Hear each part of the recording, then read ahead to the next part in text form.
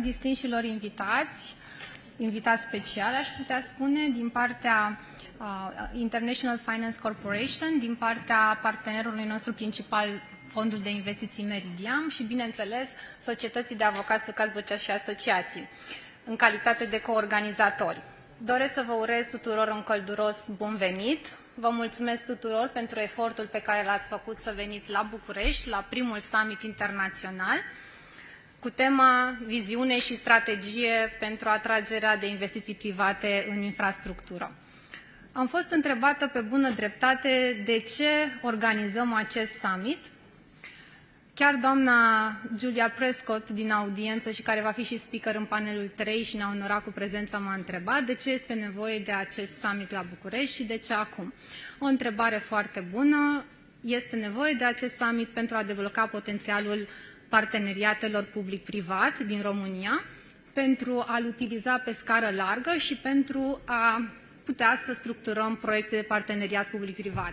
Pentru a face acest lucru este nevoie ca toți actorii implicați de la toate nivelurile să fie conștienți de potențialul acestui mecanism contractual care funcționează în alte state învecinate, sperăm să funcționeze și la noi. Primul panel este dedicat unor persoane care îmi sunt foarte dragi și cărora le mulțumesc pentru efortul pe care l-au făcut și în mod special aș dori să-i mulțumesc doamnei Mehita Fani, care este manager pentru Europa în domeniul parteneriatelor public-privat. Îi mulțumesc pentru amabilitatea și pentru încrederea pe care ne-a acordat-o. Ne-am întâlnit deseori la evenimente din domeniul parteneriatului public-privat. De fiecare dată ne-a impresionat prin faptul că este o foarte bună cunoscătoare a domeniului și ne bucurăm și mulțumim pentru încrederea acordată și pentru faptul că a acceptat să fie coorganizator al acestui eveniment. A doua persoană care aș dori să-i mulțumesc în mod special este domnul Florentin Țuca, managing partner al Societății de Avocați Sucați Băcea și Asociații și mulțumesc pentru încrederea pe care ne-a acordat-o tuturora și pentru că a crezut în acest eveniment care până la urmă s-a și întâmplat. Și aș dori să mulțumesc și Fondului de Investiții Meridian, care este partener principal și care ne-a onorat cu prezența unor lectori la cel mai înalt nivel, cofondatori și persoane care au o bogată experiență în structurarea parteneriatelor public-privat. Aș dori să-i prezint pe toți speakerii din acest panel și aș începe cu domnul Florentin Țuca. Este managing partner al Societății de Avocați de 18 ani. Și-a pus amprenta asupra mediului avocațial, a beneficiat de acordarea a numeroase premii în domeniu avocaturii, a fost desemnat managing partner al anului și, desigur, ne-a imprimat din viziunea lui și din leadership-ul lui în domeniul avocaturii și noi toți îi mulțumim. Domnul Mihai Călin Precup este secretar de stat în Ministerul Finanțelor. Îi mulțumim foarte mult pentru participare și pentru prezență. Nu este doar secretar de stat, dânsul este și un bancher experimentat în domeniul investițiilor și dezvoltării și de asemenea are o impresionantă carieră academică la Sorbona, unde a predat curs de politici monetare și curs de private equity. Doamna Mariana Ioniță, desigur că nu mai are nevoie de nicio prezentare, este secretar general în cadrul Ministerului Transporturilor, este o profesionistă recunoscută în România, a deținut anterior și funcția de director general în cadrul Companiei Naționale de Administrare a Infrastructurii Rutiere și de asemenea a mai ocupat diverse poziții, inclusiv în cadrul Companiei de Căi Ferate Române. Vă mulțumim pentru participare. Doamna Mehita Fani, după cum am spus, este director pentru Europa în domeniul parteneriatelor public-privat, are o bogată experiență în structurarea tranzacțiilor în diverse domenii din infrastructură, are o bogată carieră în acest domeniu și este un speaker consacrat și constant în domeniul parteneriatelor public-privat. Și mulțumim pentru onoarea de a fi prezentă alături de noi. Doamna, în continuare, Aș dori să-l prezint pe domnul Arin Naim. Este Regional Manager pentru Europa și pentru Europa de Est. Are o bogată carieră de asemenea în domeniul infrastructurii. Este inginer de profesie și ne-a onorat cu prezența și ne bazăm pe expertiza dânsului. Și doamna Ana Actalsi, manager de țară pentru România și Ungaria. Ne bucurăm foarte mult că este alături de noi, cunoaște foarte bine piața locală, realitățile locale și dificultățile cu care ne confruntăm în structurarea parteneriatelor public-privat și cunoaște în general zona Europei de Est. De asemenea, am mai fost și manager de țară în Moldova, am reținut și vă mulțumim pentru participare. Aș dori acum să vă mulțumesc încă o dată și dau cuvântul domnului Florentin Țuca, doctor în domeniul parteneriatelor public-privat. Florentin, care este contextul organizării acestui eveniment? Dacă ne-ai putea spune care sunt realitățile din România care au condus la organizarea acestui eveniment, ce lecții învățate avem din trecut, poate avem și în prezent, ca să avem la ce să ne raportăm când structurăm proiecte de parteneriat public-privat. Mulțumesc, Iuliana. Bună dimineața tuturor. Bun venit. Sunt extrem de onorat să fiu deschizătorul dezbaterilor de astăzi și când spun asta, am în vedere nu doar anvergura distinșilor paneliști, am în vedere nu doar calitatea evenimentului, am în vedere nu doar distinșii oaspeți participanți la acest eveniment, am și motive strict personale. Cu îngăduința dumneavoastră, permiteți-mi să evoc câteva dintre ele și aș începe cu începutul carierei mele. Îmi amintesc, prin anii 96-97, le spuneam distinșilor colegi de panel, primul contract serios în a cărui negociere am fost implicat a fost un contract numit atunci de concesiune. Și în 96-97 am constatat, pe de o parte, complexitatea unor asemenea aranjamente contractuale, pe de altă parte, lipsa unui cadru legislativ care să facă posibilă articularea lor. În afara unor principii constituționale ale Constituției din 91 și a unor reglementări din bătrânul și vechiul cod civil, nu aveam practic mai nimic. Erau niște norme metodologice referitoare la locația de gestiune. Și cadrul legislativ a fost ulterior, mi-amintesc că la vremea respectivă contractul de concesiune viza rețeaua de apă și canalizare de la Timișoara și respectiv București, iar eu lucram împreună cu niște confrați francezi în numele unei societăți franțuzești. Se numea la vremea respectivă Suez Lyonnaise des Eaux. Între timp, cadrul legislativ s-a îmbunătățit și complicat în același timp și grație îmbunătățirii și, aș zice, și complicării lui, societatea pe care o reprezint a fost implicată în foarte numeroase proiecte din domeniul infrastructurii, grupate sub umbrela parteneriatelor public-privat, proiecte de anvergură și am acționat atât în numele unor autorități publice, respectiv societăți finanțatoare, instituții finanțatoare, dar și, sau aș spune, mai ales în numele unor investitori privați.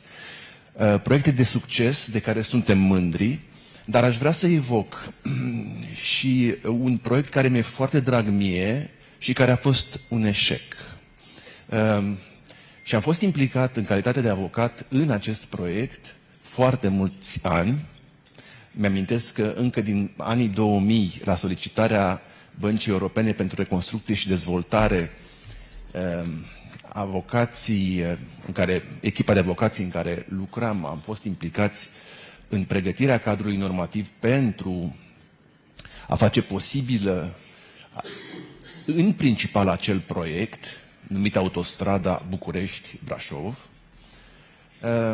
În 2002 a fost adoptată ordonanța 16, primul act normativ privind parteneriatele public-privat, și în baza acelui act au început negocierile pentru mărețul proiect București-Brașov. El a fost finalizat, abandonat, reluat și mi-aduc aminte că am fost prezent în acest proiect în 3 posturi: de pregătire a legislației, consultant pentru pregătirea legislației, consultant al autorității publice, în speță Ministerul Transportului, și într-o altă fază a proiectului, consultant al investitorului privat numit Vansi Concession. Mi-aduc aminte că în 2004 acel proiect a fost inițializat și ulterior, în 2005, reziliat de partea română prin februarie 2005, dacă nu mă înșel. Un proiect foarte complex și mi-aduc aminte că eu eram, o spun cu... eram și interesat și personal, având o casă de vacanță la Poiana Țapului, mergeam cu clienții, țin minte des, inclusiv la consultări tehnice, la primăria Bușteni, pentru a verifica diverse variante de proiect. Și mi-aduc aminte cu mare plăcere de acele sesiuni, pentru că ai mei clienți se îndrăgostiseră, mare pasiune, de ciorba de burtă de la restaurantul Bucegi din Sinaia.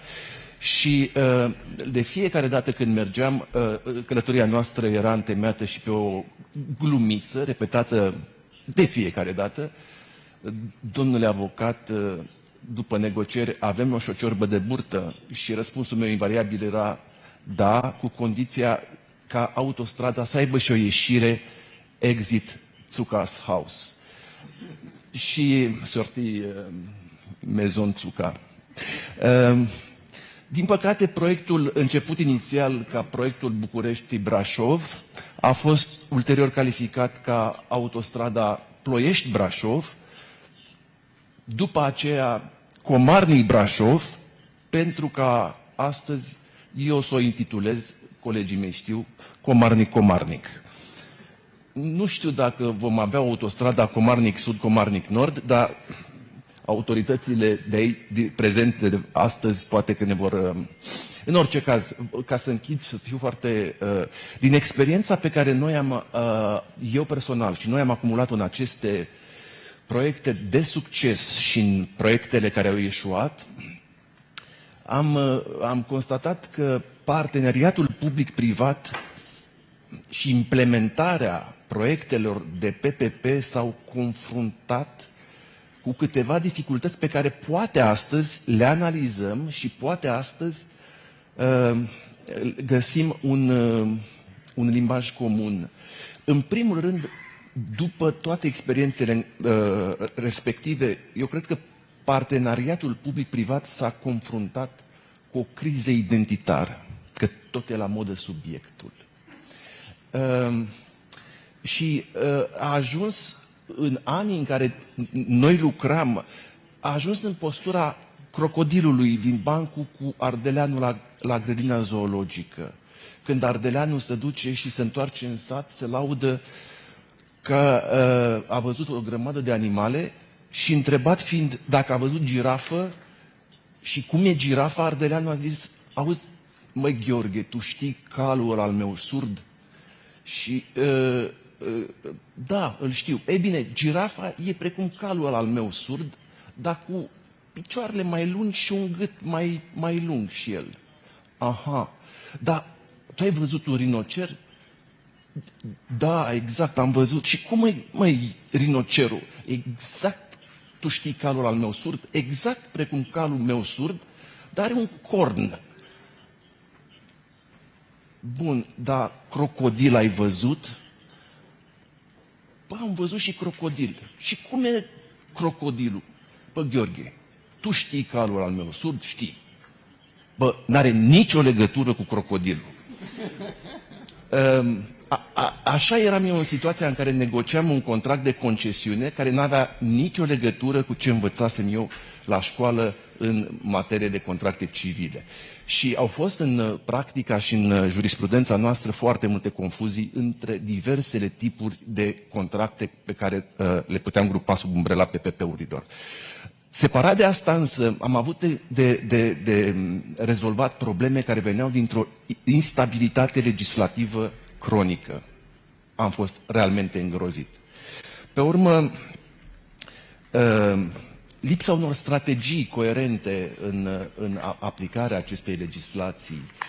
Acum, din fericire, noi avem o strategie oficială la nivelul Ministerului Finanțelor și pentru parteneriate public-privat 2024-2028, pe care Ministerul vrea să o pună în lucru prin unitatea de management al investițiilor și sperăm că se va ține de cuvânt. Și mai avem de asemenea dificultăți legate de lipsa unei viziuni, poate vorbim din nou astăzi, dificultăți pe care eu ca avocat le-am întâlnit în adoptarea unor instituții și mecanisme specifice dreptului anglosaxon într-o jurisdicție ca a noastră și poate cel mai important, lipsa unui limbaj comun și a unui numitor comun pe care să-l împărtășească toți actorii implicați, autorități publice, instituții finanțatoare, investitori privați, pe probleme absolut esențiale în rezolvarea acestor mecanisme contractuale și am în vedere poate că cel mai important lucru e partajarea riscurilor.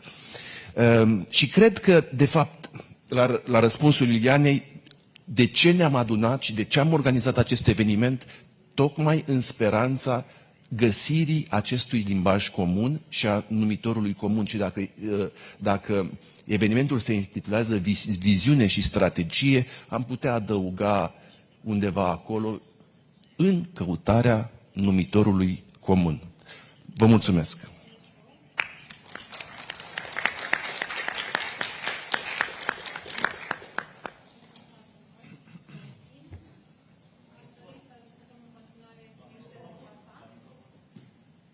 Doresc să discutăm în continuare cu excelența sa, domnul secretar de stat Mihai Călim Precup.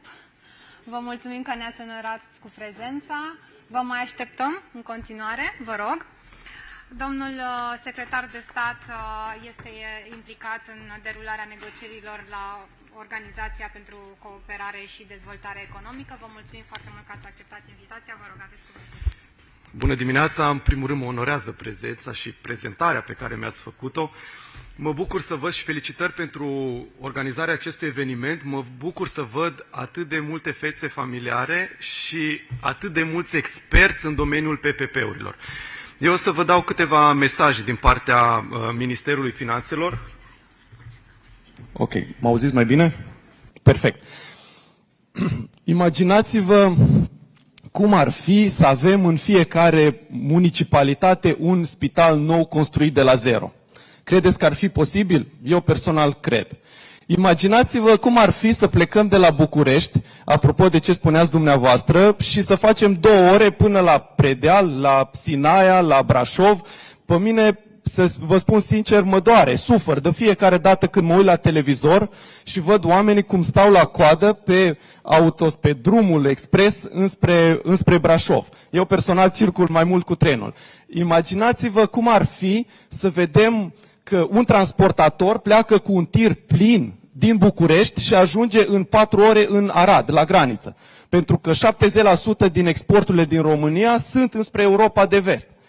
Ei, toate aceste lucruri cred că se pot rezolva printr-o platformă comună, în care să lucreze și statul, și privatul, și experții din avocatură, și instituțiile financiare internaționale. Această platformă se numește Parteneriatul Public-Privat, care reprezintă o metodă modernă de a debloca niște investiții strategice ale statului.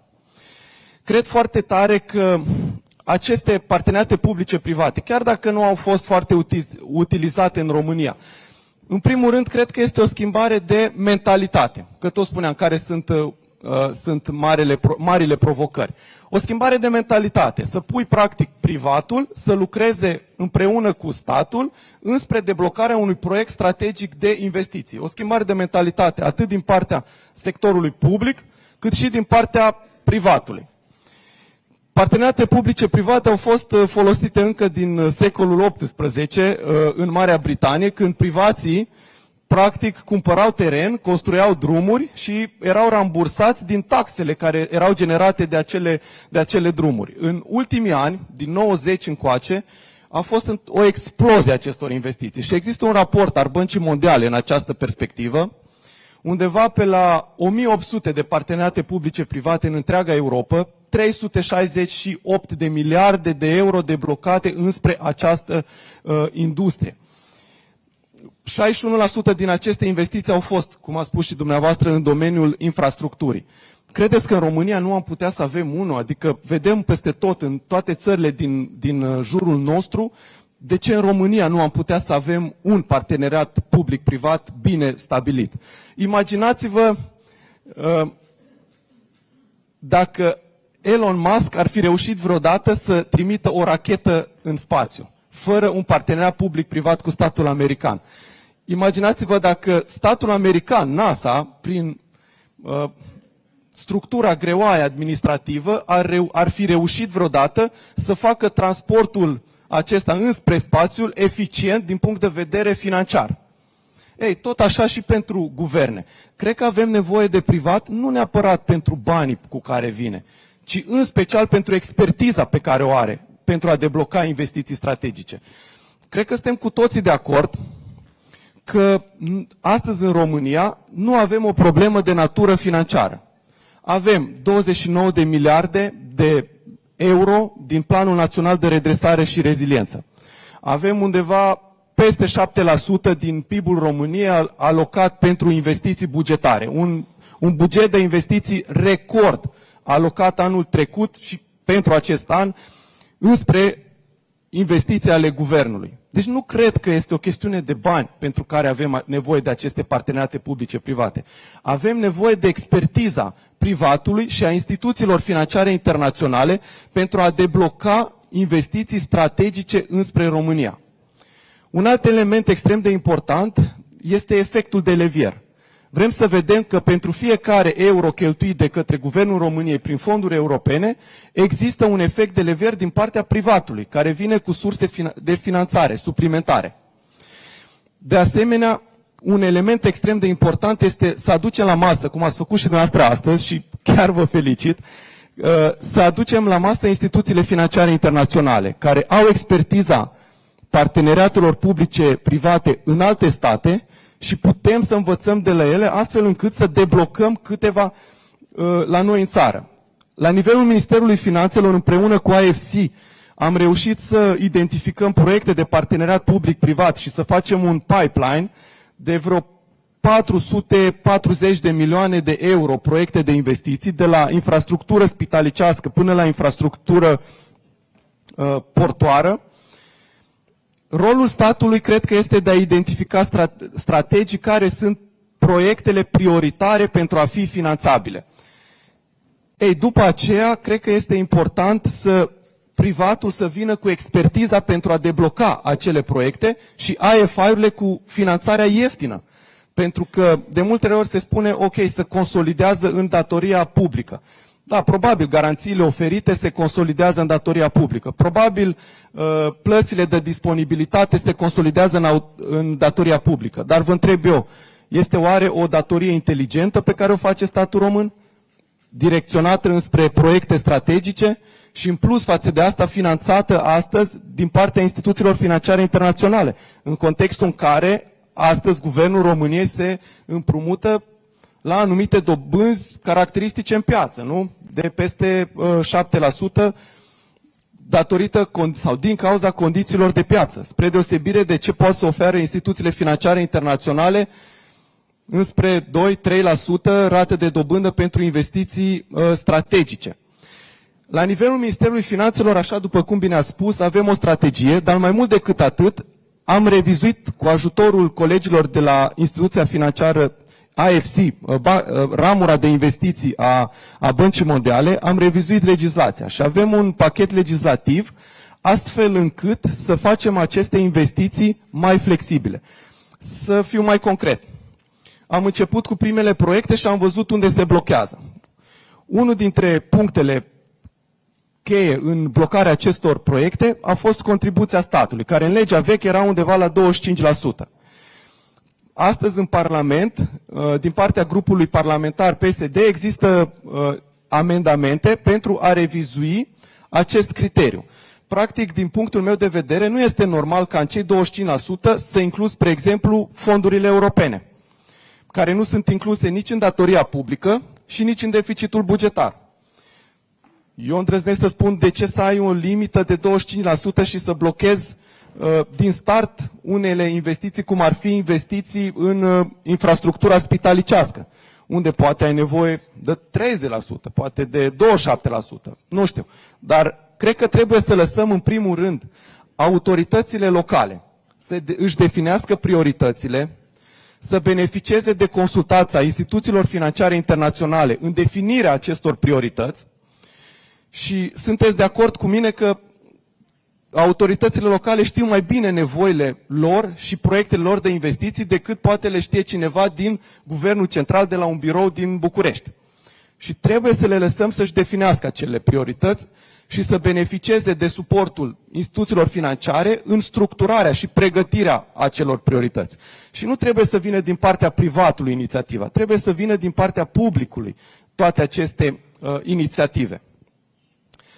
Cred foarte tare, după cum vă spuneam, că aceste parteneriate publice-private sunt o game changer și o schimbare de mentalitate atât la nivel local, al administrației locale, cât și la nivel central. Și cred că sunt oportunitatea unică pentru noi să deblocăm investiții strategice pentru România. Vă spuneam, 29 de miliarde din PNRR, 26 de spitale care vor trebui să fie construite de la zero. Nu cred că este vorba de o problemă de resurse financiare, cât o problemă de expertiză și o oportunitate în același timp de a pune la masă atât privatul, cât și instituțiile financiare, cât și casele de avocatură și, în primul rând, Guvernul României, astfel încât să deblocăm investiții strategice pentru România. Vă mulțumesc frumos! Vă mulțumesc frumos! Vă mulțumim mult, domnule secretar de stat, Călin Precup. Un discurs consistent, vă mulțumim pentru implicare, vă mulțumim și pentru negocierile pe care le derulați cu Organizația pentru Cooperare și Dezvoltare Economică. Cred că vor face diferența atunci când vor fi finalizate prin implementarea principiilor și recomandărilor acestei organizații. Vă mulțumim pentru toată activitatea și implicarea în modificarea legislației și suportul pe care l-ați acordat instituțiilor financiare internaționale în general. Vă mulțumim. Aș dori să discutăm cu doamna Mariana Ioniță, secretar general în cadrul Ministerului Transporturilor și Infrastructurii. Vă mulțumim că ați acceptat invitația noastră. Sunteți printre experții cei mai de seamă ai României. Ați fost implicat în toate etapele, în toate programele investiționale, în structurarea lor, în promovarea lor, în promovarea actelor normative care să facă lucrurile să meargă pe un făgaș normal. Personal am lucrat cu dumneavoastră la Compania Națională pentru Administrarea Infrastructurii Rutiere și ne-a susținut și sunt convinsă că în orice calitate ați fi numită, indiferent, veți structura proiecte și veți finaliza proiecte pentru că sunteți, nu-i așa, un inginer constructor, iar inginerii constructori construiesc, iar dumneavoastră construiți proiecte de investiții și vă mulțumim. Vă rog. Vă mulțumesc mult, doamna avocat, mulțumesc organizatorilor, domnul Florian, vă mulțumim mult și AFSIM-ului în special. Da, eu nu mi-am pregătit un discurs, aseară vorbeam cu Iuliana și discutam cam despre ce vorbim și am zis lasă să vedem la fața locului ce spun antevorbitorii și atunci o să-mi structurez speech-ul. Da, parteneriatul public-privat este, să zic așa, o dorință mare a Guvernului României, guvernelor de-a lungul timpului. Din păcate, așa cum spunea domnul avocat, cu cel mai dorit proiect de infrastructură rutieră am eșuat atunci, în anii 2003-2004, în 2005 cred că a fost primul eșec și am mai continuat în 2006 și ulterior. Eu personal am fost pusă în fața faptului împlinit în anul 2008, când ministrul de atunci mi-a cerut, deși nu eram o expertă nici în parteneria public-privat, eu sunt om de investiții, am gestionat de regulă proiecte de investiții pe vremuri cu finanțare de la bugetul de stat, că alea erau fondurile noastre, sau împrumuturi. Am fost pus în fața faptului împlinit să fac în regim de urgență 12, cred, benzinării pe spațiile de servicii de pe autostrada Soarelui, fără să fi avut vreo experiență în parteneriatul public-privat la vremea respectivă. Era doar ordonanța 54, parcă mi-amintesc, din 2006, care discuta despre concesiuni. Și am luat-o așa, ca un copil, am văzut ce înseamnă un studiu de fezabilitate de benzinărie, că ele erau necesare la momentul respectiv, și am sunat la Petrom, care mi-au dat un studiu de fezabilitate, apoi am sunat la ANAP și am zis care e cel mai bun consultant pe care îl aveți în România pe partea asta de pregătire a documentației și în special pentru matricea riscurilor. Mi-au recomandat un expert bun, care era cu punctaj superior la dânsii acolo în evaluare, și am reușit într-un timp foarte scurt să facem acele benzinării. Și mi-amintesc cu bucurie că am făcut și o licitație, o achiziție publică și n-am avut nicio contestație. Când m-am dus director la compania de autostrăzi, întrucât mă oprisem undeva pe Transilvania la un spațiu de serviciu și am văzut că era destul de murdar și nu era nici dotat cu cele cuvenite, i-am chemat pe colegii mei de la concesiuni și am întrebat care le e programul și cu ce se ocupă. Și am făcut cu dânsi un plan de acțiune pentru concesionarea tuturor spațiilor de servicii de pe autostrăzile din Transilvania și aici am colaborat cu Iuliana. Da, dar ce ne-a lipsit și ce trebuie să mai îmbunătățim? În primul rând ne-a lipsit o continuitate politică care să ne asigure o strategie predictibilă și să putem să asigurăm continuitatea implementării proiectelor. În al doilea rând, o legislație coerentă. Și în al treilea rând, o capacitate administrativă. Și cred că și acum mai putem lucra la aceste lucruri, pentru că îl văd pe Florin Găman aici, care este profesor la Facultatea de Construcții. Da, Florin, trebuie și la facultate să lucrăm și să învățăm viitorii ingineri că trebuie să, dacă lucrează în zona publică, lucrează cu bani și avem nevoie de bani și trebuie să vedem cum îi atragem. Noi avem acum un portofoliu imens de proiecte aflate în execuție, cred că ați văzut, sunt toate autostrăzile, mai puțin Comanii Brașov, cu care mâine avem o întâlnire cu proiectantul. Legat de Comanii Brașov, eu am îndrăznit să ascult sfatul Băncii Mondiale, sfat pe care mi l-a dat mie continuu de prin anii 2016, 17, 18, că să asigurăm maturitatea unei documentații. Deci, studiul de fezabilitate care s-a tot făcut prin anii dinainte de aderarea la Uniunea Europeană, din păcate nu mai răspundea cerințelor, în special în ce privește mediul, dar și în ce privește traseul ales, oportunitatea turistică a regiunii, și a trebuit cineva să-și asume și să spunem gata, pornim cu o documentație tehnico-economică făcută bine, adică bazată pe analize serioase de teren și nu pe analizele făcute de unii proiectanți din birouri. Ca atare ne-am alocat o perioadă destul de mare și descurajantă pentru oameni, de 5 ani pentru proiectare, dar asta înseamnă analize aprofundate de teren și alegerea soluției cele mai corespunzătoare. Și evident trebuie să mergem și pe ideea construirii de tuneluri, viaducte mari. Mâine avem o analiză de proiect pentru a stabili varianta cea mai bună. Sunt variante care costă 4 miliarde și un pic, sunt altele care costă mai mult. Și noi trebuie să facem o analiză economico-financiară și de traseu, să alegem varianta cea mai bună pe care să ne implementăm următorii pași, respectiv să trecem la studiu geotehnic. Și sperăm că acolo, pentru că mai lipsește ceva României. Nu numai criza de identitate și, cum am zis mai devreme, și o legislație coerentă, mai lipsește și o istorie în investițiile în parteneria public-privat. Ca să ieși în piață cu un proiect de o asemenea învergură, orice investitor se uită la istoria pe care o ai. Și am ascultat iar, și mulțumesc Anei că este aici, Banca Mondială tot timpul spunea, hai să încercăm un viaduct, hai să încercăm un tunel, hai să încercăm cu ceva mai mic la început, ca să ne creăm o istorie și să devenim și noi atractivi. Și atunci aici trebuie să lucrăm.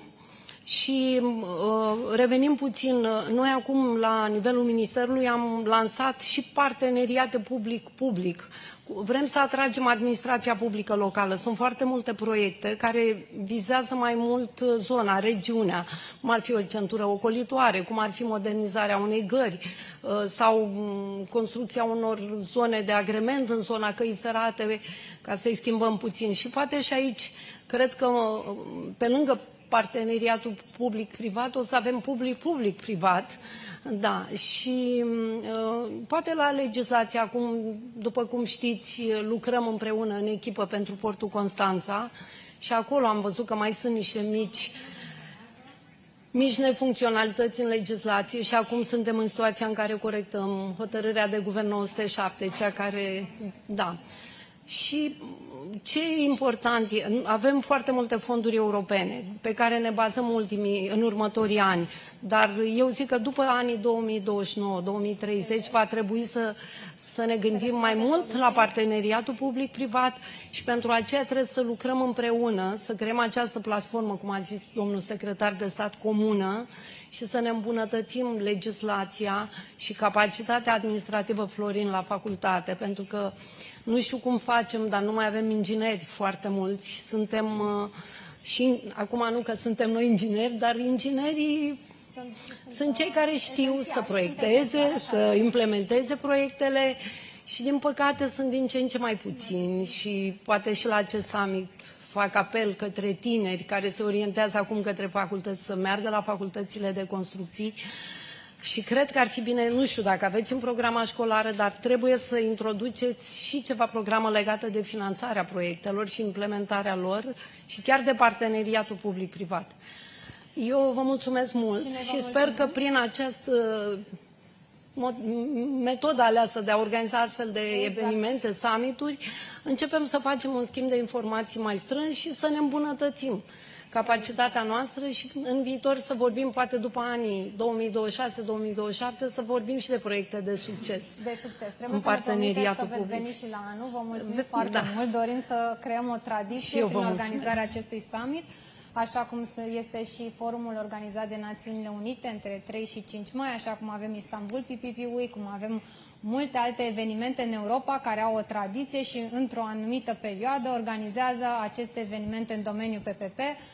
Am avut plăcerea și onoarea să o cunosc pe doamna Mehita Fani la aceste evenimente. Deja avem o tradiție să ne întâlnim la aceste evenimente. Are niște discursuri foarte apreciate, le-am apreciat și eu și știu și din alte surse. Thank you very much for joining us together. I think that there is hope. If you are here with your team, and thank you very much for the IFC team for all the support. Thank you very much. You are amazing. You managed to lead an amazing team. You are doing a great job, and you are always successful as far as I know, or at least you do your best. Could you please tell us, is there hope for Romania? What is your perception? Thank you very much. Do you want me to go back tomorrow or not? Because hope or not, I'm not going to answer that. You're not going, not today? Not today. Next year. No, in fact, the response is simple, very simple. Yes. And this is why we are here today, because there is hope. There is a tremendous potential. There is a willingness, vision, and how do you say that? Government would like to do it. And we've been discussing for 2 years now about how can we do it together. So allow me to go back to the beginning and greet everyone in this room. Welcome to this platform today. Thank you for being here with us. And we are really looking forward to the conversation we are going to have. In the preceding notes, you've noticed that PPP is not new to Romania. There have been some PPPs already in the country.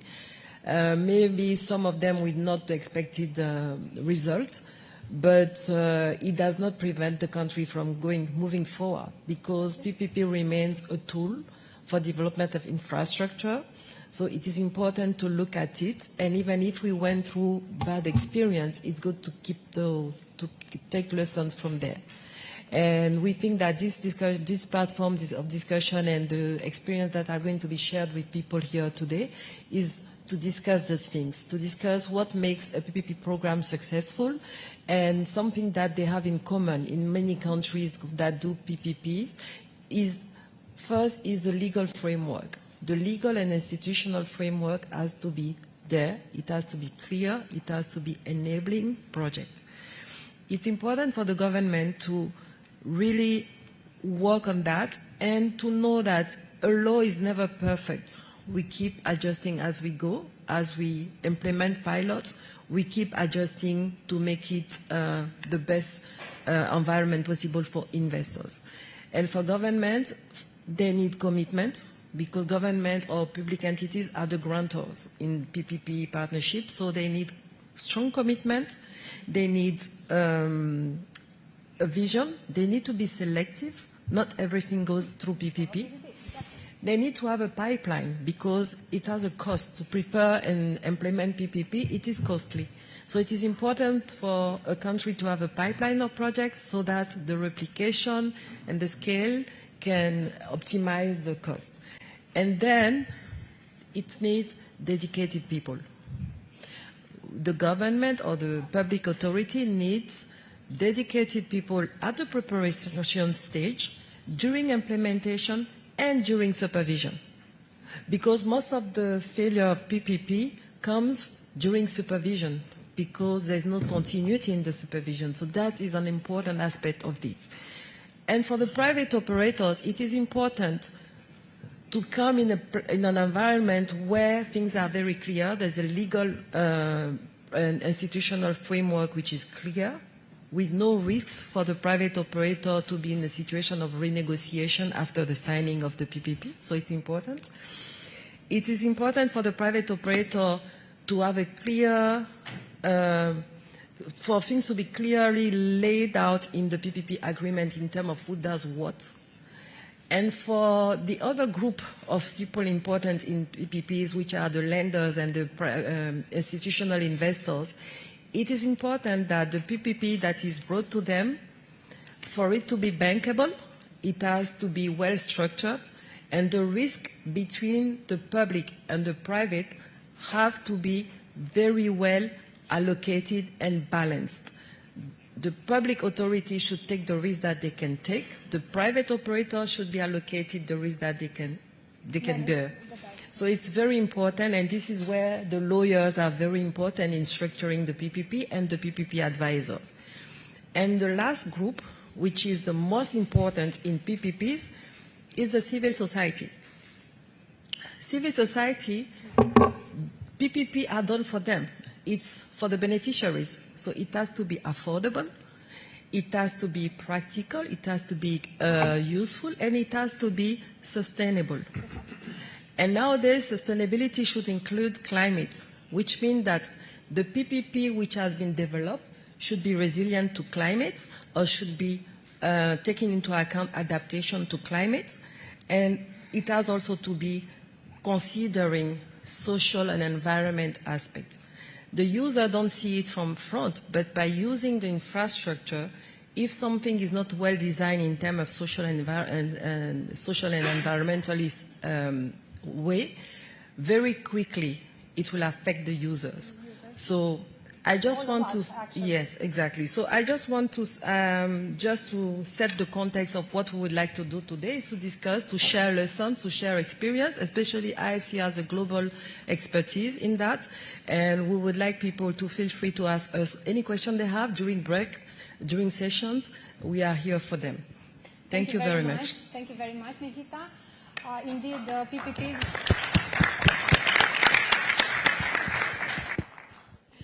PPPs in the end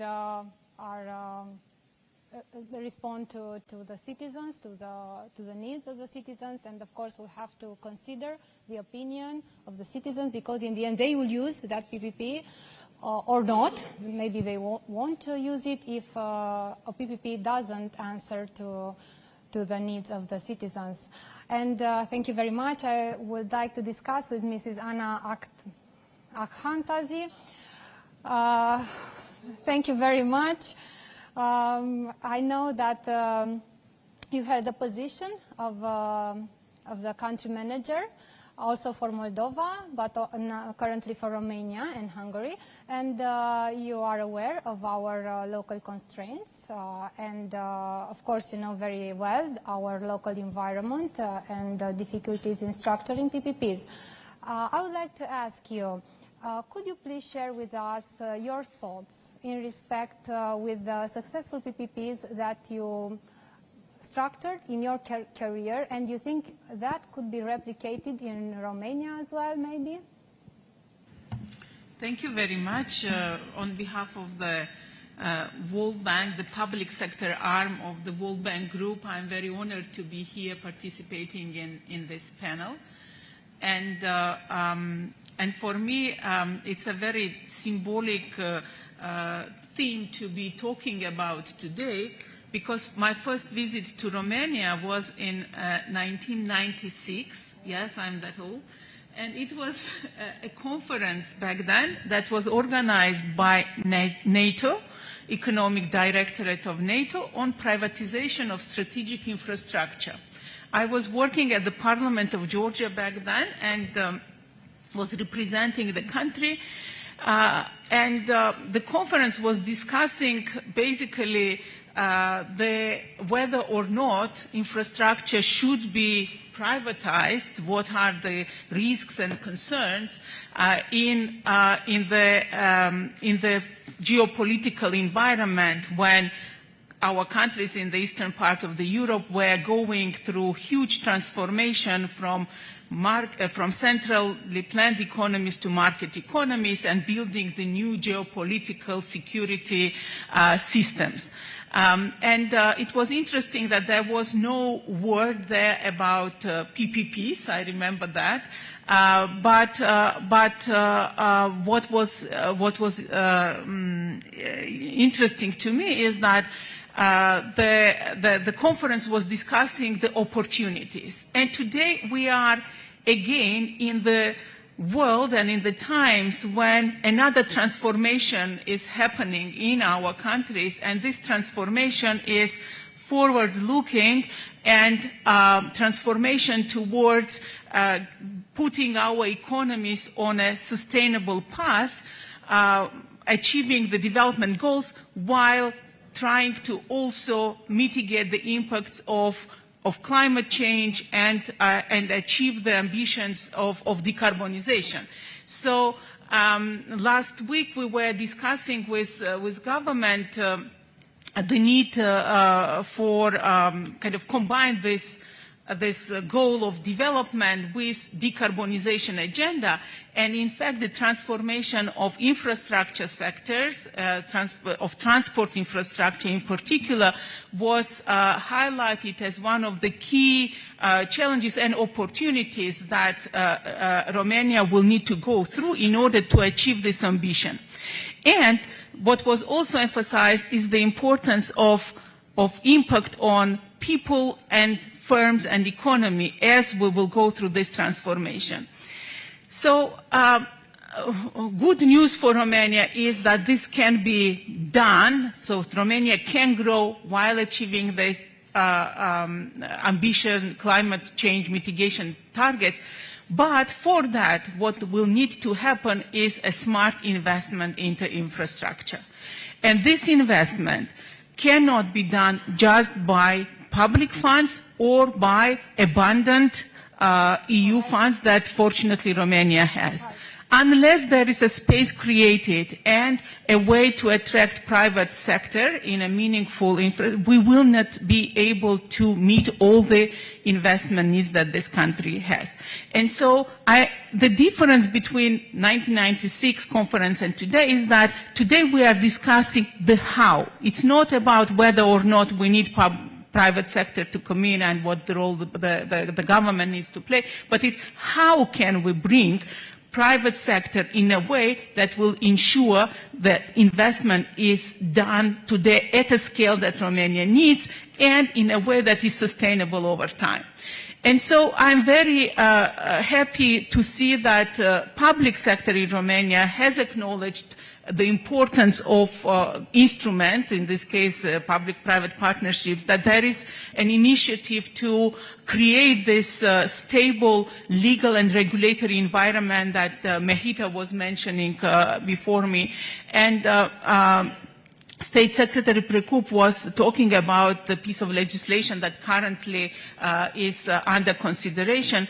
I acknowledge this, but I also want to share 4 important considerations that we all need to not forget about. The first one is, in fact, the fact that PPPs and the pipeline of projects that Mehita was mentioning, they should be coming out of the budget process. So Ministry of Finance is going through planning and will need to continue to have a robust public investment management process in place that will create that pipeline that will ensure that PPPs are done at scale going forward.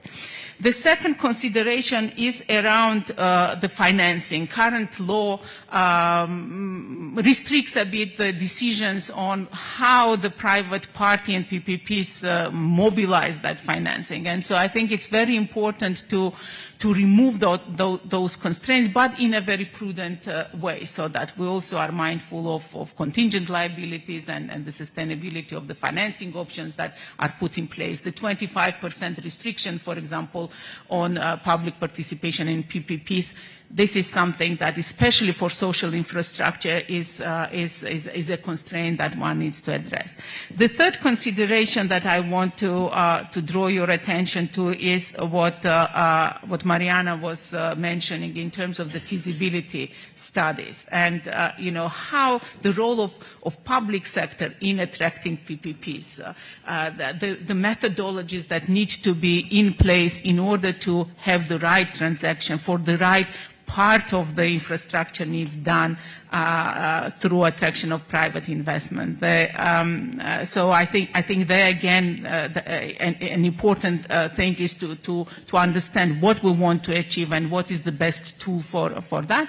And the last point that I want to say is that any change in law is important, but then the clarity of regulatory framework, the sub-laws that define the rules, the processes, the procedures is something that we should not forget, and I think there will be a lot of need to go that level and make sure that the framework that we are putting there is robust. So to me, Mariana mentioned that there is a lack of history of PPPs, but hopefully this event will be one step to creating this history. This history can be created only through successful PPPs, and I think we are all ready to do that. We should collaborate, and today's panels, I think, can be an opportunity to do that. Exactly. Thank you. Thank you very much, Anna, Thank you. for sharing your expertise. We would like to discuss now with Mr. Ari Naim. He is regional manager for Central Europe and Southeast of Europe. I know that you coordinate countries from the south of Europe. Is it difficult? Do you have good experience, bad experiences in this field of PPPs? How other countries structure PPPs? They manage? Thank you, Juliana. look, I mean, since I'm closing this panel, let me seize the opportunity to also welcome you all on behalf of IFC, and also to thank you for your participation, to thank our partners at Tukas Berche, to thank our partners in the government, and to thank Anna and all the panelists for their support to IFC. I cover what we call Central and Southeast Europe for IFC, and I can tell you, to answer your question, Juliana, that these are extremely exciting countries where a lot remain to be done, and where we see enormous opportunities to deliver development impact. What we call development impact, you could call also sustainable, resilient, inclusive, socio-economic development. In Romania, I mean, IFC is incredibly proud of our partnership with your country. We have invested over the past 30 years $4.6 billion in sustainable investment, sustainable and inclusive investment, supporting $10 billion of investments in total. And Romania is today our largest investment portfolio in the region. Just this year, we will have mobilized more or less $800 million over the rolling 12 months of new investment in the country. But as a development institution, when we look at Romania today, we see a country that has tremendous opportunities because of its geographic location, because it is one of the countries in Europe that at the entry of this crisis is least dependent of Russian gas, because of the nearshoring opportunities for many manufacturing value chains that we are seeing around Europe, because of the revolution that we are seeing in the green transition and in the digitalization of the economy, the e-mobility. I mean, Romania has extraordinary opportunities for fast, rapid growth going forward. Now, to seize these opportunities, the country needs to bridge its enormous infrastructure gap, as you all know, as we all know, and it needs to do it now, because other countries are also in that race to attract fresh private investment. So PPP, and maybe a lot has been said, so I will focus on why PPP maybe. PPP are not the only tool available to bridge the infrastructure gaps. You have European grants, you have municipal financing, you have public procurement. But at IFC, we are absolutely convinced that PPP have a very specific role to play at this important time in our economic history. And that is, and I think a few of the speakers mentioned risk, Fiorentin in particular and others, that is because of the risks that we are seeing in infrastructure projects going forward. Our world has changed dramatically over the last decade, and it will change even more so in the next decade. Change has become the new constant. So infrastructure projects we are building today for the next 40 years will face disruptions in ways that we cannot even imagine and comprehend now. Changes in technologies, changes in consumer behaviors, changes in climate patterns. So PPP are much more than another financing option. They help answer a very fundamental questions for governments today, which are facing enormously difficult decisions on how to invest and where to invest. Do we want to own an asset financed by the public balance sheet, taking procurement risk, taking construction risk, taking operational maintenance risks, taking all these disruption risks that I'm talking about, or are we better off paying for a service delivered by some of the best experts in the world, or local, like we have local PPPs that are extremely successful, but at least that if the service is not delivered, the private sector operator that delivers it is not getting paid. And so all of these risks, to some extent, are transferred to the private sector players. So let me be very concrete. Do we need to own a wind farm or to have a state-owned company own a wind farm if in 10 years from now we don't know where the wind will blow, while we can just pay for the energy, and if it is well-structured and competitively tendered, you will have the best energy at the best price possible, delivered faster than any government entity can do? Do we need to build and operate a state-owned airport? If private sector airport operators in the world connected to multiple airlines that they can negotiate with global contracts, which can commercialize the duty-frees, and the clients that go through the airport can share these benefits by paying taxes or by paying concession fees? Do we need to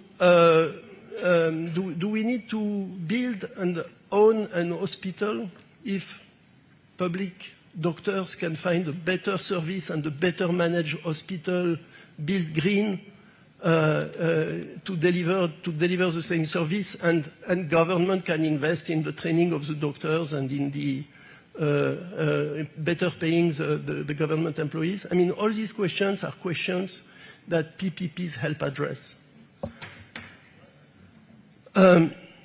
So I would say I could mention 1,000 others, right? But the main point here is that PPP are not a miracle solution to any development challenge, but they are an extraordinary tool for many of the problems that Romania is facing today. So at IFC, again, we are very grateful for this partnership with the Romanian government.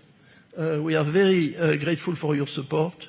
And you can count on us, I mean, to bring that expertise, to bring that experience that we have, having structured 150 large flagship PPPs in the world. In this region, we are known for the waste management and waste to energy in Belgrade, for the Sofia Airport PPP, for a number of PPPs around the region that are considered flagship PPPs and that also have put these countries on the map of the global investment community at a time where it is so important to attract fresh private investment.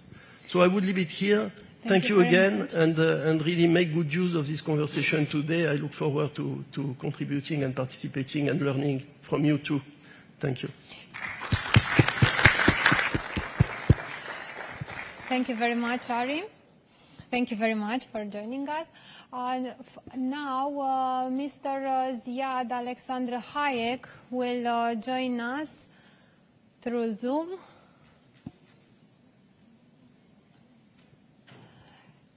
Ziad, welcome. We are honored to have you through Zoom at our summit. Thank you very much for joining us. How are you? Excellent. Ziad, I would like to ask you about the importance of proper political support in creating a pipeline of projects. What is your expertise in this field? Thank you very much, Juliana, for the invitation, and thank you, Mehita, for suggesting it. Very kind of you, and really delighted to be with you guys. I think the panelists have spoken, all have made excellent points. So I would not wish to repeat them. So let me talk about another important factor that is really needed to successfully execute PPPs, and is really, it goes beyond having legislation, having PPP units, and having expertise, and having good consultants. And all of these things are very, very important. But it starts really at the very top. You have political will to do these things. I think politics is at the core of public-private partnership. And it is about understanding that PPP is a tool for development, not just a tool for public procurement. PPP, that's why SDG number 17 talks about partnerships. It is the one SDG that is meant to be able to achieve the other SDGs. So when viewed in this context, it goes to public policy at the highest level of government, at the, to decide at the highest level of the executive branch and the legislative branch, but especially the executive branch, of how do we want to use this tool to develop our economy and develop our social lifestyle, standard of living. If there is no political support, there is no PPP, and that means that you need a champion. You need a political champion, and you need the highest level of government to have trust in the PPP. That's why in many countries like Brazil, for example, Brazil is successful because the head of the PPP unit is not just a public sector employee that stays there when governments change, but it is somebody who is appointed directly by the president, and so has the ear of the president, has the trust of the president. Why is trust important in this case?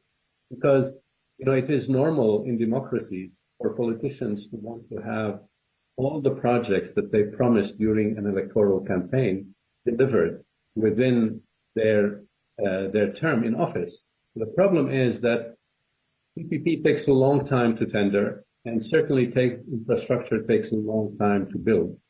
And so, you know, then there's usually the pressure from politicians onto the administration to say, I want the airport in 6 months.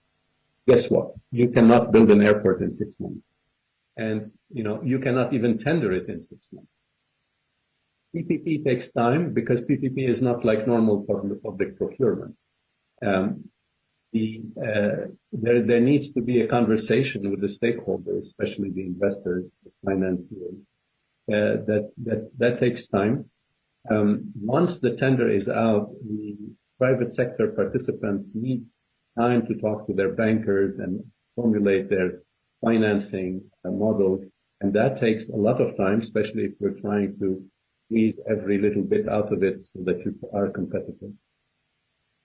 Doing social and environmental assessments takes time. And today you really cannot do a project without proper social and environmental assessment. Getting it rated. I mean, right now, not many countries are rating their PPP projects for ESG, but getting a project rated for ESG means that then there is access to more than $30 trillion in the market that is looking for ESG-rated transactions. All of this means that to do PPP right and to be successful and to have the best financing possible, etc., you need time. So politicians need to understand that. They also need to understand that it is a partnership in risks. It is not a partnership in capital. It is not a partnership in revenue. It is not a partnership in profit. The government should play no role in the PPP project, in my opinion, other than really tendering the project. Now, of course, there are exceptions to the rule. Of course, you can have the government have a small stake in a project, but it should not be the objective, let's say. The other thing, of course, is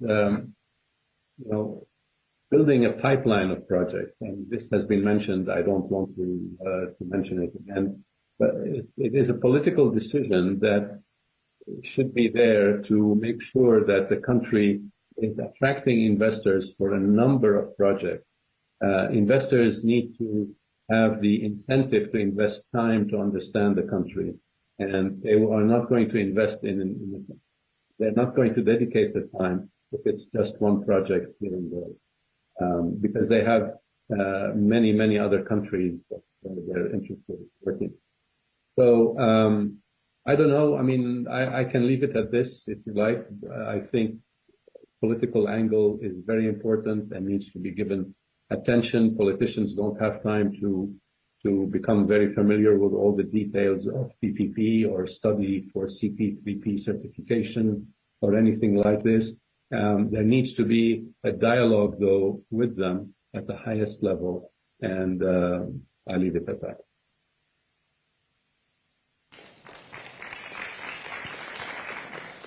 I like very much what you said, that we have to conversate one another, to have conversation and to discuss, to have to reach to a joint conclusion, and in the end to manage to structure PPPs. Because indeed we have to have a dialogue between ourselves. This is the aim of this summit, to dialogue to have a dialogue between the central and local authorities and international finance institutions and also with the representatives of the government. Thank you very much for joining us, and of course with the investors.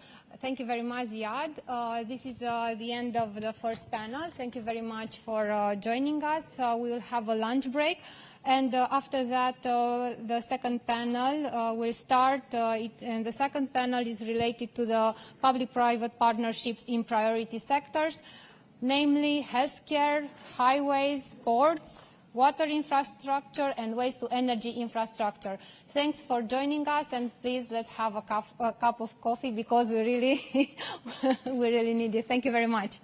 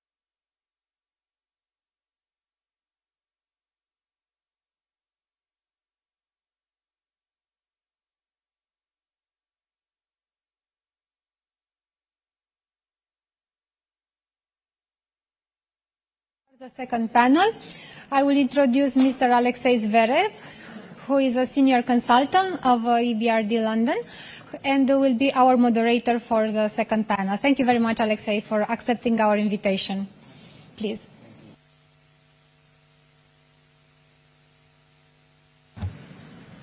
Thank you, Juliana. Oh, good. Good morning, ladies and gentlemen. Just a small correction. I'm not a senior consultant. I'm a senior counsel, meaning EBRD. I'm not working for EBRD on a contractual basis. I'm on a payroll. So representing EBRD here. It's a pleasure to be here. It's a pleasure to moderate this session. When I've received from Juliana a draft program, I thought, what a joke must be to moderate a session otherwise IFC dominated with speakers. All of the speakers were initially from the IFC. So I thought, that's an interesting challenge, and I'll try and make the most of it. But then it was kind of diluted, probably intentionally. And we have also speakers from other organizations, Meridian, and an expert from the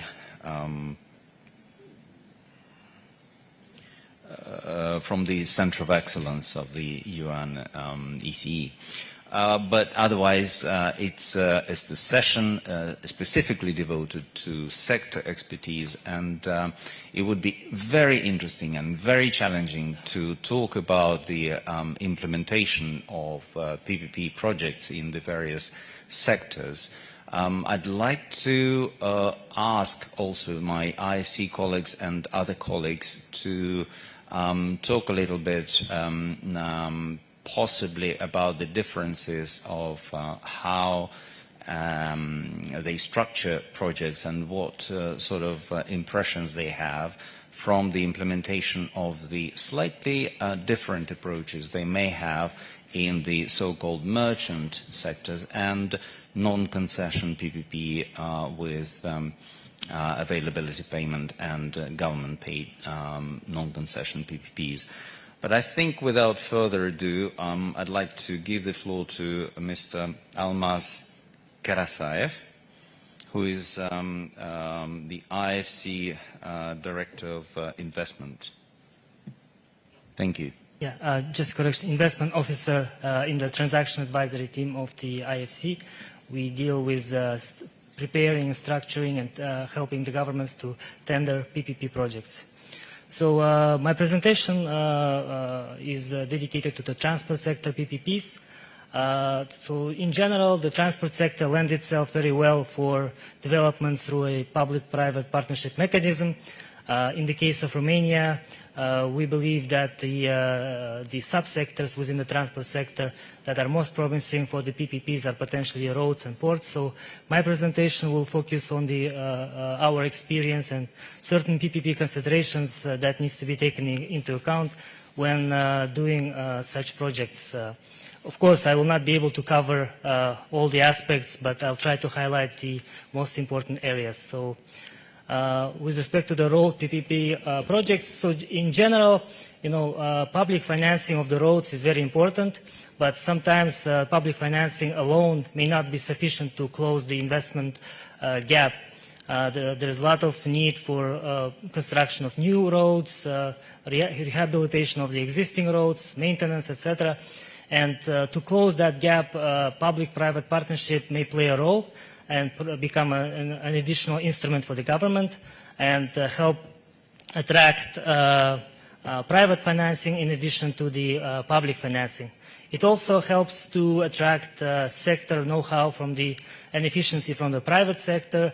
Typically, we've seen many international studies, and on average, direct public procurement tends to have cost overruns and delays around 25%, and the same indicators for the PPPs are generally twice as lower, around 9-10%, and this demonstrates that the PPPs private sector can be very efficient in dealing with long-term capital-intensive projects.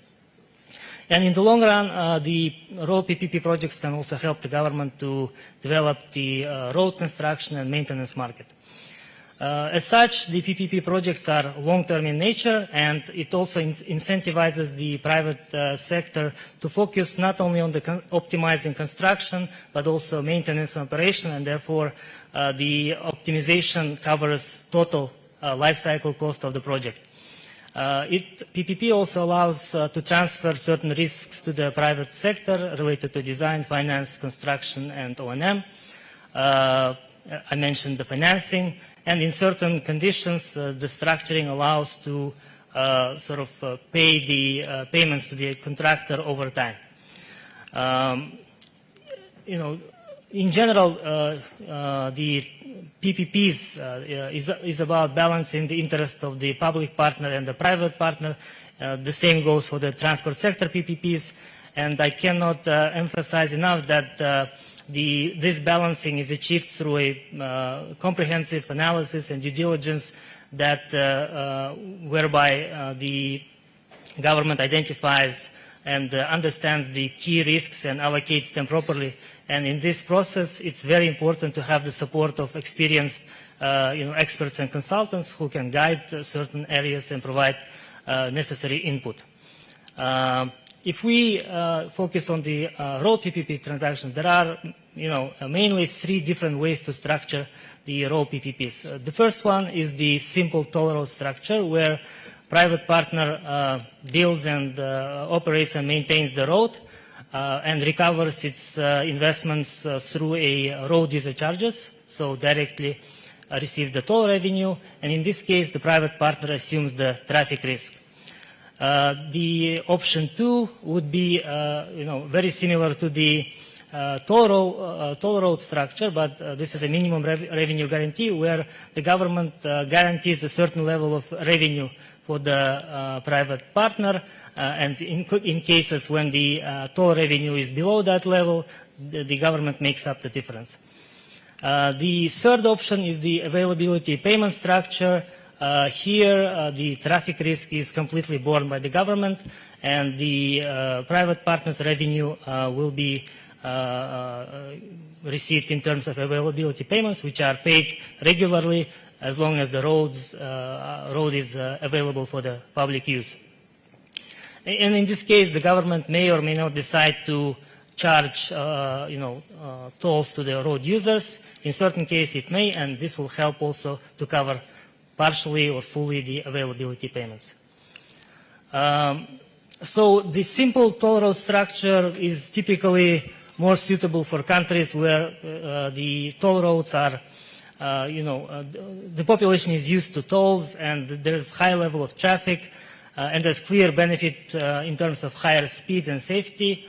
Minimum revenue guarantee is more suitable when also the population is used to tolls, but the traffic level is moderate, and the government has a flexible budgeting system which can be compatible with the contingent uncertain payment obligations during the life of the project.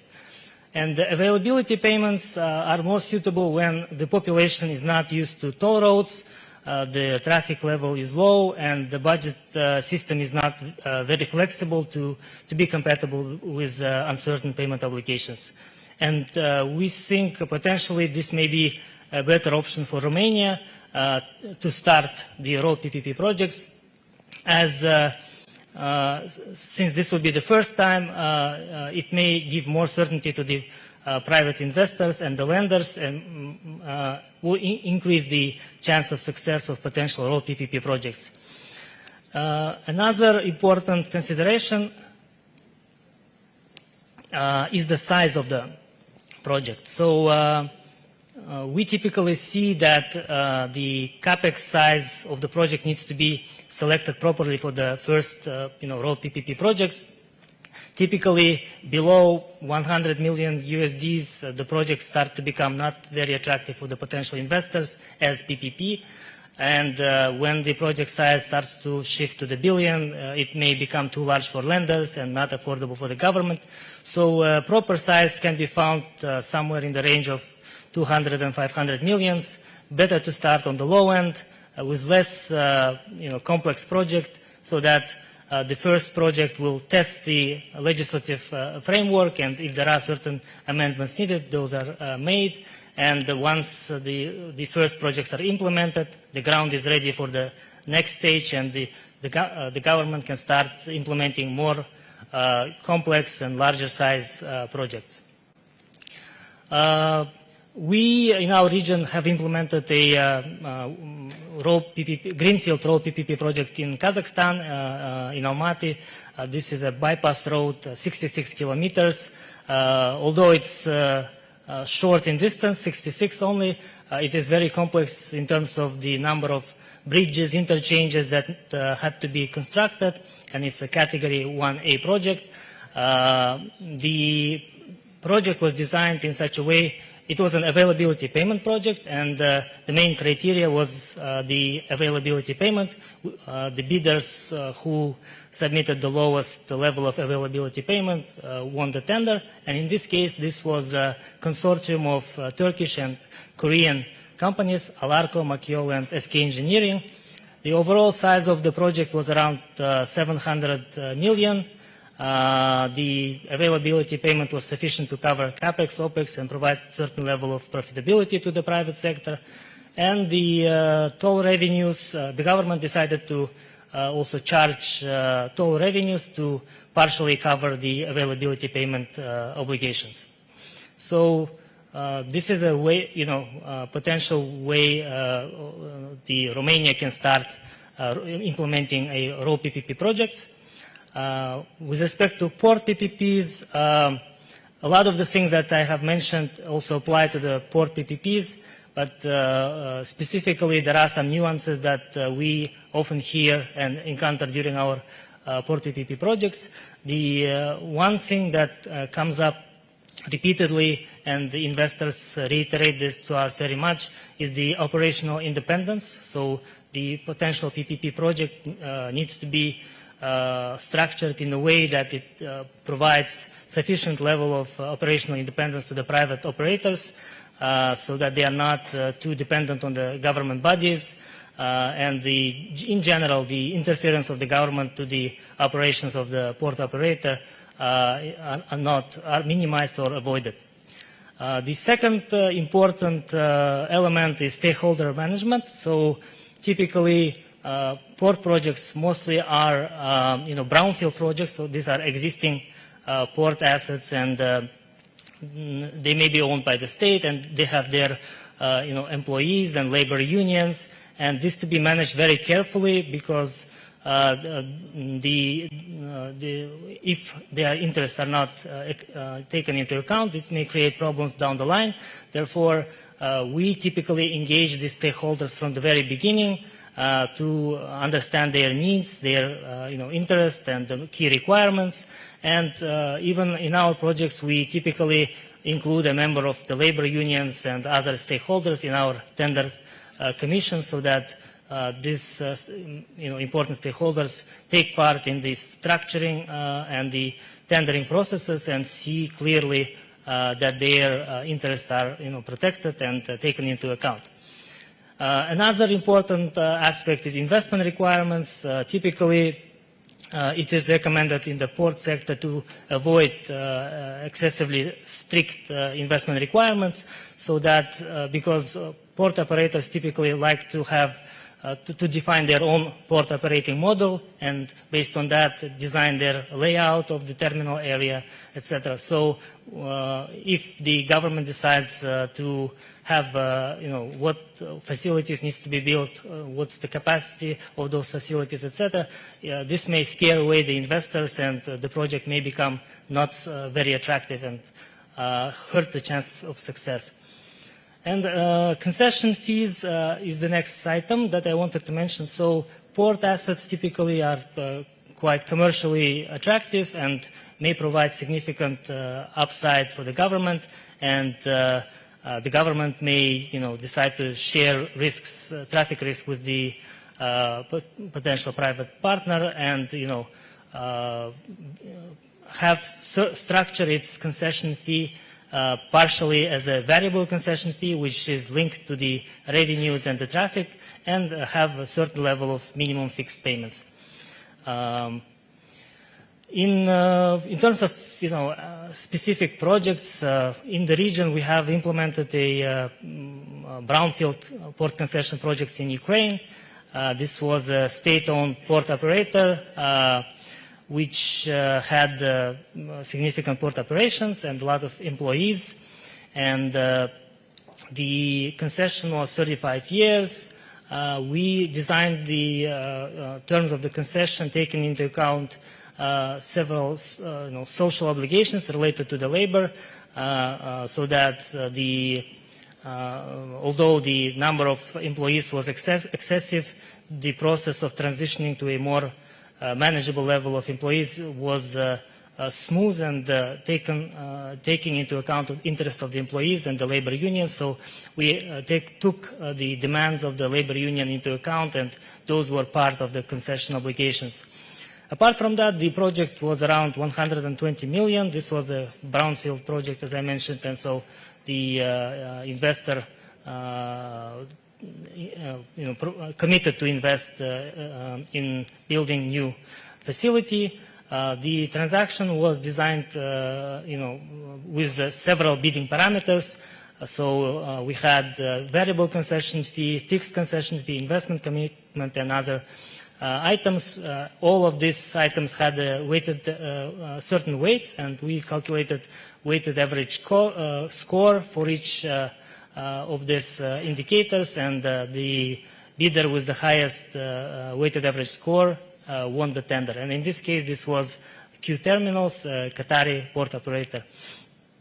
We also had experience of greenfield port PPP projects. The greenfield projects typically are large in size, and not always the potential traffic for these projects can justify these investments. So typically in this type of projects, the government subsidies and contributions are required. And in this project, for example, the bidding criteria was viability gap financing. So basically the level of subsidy that was required from the government. So whichever bidder submitted the lowest requirement for government subsidy won the tender. In this case, it was Bolora Transport and Logistics. It was a 30-year concession, 360 million from the private partner, 130 from the government, and there was some certain level of concession fee linked to the traffic. In other cases, for example, in Africa, we had a project where the government from the beginning set up the investment obligations that the government can take on, and the rest was required from the private partner. So there are a lot of ways how port PPPs can be structured. A lot of the things I mentioned that were related to the road PPPs also apply to the port PPPs. But typically, port terminals are very attractive for the private investors. They are typically commercially viable businesses. The tariffs are typically linked to the hard currency, and they are not regulated. The global players can integrate these ports into their global supply chain networks. So port PPPs can be very attractive projects, but in certain cases, the port PPPs can not only attract investments, but also enhance competition. In certain cases, there might be dominant players in the domestic market who, taking advantage of their position, may charge significant port tariffs, but when the competition is introduced, those charges may go down, and the general port users will benefit from that. The ports can have very high chance of success as PPP projects, but to make them attractive, there's a lot that the government can do. The government can improve the sectoral legislation, PPP legislation, improve the railway and road connections, and this will all result in value for the port users, which are basically the Romanian firms and consumers. So with that, I will end my presentation and pass back to Alexei. Yeah.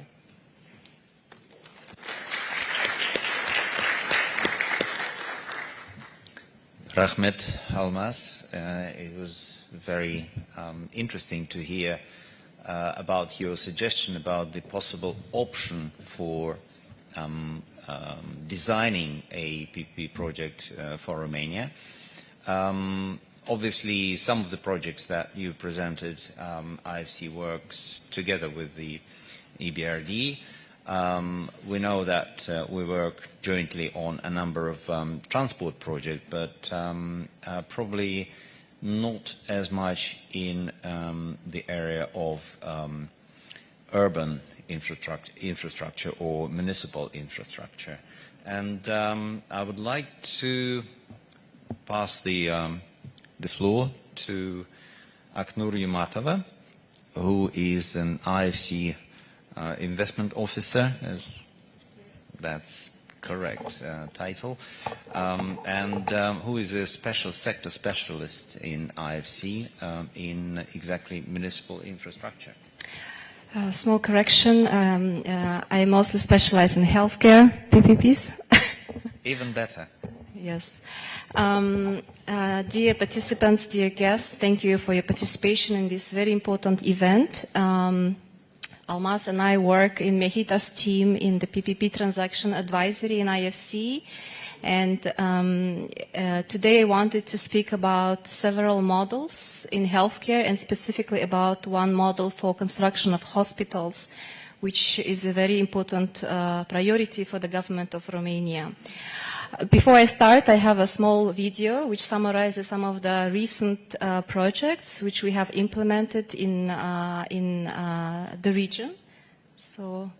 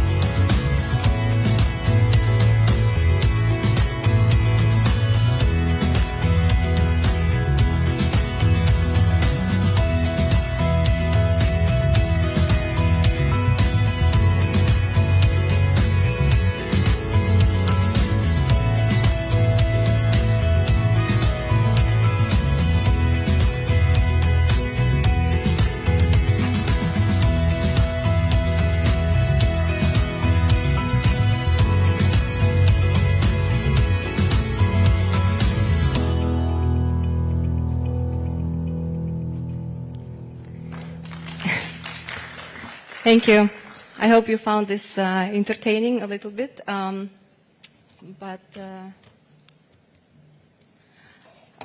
So we have projects in transport. We structure PPPs in energy sector, in utilities, in social infrastructure, health and education. And of all the PPPs, health sector PPPs take approximately 30% of our mandates. And I also want to add that IFC is the largest multilateral investor in the healthcare sector. And we have colleagues from IFC investment team also who will be speaking later today about our investment. So I want to talk about a few models which are quite commonly used in healthcare. And one of them is, we believe, could be very interesting for Romania.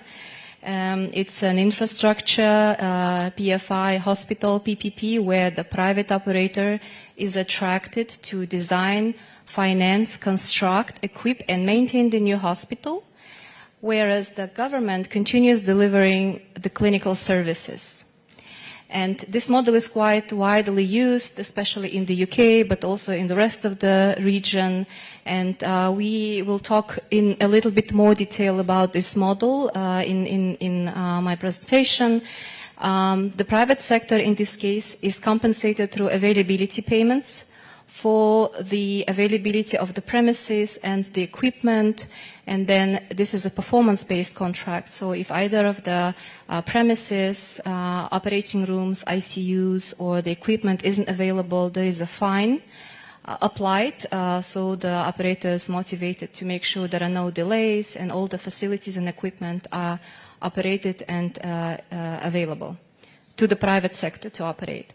There are also several other models which are used in the region and globally quite frequently. Specialized clinical services, which is attracting private operator to not only deliver the infrastructure and equipment, but also the medical services. And this is only targeting specific medical services, such as dialysis, such as radiation therapy for oncology patients, diagnostic services, laboratories, and visual imaging diagnostics. And we believe in Romania these services are provided at a quite good level, including dialysis. IFC helped Romania implement the dialysis PPP many years ago. There are other models which differ in complexity and the level of private sector's involvement. But I would suggest we move on and talk more about the infrastructure model. So why hospital PPP for construction of new hospitals? During COVID pandemic, we all witnessed that there is a huge pressure on healthcare system. There is a need to build new high quality hospital beds, new capacity. Fiscal space is limited and government sometimes is unable to quickly provide the capital investment upfront to build the new hospitals, to equip them. And sometimes there is a lot of expertise needed to design a modern hospital, taking into account the local specifics. Traditional procurement can be delayed, there are cost overruns, and it might not be optimal. We are not saying that PPPs should be applied for construction of all hospitals, but for some projects that are priority to test the model and to see how this can be done with affordability considerations can be very interesting. So a hospital PPP, an infrastructure PPP without the clinical services. Why it could be interesting, why is it interesting for many countries? First, it's a better quality of infrastructure because the private operator is motivated to build a high-quality hospital as he will be responsible for maintaining the hospital over the 20 years term of the contract. And then at the end, hand back to the government at a certain condition of this facility. There is a predictable budget for the government for the foreseeable 20 years. There is a possibility to construct new hospitals now, even if the government cannot allocate now 200 million or 300 million upfront, but the payments can be delayed over the period of the contract. And one of the key elements is also that the hospital management, the public sector, the director of the hospital and the staff can focus only on clinical services. They will not be worrying about the condition of facilities, the maintenance, the equipment maintenance, and so forth. So this is a quick summary of the model that we are discussing. The government essentially allocates the land plot and provides payment in the form of availability payments for the provision of the new hospital, for the provision of equipment and maintenance of the new hospital and equipment.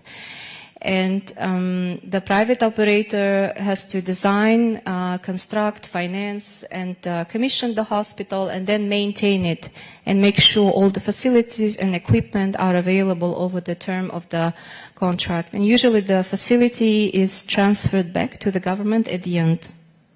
It's also important that monitoring of the contract is key in all PPPs, not only in this particular, but in all PPPs, to make sure that there are no issues between the public and private partner, and any issues are resolved without escalation and without any sort of conflicts. We wanted to show you the example of Boza Hospital PPP in Colombia. And specifically why this is a municipal hospital PPP, and in Romania this is quite actual because hospitals are normally at the municipal. Most of the hospitals are at the municipal level. In this particular project, which was closed recently, IFC acted as the transaction advisor to the government in preparing and structuring the PPP and helping attract qualified bidders to implement the project. And it's a 215 bed hospital, and the size of investment is 97 million.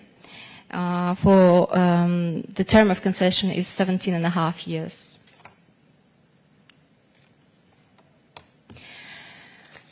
So there are, of course, regional specifics, which might not be very interesting. It's a hospital in an area that had lowest number of beds per capita. But the key point that I wanted to make is that this is the first LEED certified hospital, the green building hospital in the country. It was the first hospital PPP in the country, and it also received this green building certification. So, the project construction process is completed in 2.5 years. It is scheduled to commission very soon. It's important to note that the financial closing for this project happened during COVID time, right? So there was small delay, but it did happen. I must say that 2.5 years is a very good time frame to finish the construction of the hospital. We're implementing hospital projects now in the region and other countries, and the feedback from bidders and construction companies is that it normally takes at least 2.5-3 years to complete the construction of a hospital. So project structure differs from country to country, from a sponsor, from concessionaire to concession, and it's important to note that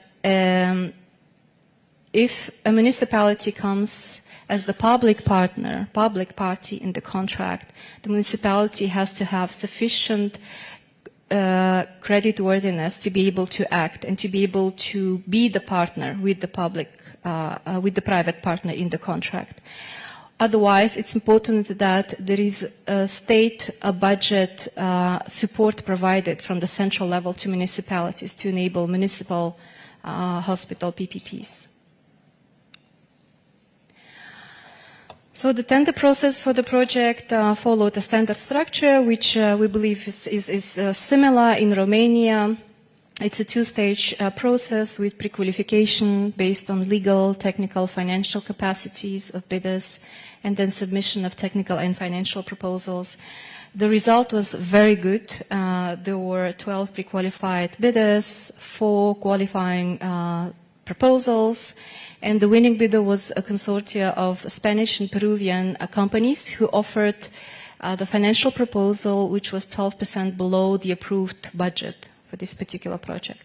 I want to mention as part of this slide is that working with bidders is very important, and the team has done a great job in marketing the project. And working with investors, in our experience, is key to make sure they maintain interest in the project, that their questions are answered very quickly, that the structure includes all the bankability requirements that they require, that they need. And because there are so many other projects elsewhere in other countries, they can just quickly lose interest and go somewhere else. So it's very important to maintain the interest and keep them involved in the project until the end. So several lessons learned. Just a few points without going too much into detail. Government capacity to manage, to prepare the projects, but then also to monitor after the financial closing, after the commercial closing. Affordability of these projects, I'm going to talk a little bit more on the next slide, but it's important to make sure the project is affordable to the government and it's also bankable for investors. Programs are more attractive for investors. That's our lesson learned. Not a single one-off project, but a series of projects announced by the government or planned by the government raises more interest with bidders. So when it comes to Romania, there are overall the condition of facilities, of hospitals, the condition of equipment need to be improved. Right? This is clear. There is a need for new modern hospitals. The problem also is that in Romania there are many hospital beds, much more hospital beds per capita than in Europe, and there is need to optimize these beds. There is need to slightly reduce and to make sure this optimized number of beds are located in modern, efficient, state-of-the-art hospitals, but also the types of beds meet the demand of the population. So we do not recommend just to go ahead into a city and region or a catchment area and just to build a hospital.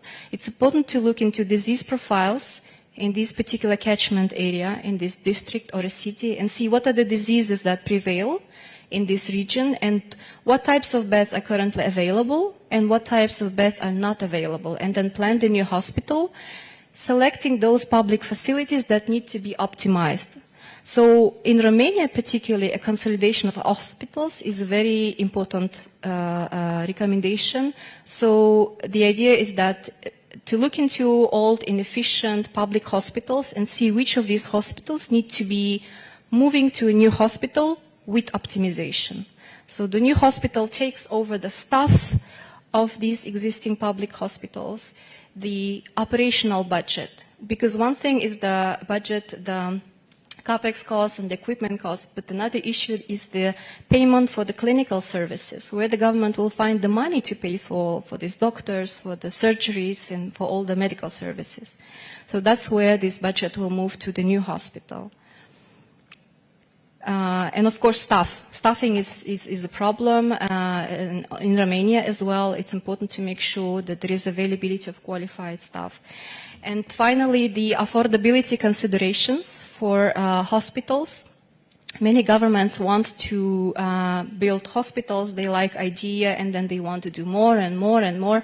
But it's important to look into how much it is going to cost in the long run. And hospitals are, they can be very expensive, and in many cases, there could be potential for blending finance, because building hospitals as a PPP purely with private financing might be a bit expensive. Government has access to cheaper finance, so they can bring money through either own state budget or through concessional loans and contribute towards the project in the form of upfront contribution to buy down some capital. And this payment, this contribution can be either upfront one-off or split into milestones. And many countries actually followed this approach. For example, some hospitals in Germany subsidize up to 75% of the capex. In Canada, for example, it was the policy that up to 40% of project is supported by the government through the concessional finance. So there are different ways, and of course there are the hospitals in UK where 100% was privately financed. So there are different models, and each country has their own way. And we're here as advisors to government. We would be very happy to work with the government to help prepare a pilot PPP. We are currently working with municipalities of Ploiești and Timișoara on preparing consolidation of hospitals. And we are very happy to have today Ms. Mariana Cujo, who is the advisor to the mayor of Ploiești. I pass the floor to her to say a few words about the project that we are working on together with the municipality. Thank you. You are not. You are passing the floor to me. But Rahmet,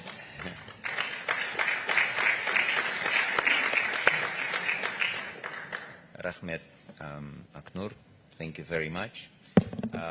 It's indeed a very interesting experience with PPP in hospitals, and in particular, I'm glad that you've made a recommendation, like your colleague Almas already made a recommendation for the potential implementation of PPP in transport in Romania, and you made recommendation for the PPP implementation in healthcare in Romania. And indeed, the public availability payment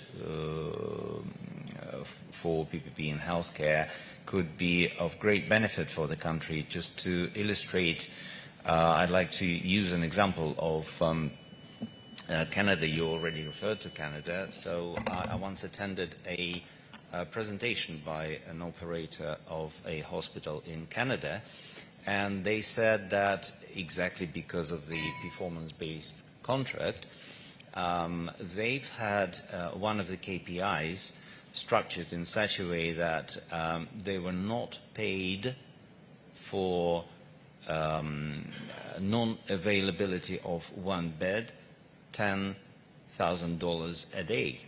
And guess how many beds were not available annually? 0.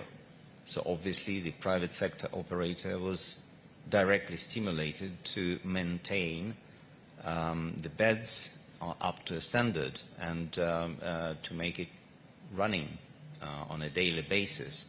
So now I would like to indeed pass the floor to Mariana Căju, who is advisor to the mayor of Ploiești, to talk about the PPP hospital there. Thank you. Thank you. Mulțumesc organizatorilor pentru posibilitatea de a vă prezenta proiectul coordonat de mine. Este Spitalul Municipal Ploiești în parteneriat public-privat. În urmă cu 2 ani de zile, analizând activitatea celor 2 spitale aflate în subordinea Municipalității Ploiești, Spitalul de Pediatrie și Spitalul Municipal Ploiești, pentru îmbunătățirea serviciilor medicale, am realizat necesitatea construirii unui nou spital. Ca toate autoritățile locale, am început printr-o cerere la Compania Națională de Investiții. Am fost introduși în lista sinteză după câteva luni, solicitându-ne apoi realizarea studiilor de fezabilitate și eventual a proiectului noului spital. Primăria nu deținea fonduri în buget pentru realizarea acestor studii.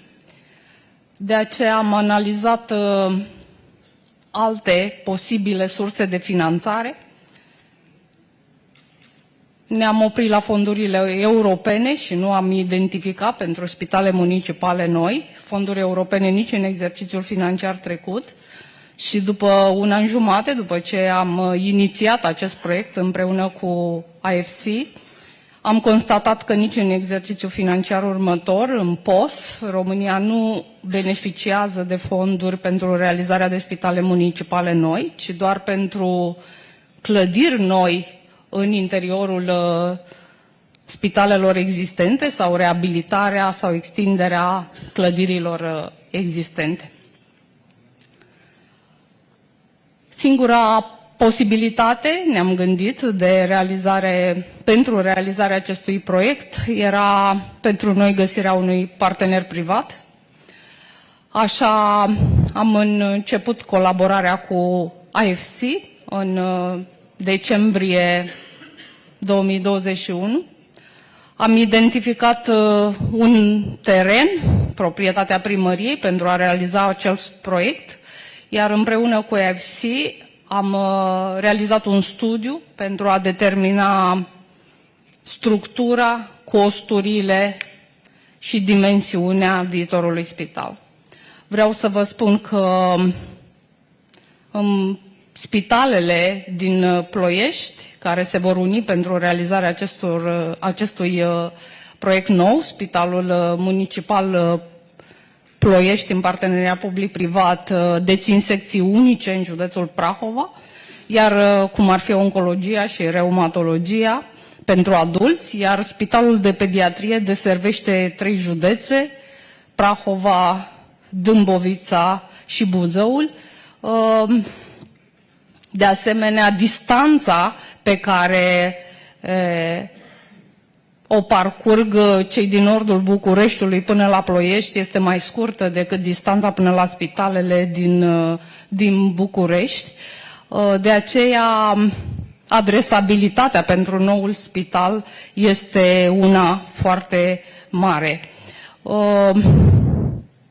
Noi suntem determinați să realizăm acest proiect.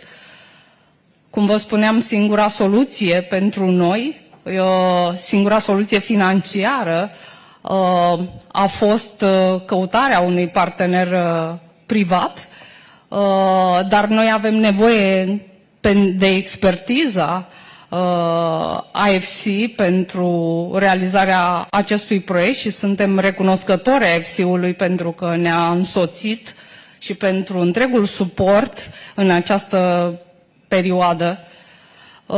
De asemenea, dorim să mulțumim în mod deosebit domnului secretar de stat Precup și Ministerului de Finanțe, care a considerat proiectul nostru ca fiind un proiect pilot aflat pe lista proiectelor strategice considerate de Guvernul României, un proiect pilot strategic, care sperăm că se va replica în multe municipii din România. Vă mulțumesc!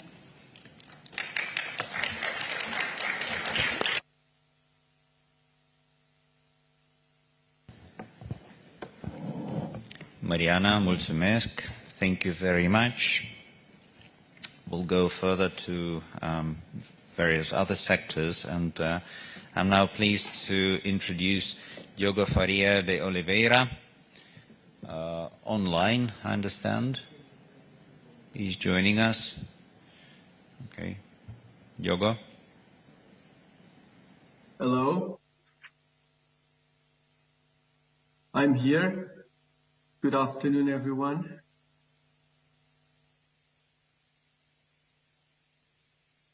So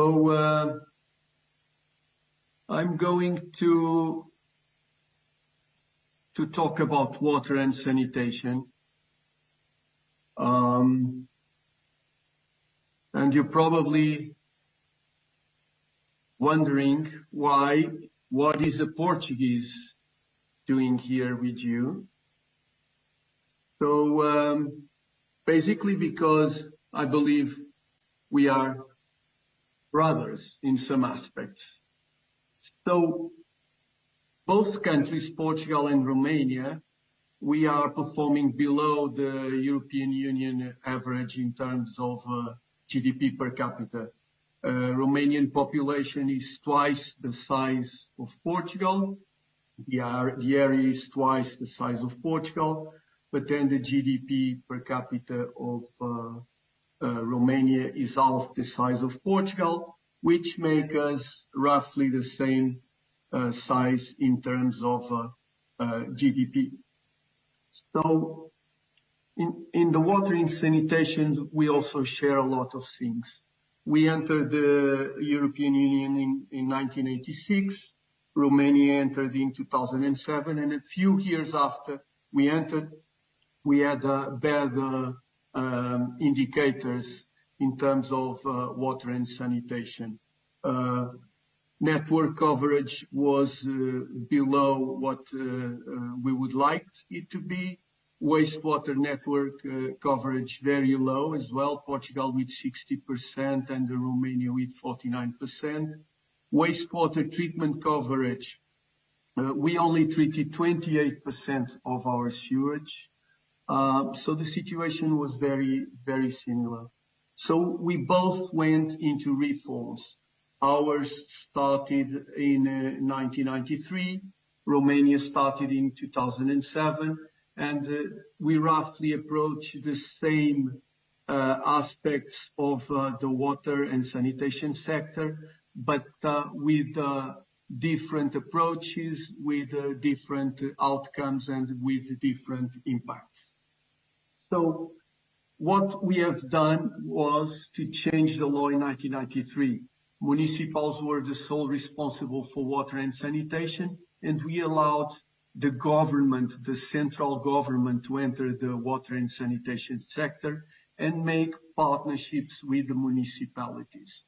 Also, we allowed the private sector to enter into water and sanitation through concessions, which is not easy because PPPs are sometimes not easy, as we know, and especially on water and sanitation because it is a monopoly. So what we have done was 100% public concessions that are partnerships between the government of Portugal and the municipalities to make aggregation, to make regional companies, basically to infrastructure the bulk systems. This means the dams, the water treatment plants, and the wastewater treatment plants. Downstream on the distribution, municipalities still operate their networks, or they can grant into concession to the private sector. In any case, this is a volunteer models for the municipalities. If they don't want to go with the government, they don't go. If they want to go with the government, they enter in this multi-municipal concession model. So the tariffs are done through two blocks. One block of the bulk tariff, which is roughly half of the cost of the service, and then this tariff goes to the customer's tariff. So in Portugal, we pay roughly €1 per cubic meter of water and roughly €1 per cubic meter of sanitation. So it's €2 per cubic meter per month, okay? Also, social tariffs were introduced because this is for average families, and we want to protect vulnerable groups, so we introduced the social tariffs. Again, this is volunteer from the municipalities. We are not yet on a universal coverage of social tariffs, only 70% of the municipalities have them. And in terms of solutions, we started by infrastructures of urban areas, and then this was the first generation, and then we go to the more rural areas, okay? Also, we have introduced a regulator, as you have one in the water sector. It started by being an observatory, just for the private sector, and then it evolved in several steps, and now it is a fully independent and empowered regulator that reports to the parliament and not to the ministry as before. Anyway, we are Portugal people are not very organized. We are unorganized people, and we are undisciplined. I hope we don't share this with you, but this is the truth. We are not a best practice government and people in terms of organization and discipline. So the reforms weren't producing the effect that we wanted, and we had to introduce strategy plans, 7-year strategy plans. And this was very important because the EU was losing confidence in Portugal, and the banks were losing confidence in Portugal and in their reforms. And these were absolutely central because these aligned stakeholders, these gave us creditworthiness and trustworthiness.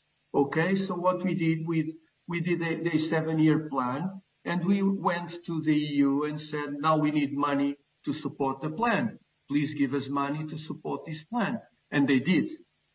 And then we did another one, and we went there again, and we asked for more money. this time to make more aggregations on the distribution systems, not only on the bulk systems. And then we went there again and asked for more money, this time to introduce efficiency on the water sector. And they gave us more money. So in fact, they gave us 6 billion euros in grants, and we could leverage this to a total of 40 billion euros that we invested on the water sector. This is a true blended finance. Because the EU gave us grants, the European Investment Bank also believed in us, and they put money in Portugal. And because the EU and the European Investment Bank put money, the private sector wants to put money as well, because if there is money, the private sector wants to be there, okay? And they put 1.8 billion in PPPs. The PPPs now run 20% of the municipalities here. And also we leveraged it with private bonds, okay? And then we have the remaining financing coming from tariffs and from subsidies from the municipalities, so from the taxpayers, from taxes. So 40 billion euros were invested in Portugal. We are 10 million, okay? And we are half the size of Romania. So the first period of investment was made by public funding through the multi-municipal systems that are run by the government and the municipalities, and then the second one by blended finance, okay? So what was the outcome and the impact of these reforms?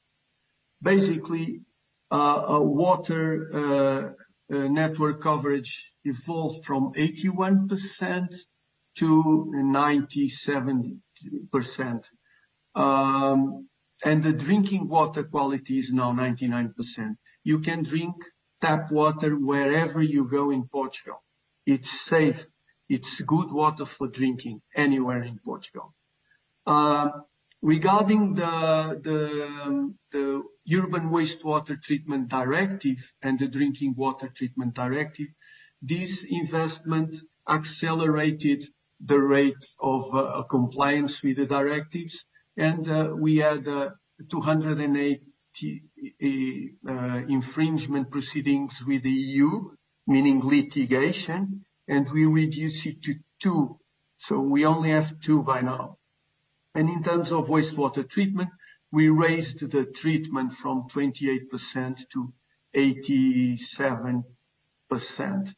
The remaining ones are distant farms and places where it's not feasible to put sewage networks. So what can we learn with the Portuguese reforms? Basically, the first thing to do is to introduce sound reforms in terms of legal, institutional, and organization. In Portugal, this was made through the creation of a Portuguese company called Águas de Portugal, so a state-owned company that made the partnerships with the municipalities. We introduced the strategy plans. This was core, okay? It was these strategy plans that gave us the confidence and that aligned the entire sector, the municipalities, the government, the private sector, and even consumers, because now we know where we want to go and we had the money to do it. So this multi-municipal scheme took the burden out of the municipalities of having to construct water treatment plants and wastewater treatment plants. This is not the core of municipalities. We have professional companies doing it, and they are investing, they are operating, and they are maintaining these assets.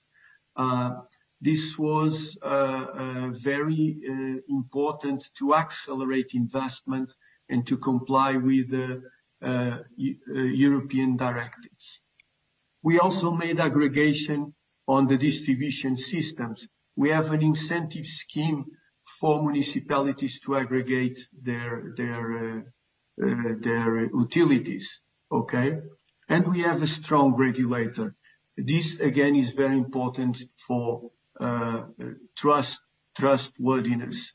People trust the sector because the regulator is a strong one and is an active one.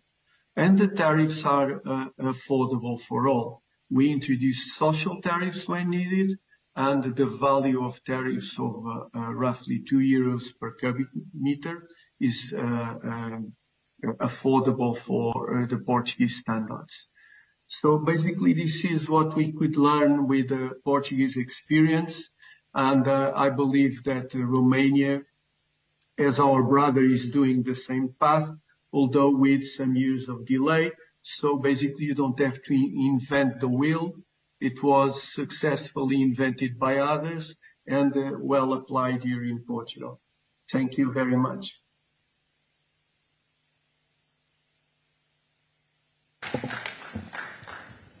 Obrigado, Diego.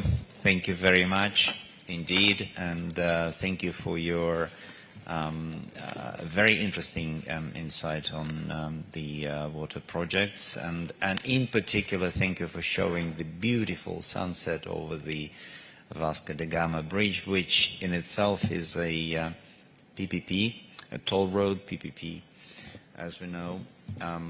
Thank you. I have a question to you, if you don't mind. You referred to safe, drinkable water all over Portugal.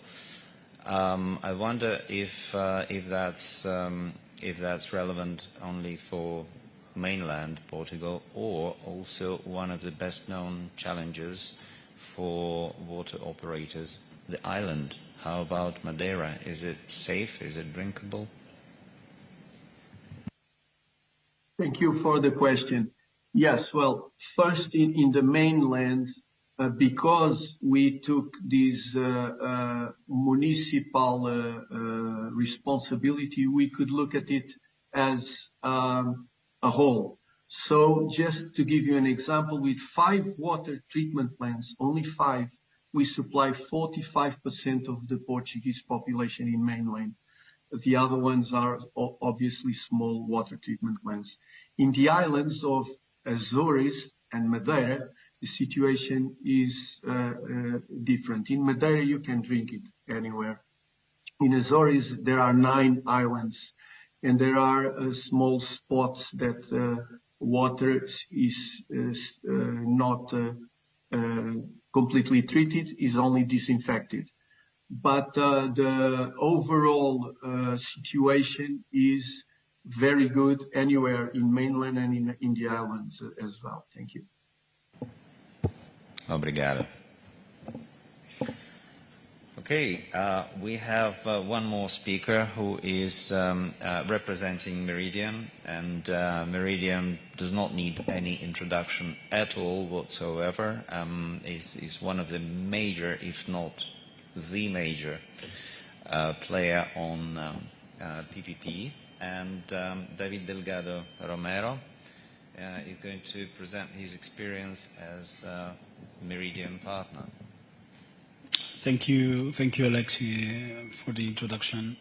And I wanted to take the opportunity first to thank TUCA and IFC as well for allowing us to cooperate with you in the organization of the event. We are very happy to be here pushing and promoting the cooperation between public and private for the development of infrastructure.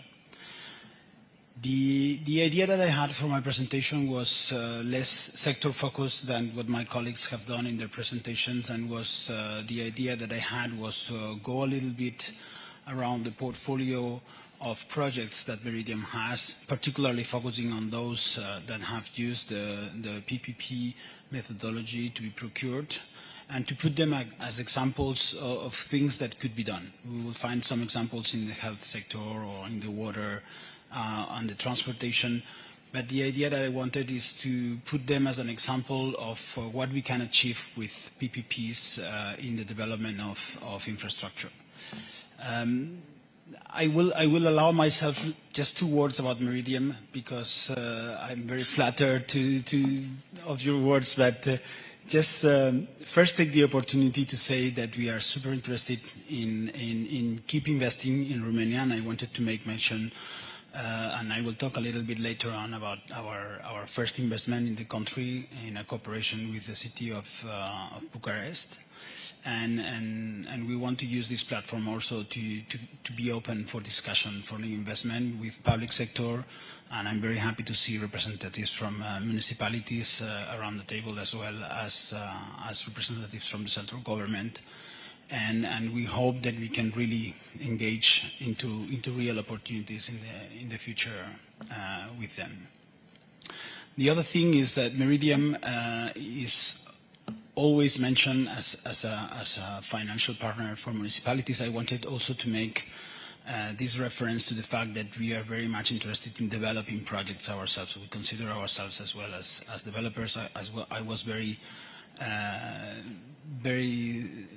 identified with the references that the Secretary of State of the Ministry of Infrastructure was making in relation to the civil engineers. We have a large bunch of colleagues at Meridiam in Paris that are engineers, and we like to take things from the early stage and helping structuring them in the way that can move forward correctly. I've done a quick selection of projects that I think that each of them bring a particular key idea or concept in the way that they contribute to promote PPPs. I've done this in the sectors that you see announced in the slide, and we organize this in three different batches. That Meridiam is mobility, low carbon, innovative products, and public accommodation. We give essential services now because we have other elements like telecom. You can see there, for example. If we move to the first project. And touching a little bit with what was described earlier, I wanted to bring the project of the port of Calais, which is for me representation of a very competitive financing that can also be structured under a concession or a PPP contract. The project has a concession structure for 50 years. And we have a particular structuring here. I don't think it's worth entering into it. But I wanted to highlight that being a sizable project, it's almost 900 million of capex that is being deployed in this project. We had challenges finding the economic equilibrium of the project, and it was because we were able to structure a 40-year bond issuance for the project that we managed to fit the financial obligations of the project within the revenues that we knew that we could obtain from it. Then very often in the discussion about PPPs, we will have this, but if we finance it through public financing, it's going to be cheaper. I think it's a very complex conversation, the one that we need to have about this topic. It needs to be properly assessed, but I think we can use projects like this to show that we can also obtain very competitive financing if the projects are properly structured. The next one that I wanted to bring is high-speed connection also in the south of France. This is a very large project. I'm building up on a topic that was already mentioned, and is the size of the deals. This is a little bit more than 300 kilometers connection of high speed, and we are talking about a capex deployment of I think was at the time 7.8 billion euro. Then I think this is probably an extreme. I want to put this in the mind of people so they understand that somehow size matters in PPP projects. This is probably a little bit beyond with what we will expect, and I really liked the references that were made earlier, like between 100 and 1 billion. We are probably at the good size. What I also wanted to, and this is a very, very sizable project that was able to be brought. Then I think there are specificities in which we can even go beyond that. But what I will not recommend is that we start with very, very small projects. It's going to be very cumbersome. I also wanted to use this as an example also of something that was mentioning, the use of blended financing. We are in a situation in which there are a lot of EU subsidies available for financing infrastructure. This is also a good example in which both private financing and EU subsidies were combined together. I think in Romania we are going to find ourselves in this situation a lot, and this is also a good example that we can use as a reference. The next one is the tram of Florence. This is a project that is quite close to my heart. I was myself working for a couple of years in closing this transaction. Here we are definitely in a project that is managed by a municipality that is structured in a way that is very close to an availability-based payment and very close to the models that were presented earlier for the roads. But I wanted to bring this as an example of how even if projects have investment in different phases, PPPs can still be structured around that. Obviously, it's going to be more complex. I agree with the rest of the panelists that were mentioning it's probably not the best idea to start with the most complex projects. I agree that we can probably engage with the sector, with investors, with the financial institutions in much simpler projects. But despite of that, I think we need to look into the collaboration between public and private also, with much longer term objectives. And here we have projects which probably are a little bit more complex, but explain also where we can get if we move forward into this direction. We cannot stay just simply at very ordinary or simply structure building PPP under an availability based. We can go to things that are much more complex, and we can keep benefiting from this cooperation between public and private. We have 3 different lines that were, the third line is being built or is starting to be built right now, and it's 10 years apart from the end of construction of the first one, and it's still under the umbrella of the same PPP contract. Still in the transportation sector, I wanted to bring a couple of airports. The airport of LaGuardia is again a very large transaction.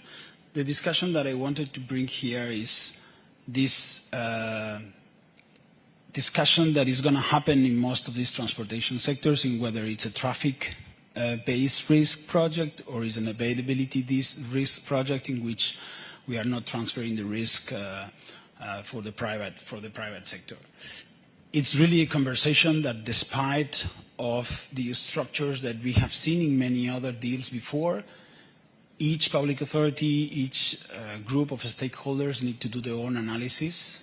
And here, this is an example where we came with a structure that is much more closer to an availability deal than a traffic risk transfer, which is not the case usually in airports.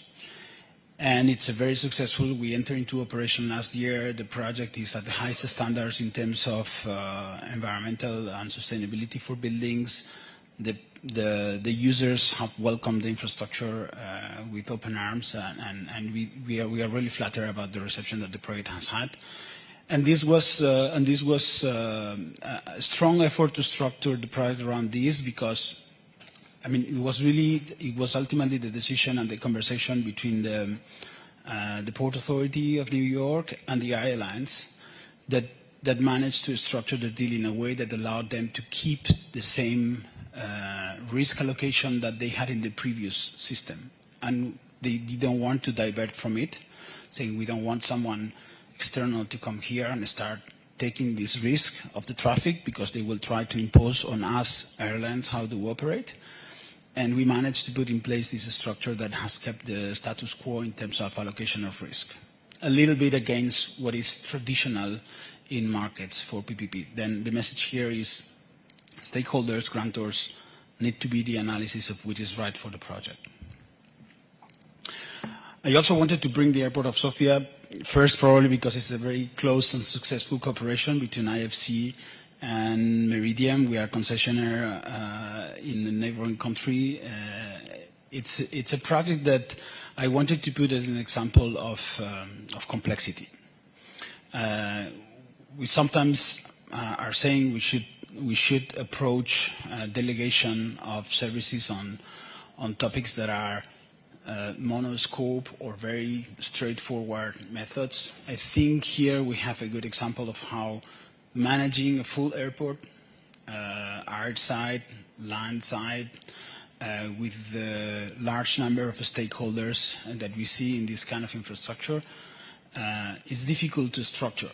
I think the key message here is we need to be able to find schemes under which the public sector and the private and the public have interests that are aligned.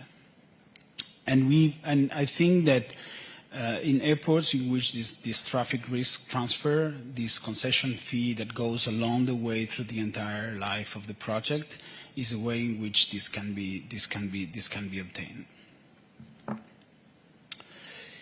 Moving to other sectors, I wanted to bring, touching in one of the topics that both IFC and TUCA had identified as essential sectors in Romania.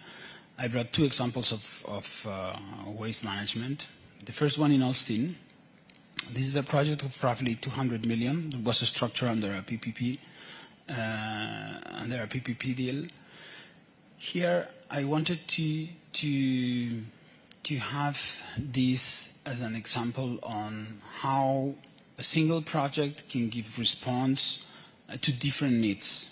And at the same time, this is putting an additional layer of complexity on having several potential grantors associated to the project. In this case, the facility is going to be providing heat to the city, to the district heating service at Austin. It's going to be managing the largest majority of the RDF that is produced at the city of Austin and in some neighboring municipalities as well. And the project is also going to be providing electricity to the network, with becoming the largest producer of electricity in the surroundings of the city of Austin. Then we have three potential counterparties to the same project. I think this could be brought as an example of how on the public side they managed to organize themselves. They have delegated the entire organization of the project to the public company that is managing the district heating. And the other companies, the other municipal entities are just following the management of the process and the project from this unique grantor. Then I think it's a good example of seeing how we can address different issues at the same time with one project, but we need to be concise in the way from the public side the project needs to be managed. The project of Gipuzkoa is a similar plant in terms of size. We have a more integrated project here. We are also doing the biomechanical treatment of the waste and producing our own RDF that then is treated in the waste to energy plant. I wanted to bring this waste example as a way to illustrate how we can also manage difficult stakeholder situations through PPPs. I mean, here we have to recognize that most of the work has been very properly done by the grantor of this project. We know that this is the typical type of projects that we typically label as not in my backyard, and which require a lot of management with the stakeholders. And there was a very initial push that was done by the public authority to find the right location to manage the local stakeholders, but there has been also during the construction and now during the operation a very close cooperation between the public and the private to really manage these stakeholders along the way, and it's working. The cooperation is so close that actually in the scope of the PPP, the public administration included the offices of the grantor in the same building than the private partner, than one floor above the other. And I think that this is also something that is helping in the close cooperation between the two parties to manage stakeholders. I wanted to bring also some projects on touching a little bit on the utilities. This project in the University of Fresno in California is basically given response to the university, this is a public university actually, to decarbonize their heating and cooling systems in the university. And here I wanted to bring this as an example of how we can have scopes that are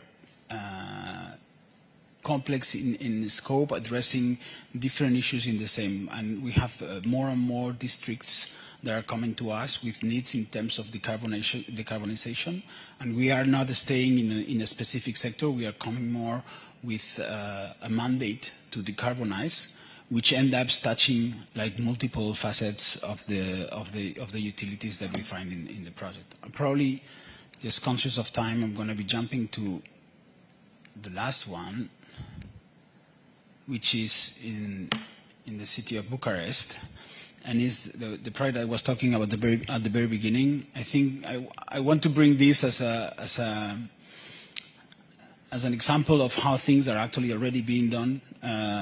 In Romania, we have a PPP that is ongoing, and we know that it's not without challenges that we have gone through the project during the past years, but it's a good example of a project that we understand that today is working, that we have a very close relationship with the municipality, and that we hope that we can keep replicating this example in other cities in Romania. Thank you, Alexei. I hope I stayed barely on time. Muchas gracias, David. Thank you very much. It was really very interesting to listen to the various experience that you've had, and especially in very different structures. So we've looked during this session through the concessions and non-concession structures, non-concession PP structures.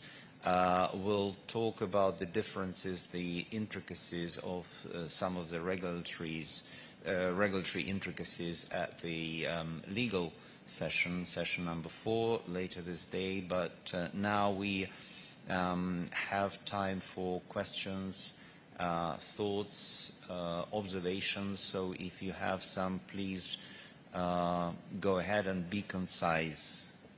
Thank you.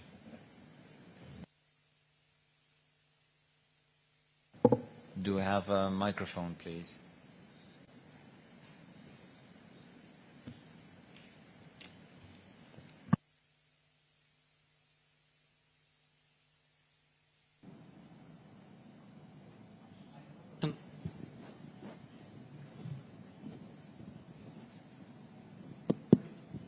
Can you hear me? Yeah.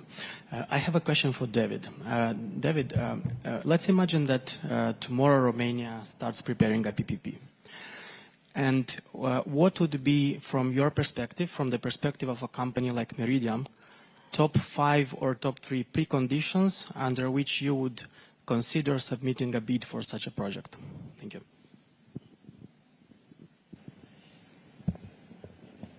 Yeah, I think I will have to respond that we will need to refer to the discussion that we had in the first panel. I think there were some interventions in which it was clearly stated.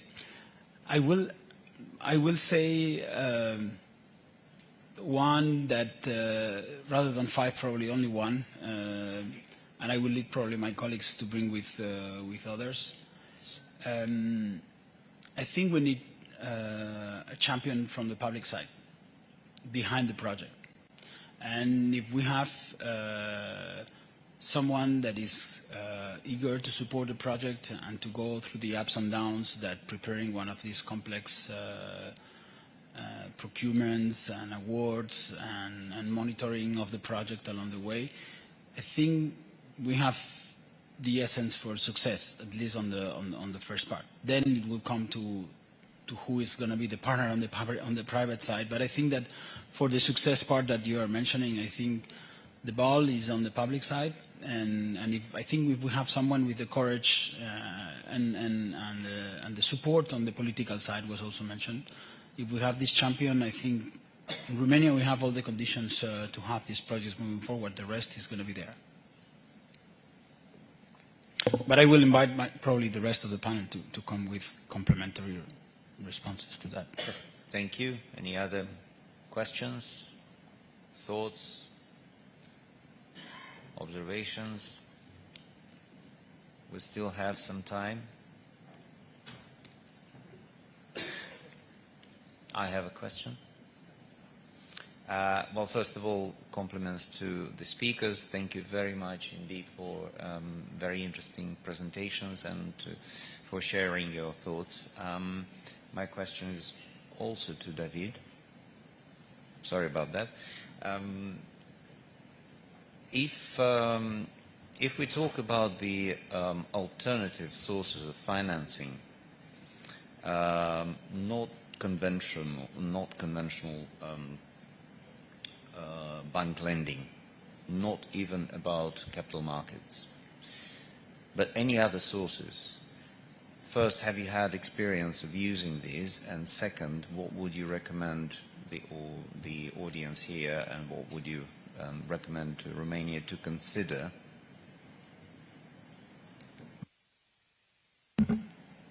Good question. The first thing that comes to my mind, I'm not sure I will be inclined to recommend it, but I'm going to share it in any case.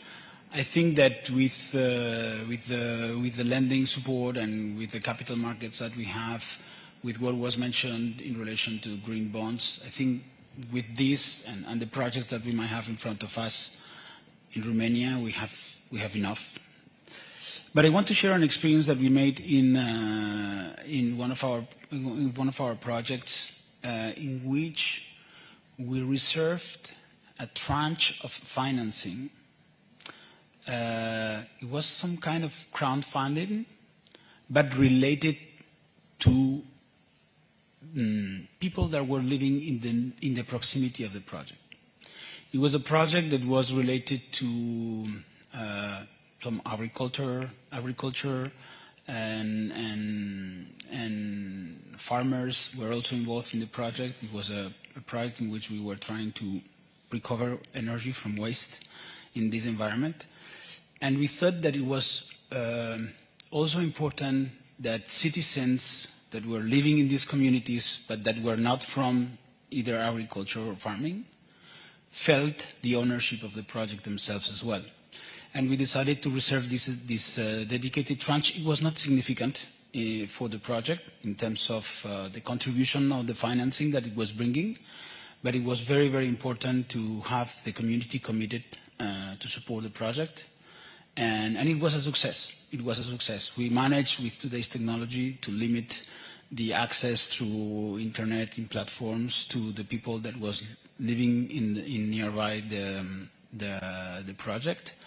And it created a momentum in supporting of the project beyond the stakeholders that we initially had, that has been very supportive later on the project. Then I will encourage also people to think a little bit outside the box, not necessarily to cover the financing, but probably also to cover other needs for the project that are not just the real money.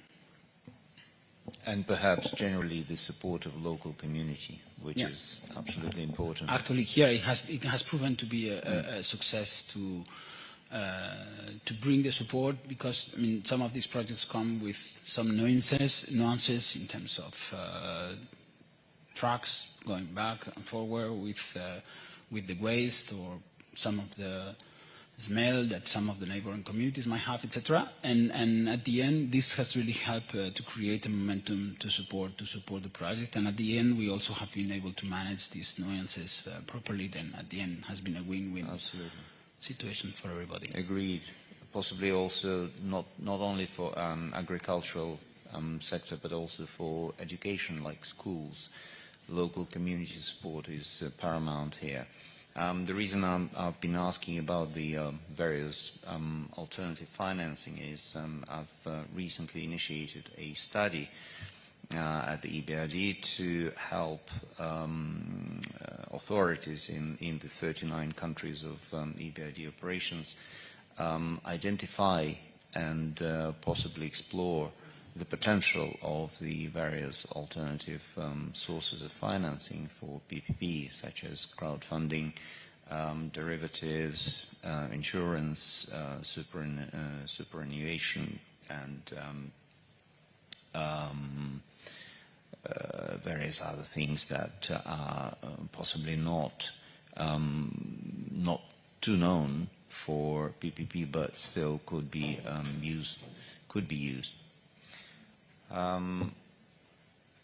Any other questions?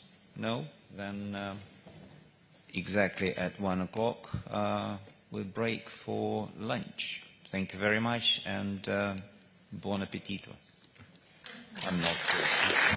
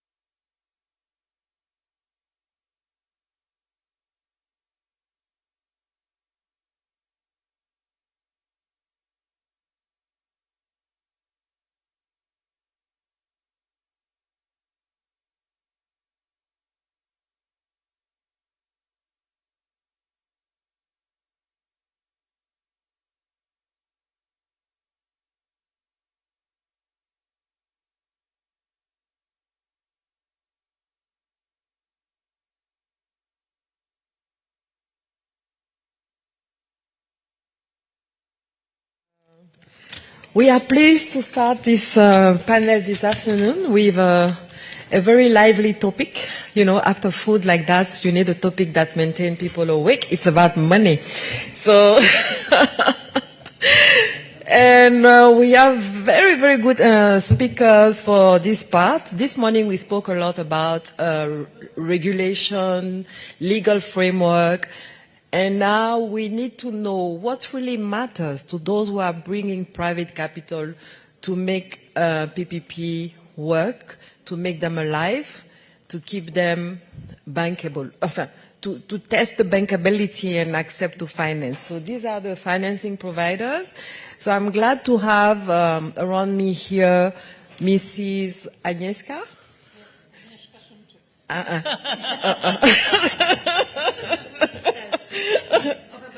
Again. Try again. Agnieszka Szymczyk. And Venera Vlad. Thank you. Julia Prescott. And Daniel Koschik. So, I'm a lazy moderator, so what I will do, I will ask each of them before they start what they have to say to introduce themselves.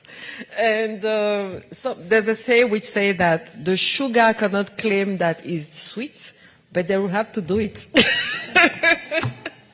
So, more seriously, a PPP which is not bankable can be awarded and will not be financed. There was a lot of PPP of this type. So it is important for a PPP to be bankable and to be compliant with what the financiers are looking for. You have lenders and you have institutional investors.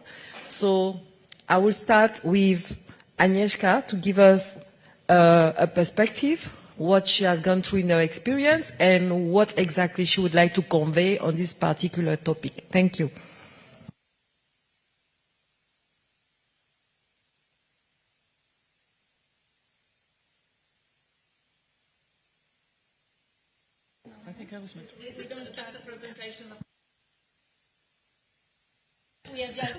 You know, this is a rebellion panel because now they are all complaining here. So allow me to start again.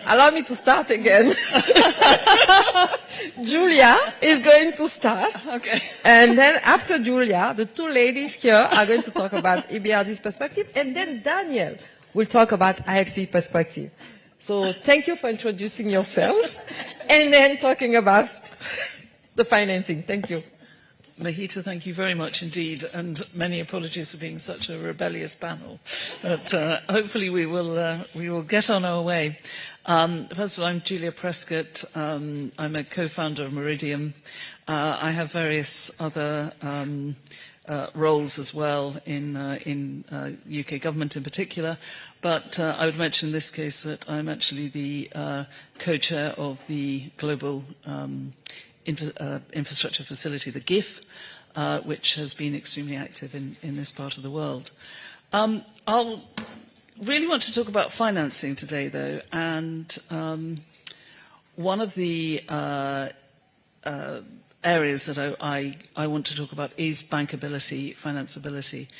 Already David has given us some information about Meridiam, and I won't go through that again, apart from the fact that we have actually, I want to come up with this figure, it's around, I think in this slide, it's around 80 billion altogether, and that means that we have actually brought together $80 billion worth of financing.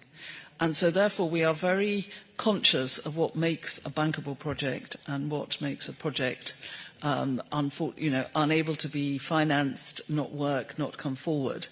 And there are some very key elements in this. I want to go on to talk about also the fact that it can take time.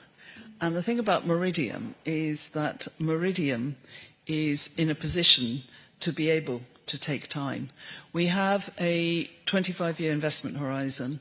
We are very much committed to the long-term success of investments, and in fact we've never sold an asset since our inception, which makes us very patient capital. And so therefore it means that not only do we take time to finance in the first place, do we take time to make projects bankable and financeable, but we actually continue to work with that project over time. And we have a particular focus on having long-term financing. If you look at the analysis of our funds, the majority of the funds, the debt that we raise, for example, matches the period of the concession.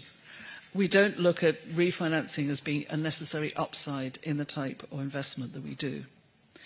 And it's very important as well to be close to the community that we're working with. We do PPPs. We are going to be working with them over a very long period of time, the community, and so it's very important that the community feels comfortable about not only the project, but also its financeability, and feeling that what they are actually paying is a really strong investment on their side. So we see it as a balanced investment. We are making an investment, but also the community is making an investment in us actually delivering. So I want to talk a little bit more about that financeability. You've all seen this. This is classic. This is PPP as we know it. This is a structure that we all know. And I want to particularly here focus on where Meridian comes in, which is that mid-right-hand side. Equity investors, that is the main activity of Meridian, an equity investor. We also will organise, present, get together, negotiate with, make sure they actually sign things up, the lenders. And so therefore we have a very creative relationship with the other members of this panel in making sure that that happens. But this is a classic diagram. You've all seen it. Why is it important? It's important because it shows the discipline involved in financing. All of these relationships need to be put in place, that with the public contracting authority, with the users, with the EPC contractor, with the O&M, with the equity and the lenders. Everybody needs to be in the right place before a project is financeable. And it's very interesting that all the studies that have been done on the impact of PPP, the one of financial discipline comes out again and again as being one of the most positive aspects. What it means is the EPC contractor can't disappear off and say my contract price has doubled, although they may try. The users are conscious and they know what's being delivered over a period of time. The lenders can't go off and say we're not going to lend any longer unless this actually happens. It's the discipline of all these different parties and all these different contractual relationships remaining substantive and firm over their lives. So to get a financeable project, you need to make sure, first of all, that all these relationships work. Going on to the next area, the one thing that hasn't really been covered by the previous slide is that little box at the bottom that said users. Because what we see as one of the really key points of financeability is the strength of the revenue. So are the users paying, or is there an availability-based PPP? And this is one of the big discussions that takes place around the world about PPP, which is it going to be the taxpayer or is it going to be the individual? For example, in many regulated industries, it will be the individual. They will pay bills to their regulated utility company, but in PPP, it's mostly going to be the taxpayer. And there are a number of reasons for this. Often the taxpayer is going to be supporting a project that would not be economically financeable in any other way, that there will be gaps, that the users will actually be paying bills over a longer period of time and their focus will be regulated. But what does it do to financing? What it means is that if you put an availability type structure in, you're actually going to be covering the gap that financiers would otherwise not finance. It can also make that whole process of financing much more robust. You can have a lower cost of financing. You can often get longer periods of maturities of loans. And, for example, with many of our, as I've said, many of our PPP projects, the financing actually matches the concession period, or we can get 24-year financing against a 25-year concession period. You can get a very simple approach towards the assessment by the sponsors, and that means that you can often get lower rates of return. So what you're doing is you're saying, I have a project that will be important for my society over time. I have a project that is not necessarily at this moment economically financeable, so I'm using and supporting that project by the taxpayer base. And it can often be the best economic value for the client, because otherwise the cost of your financing could be so significant that the project never goes ahead. If you have the opposite on the user-paid side, often it's very difficult to get long-term analysis that is strong enough to convince lenders that it is it's a good project for investment. So you may find that you have traffic studies that show that the actual cost of financing is going to be very tight. This leads to needing a lot of equity. The equity cost is higher. That you find that you have some risk premium because of the uncertainty. And it's sometimes impossible. And one of the things that we've noticed, for example, in the roads and highways sector, particularly across Europe, is that there has been a very great diminution of user-paid type financing because it just hasn't been possible to raise long-term financing. So you have the balance between the two.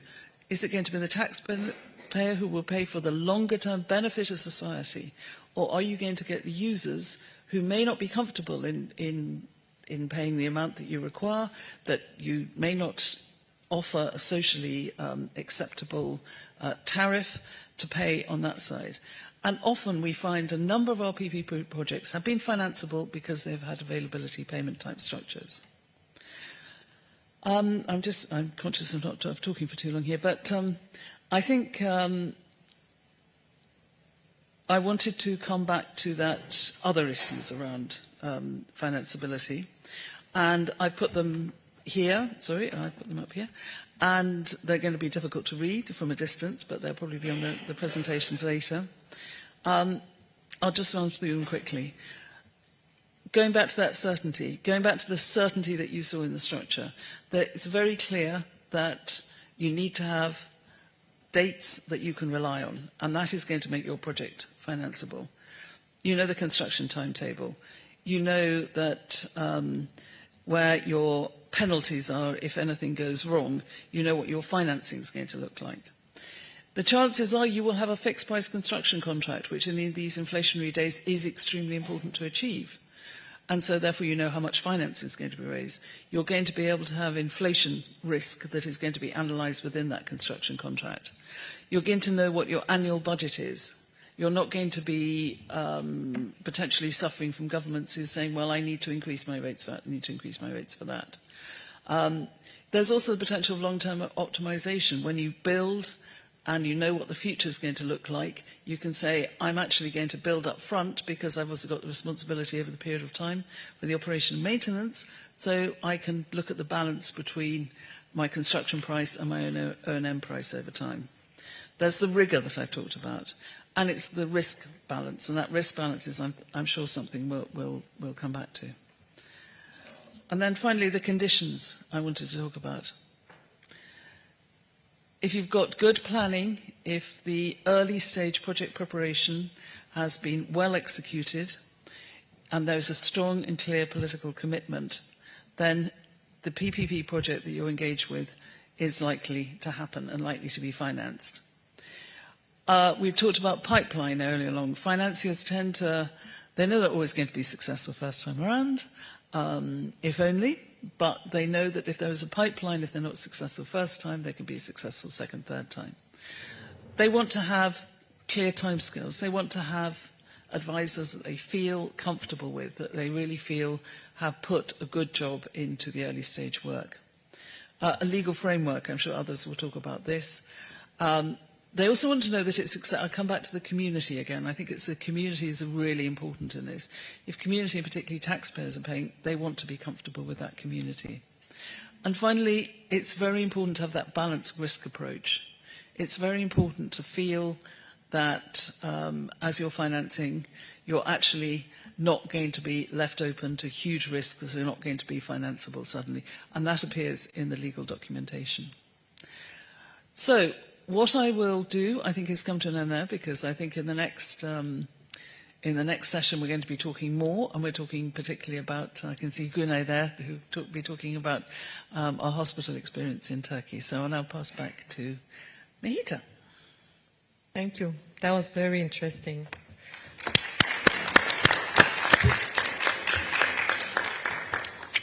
Thank you very much. And very quickly, something that I would like to highlight that you rightly said, which is time. Time on the side of the grantor, it's important to take the necessary time for the preparation. Time on the side of the investors, the lenders, because they also need time to assess the opportunity of investment. So it's very important. Role and discipline, that is also something very key, because if you don't identify and assign the right roles to the right people and organize the right link, once you miss one link, it can be a recipe for disaster. And at the end, something to keep in mind, PPP is about risk assessment, risk allocation, and risk determines the cost of the financing. Very important to keep in mind. I would like to invite now Agnieszka and Venera to share with us their experience. Thank you. I was told to speak Romanian if I know Romanian, so sunt împreună cu colega mea Agnieszka, care lucrează ca și coordonator pentru proiecte de infrastructură în Polonia, iar eu coordonez proiectele de infrastructură în România și Bulgaria. Vom veni împreună cu această prezentare. Eu voi vorbi despre câteva lucruri care sunt esențiale pentru BERD ca IFI pentru a se implica într-un proiect de parteneriat public-privat, iar Agnieszka va veni cu experiența mult mai practică pe care o are din proiecte de PPP în Polonia și în alte țări din jurul Poloniei în care ea a mai fost implicată. Aș vrea să spun din capul locului că lucrez în acest sector de infrastructură cu proiecte mari de infrastructură de prin anul 2000 și în acest context am mulți colaboratori în sectorul public și uneori sunt întrebată de ce ar finanța un proiect printr-un parteneriat public-privat versus finanțare tradițională și achiziție tradițională de lucrări și servicii. Și eu spun, în contextul românesc vorbesc, că uneori asta face diferența între a avea sau nu a avea un proiect de infrastructură și servicii esențiale pentru comunitatea respectivă. Și o spun din realitatea pe care am cunoscut-o de-a lungul anilor. Putem să dă cineva drumul la... Julia? Okay. Can we have a prompter? Okay, sorry. It works like this. Sure. Ok. Acum, sigur că toți antevorbitorii mei cu siguranță au arătat de ce este important PPP-ul și de ce uneori e nevoie de o lege specială PPP. Acum vă spun din nou din experiența noastră de la BERD, este necesar pentru că nevoia de infrastructură este întotdeauna mult mai mare decât fondurile disponibile și vorbesc chiar în contextul în care România beneficiază de finanțări generoase, de granturi europene pentru proiecte de infrastructură, întotdeauna e nevoie de mult mai mult și este nevoie pentru a atrage ceea ce ne lipsește îndeopște în sectorul public. Finanțare suplimentară și experiență, management, know-how, pe care așteptăm să o atragem de la sectorul privat. Nu toate țările au o lege PPP specială, pentru că prevederile aferente unui PPP sunt incluse în Legea Generală de Achiziții Publice. În unele țări însă este nevoie de o lege PPP, cum este și în România, pentru a da un semnal, un mesaj din partea guvernului că promovarea proiectelor de parteneriat public-privat reprezintă o prioritate pentru guvern, pentru a crea un cadru instituțional care să facă propice finanțarea și implementarea proiectelor de parteneriat public-privat și pentru a acoperi anumite goluri legislative, fără de care proiectele PPP nu au cum să fie un succes. Insist însă în a spune că parteneriatul public-privat este tot o modalitate de achiziție publică. Elementul esențial este că o lege adecvată își propune să creeze un echilibru contractual între cele două părți, public și privat, știut fiind că este un parteneriat pe termen lung, mai degrabă decât o delegare de servicii pentru care dăm instrucțiuni foarte precise partenerului privat.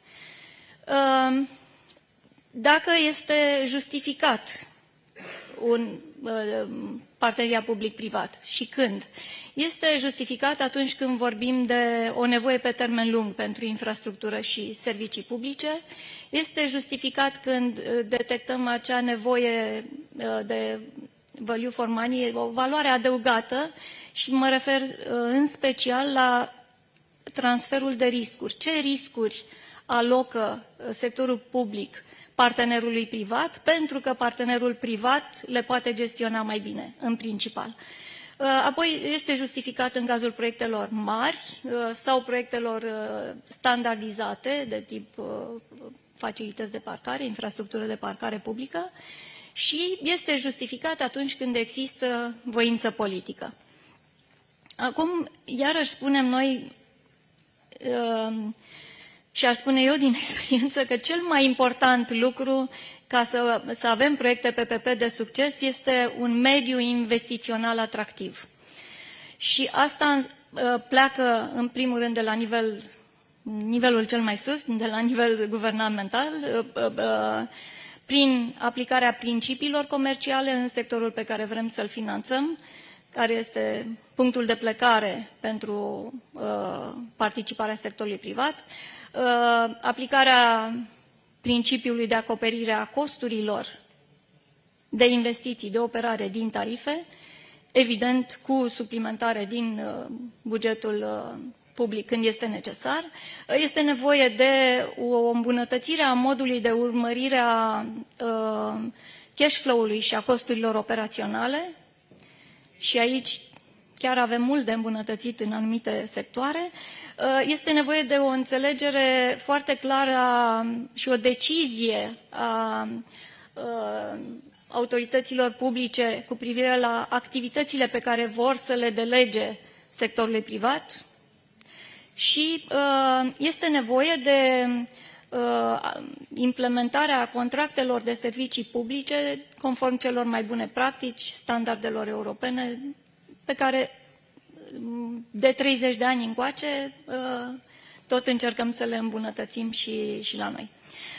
Este, de asemenea, un mediu investițional adecvat înseamnă acceptarea că trebuie uneori să procedem la reforme legale și de reglementare și o înțelegere foarte clară a riscurilor și rolului pe care îl au cei doi parteneri într-un parteneriat public-privat. IFI-urile în general și BERD-ul ca celelalte IFI-uri, precum IFC, Banca Mondială, cu care colaborăm astăzi, oferă asistență țărilor în care lucrează pentru a aduce acest mediu investițional la un nivel atractiv pentru investitori. Și această asistență capătă diverse forme, probabil că pe parcursul dimineții ați aflat de la colegii mei. BERD-ul ajută în general companiile de utilități să ajungă la un nivel la care pot să înțeleagă atunci când iau decizia de a merge către un parteneriat public-privat și oferim aceste programe de îmbunătățire instituțională, financiară, operațională, de management. De asemenea, oferim asistență în analiza de opțiuni cu privire la participarea sectorului privat, astfel încât autoritatea publică să decidă în cunoștință de cauză. Oferim asistență pentru consultarea publicului, a mediului de finanțare, aducem la un loc parteneri publici și privați atunci când lansăm un program de PPP și, în general, asistență pentru pregătirea proiectelor, licitare și atragerea de investitori. Este esențial și cred că s-a tot repetat pe parcursul zilei că parteneriatul public-privat este în cele din urmă despre încredere în comportamentul celor două părți pe termen lung. În general, și în România în particular, când vorbim de PPP, gândul zboară automat la privatizare și este așa o tendință de respingere. Nu privatizare, nu privatizare. Dar PPP-ul înseamnă mult mai mult de atât. Sunt foarte multe modele de parteneriat public-privat și cu diverse grade de implicare a sectorului privat și de alocare a riscurilor către sectorul privat. Și aici am arătat noi câteva modele, plecând de la delegarea contractului de servicii publice, contracte de management, proiectare și execuție, concesiunea de servicii, de operațiuni, acest model de proiectare, construcție, operare și întreținere sau proiectare, construcție, finanțare și operare și alte două modele intermediare până la privatizarea propriu-zisă.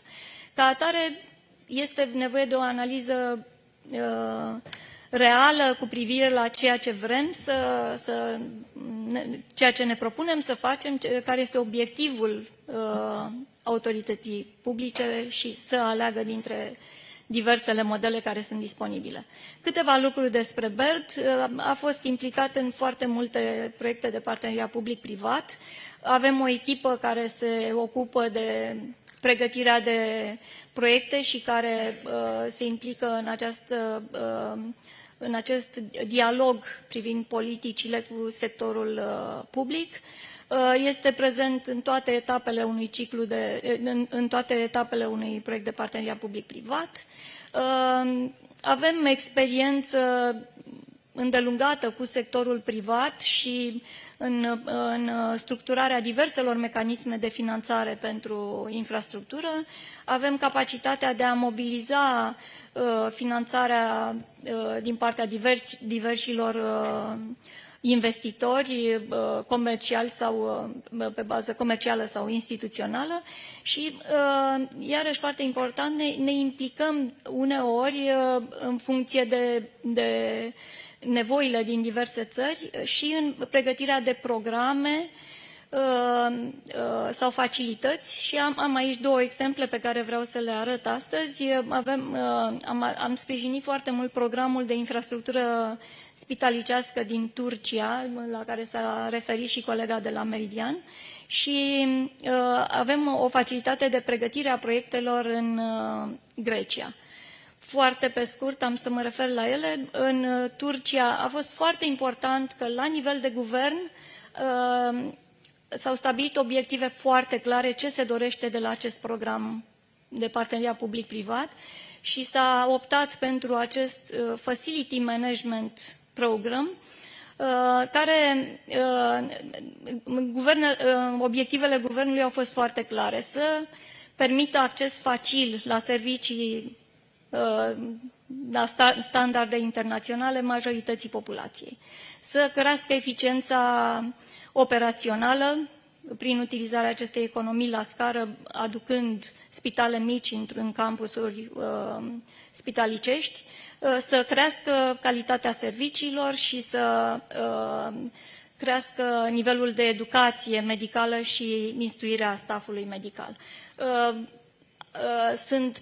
S-au stabilit inițial prin program 30 de spitale, acum colegul meu Alexei îmi spune că s-a ajuns la 60, pentru un buget inițial de 16 miliarde de euro. Proiectele sunt structurate pe termen lung. Inițial a fost un termen de 28 de ani, dintre care 3-4 ani perioada de construcție și 24-25 de ani perioada de operare. Finanțarea proiectului, rambursarea investiției se face pe bază de plăți de disponibilitate și plăți de servicii. Cred că s-a discutat suficient în cursul zilei de astăzi. Cert este că toate lucrările și serviciile care sunt delegate sectorului privat, cu excepția serviciului medical, serviciul public care rămâne în grija autorității publice. Cu alte cuvinte, autoritatea publică trebuie să aibă grijă doar de calitatea actului medical, în rest, totul de orice altceva se ocupă partenerul privat. Iar participarea BERD în acest program a constat în asigurarea unei finanțări pe termen lung, în angajamentul și dialogul cu Ministerul Sănătății și instituțiile subordonate, crearea unei metodologii de value for money, stabilirea unei unități de implementare a proiectului în Ministerul Sănătății și posibilitatea de replicarea acestui model cu finanțarea de către băncile comerciale ulterior. Iar în Grecia am încheiat recent un acord de colaborare pentru suport în pregătirea de proiecte. Guvernul Greciei, prin Ministerul Dezvoltării, a pus la dispoziție un buget inițial de 20 de milioane de euro pentru pregătirea aproximativ 15 proiecte. Și vor fi diverse modele de finanțare. Ideea este că se are în vedere ca finanțarea să fie din diverse surse, inclusiv din fondurile europene disponibile la nivelul Guvernului Greciei. Mă opresc aici și dau cuvântul colegei mele, care va vorbi aici câteva despre inițiativele din România, dar nu avem încă un proiect de parteneriat public-privat. Este unul pregătit până la nivel de studiu de fezabilitate. Sper ca acesta să se și materializeze într-un viitor nu prea îndepărtat. Agnieszka va vorbi despre diverse în care are sens să investești prin parteneriat public-privat și câteva din... nu știu ce am făcut.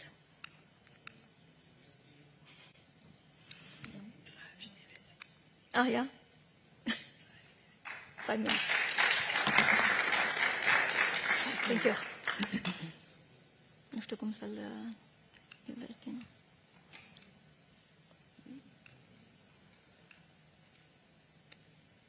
Well, we lost our slides. But I was given 5 minutes to conclude. So I was initially planning to go through various sectors, what kind of structures can be applied. But since we need to fit into time given, I think the most important actually section will be the lessons learned from our projects in the PPP segment. Since we have done quite a lot, we have been doing PPPs both in the water sector, in the urban transport sector, in the district heating, in the port, airports, motorways, and facility management. So what comes as a kind of essence in the discussion of how the PPP should look like and what kind of areas should be looked at with bigger scrutiny. I think the first kind of issue is misunderstanding what public word means in the PPP structure, because when we are talking, for example, to the public authorities, especially in the less developed countries, I'm not talking about more developed countries, but in less developed countries, they often take a perspective that public means a kind of facilitator of a PPP, but not always. They see it as a institution who is really in the driving seat, but also the institution who is taking the responsibility for certain risks and is responsible, for example, for payment of availability fee or some surplus which is missing in order to cover the entire fees related to the PPP. So we saw the projects in less developed countries where the public authority was saying, well, we want to do the project, but we are not going to give a penny on it during the operational phase. And this is really a wrong approach, because not always all projects can be structured that way. Of course, there might be, but for example, there is like highly desired road or highway which will be fully repayable from the tolls collected, but in the majority of cases, some form of support of a public authority will be needed. So that's kind of first lesson learned. The second one is the role of the advisors, and we saw again the projects where public authorities were trying to save money, and they were not really able to spend anything on the advisors, and this, of course, had an impact on the structure of a project. Thank you. On the structure of the project. So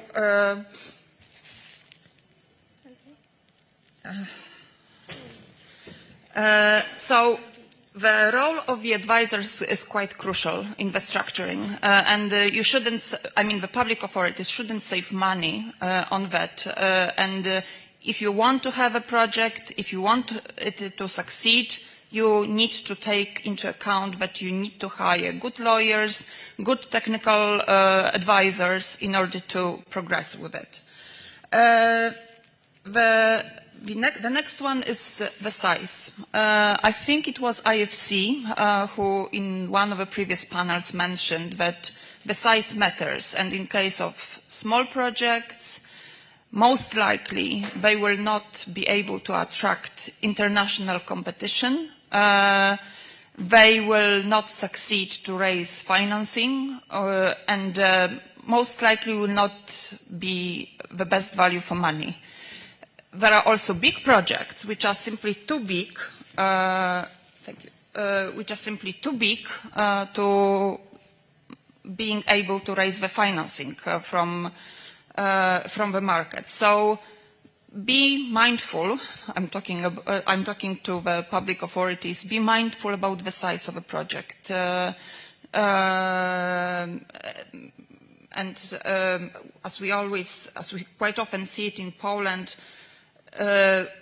We hardly had, for example, any PPP done at the central level. The majority of the PPP projects are being implemented by municipalities, and this actually results in very small PPPs, like 40 million euro, for example, which are not likely to attract foreign competition or foreign investors willing to invest. We were talking today about the public champion, who will be leading the project, and this is somehow linked with the project ownership, because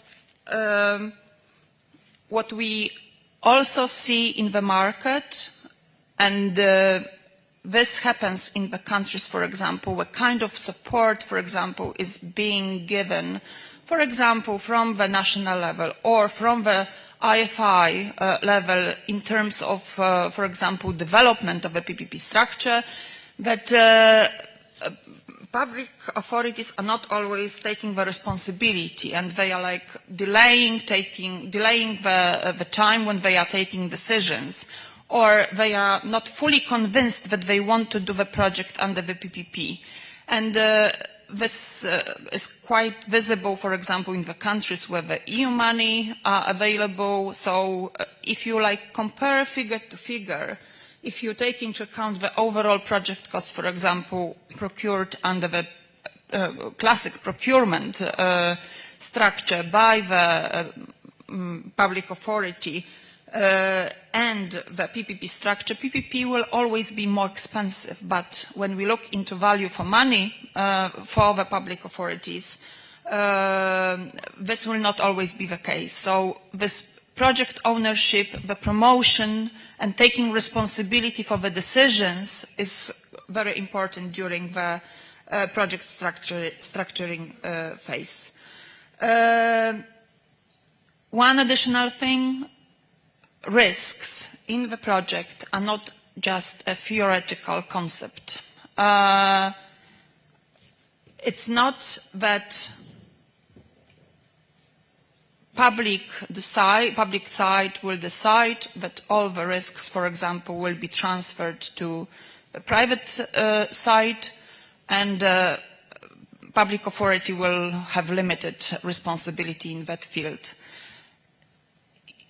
It should be remembered that every risk is being with high scrutiny evaluated by the private side.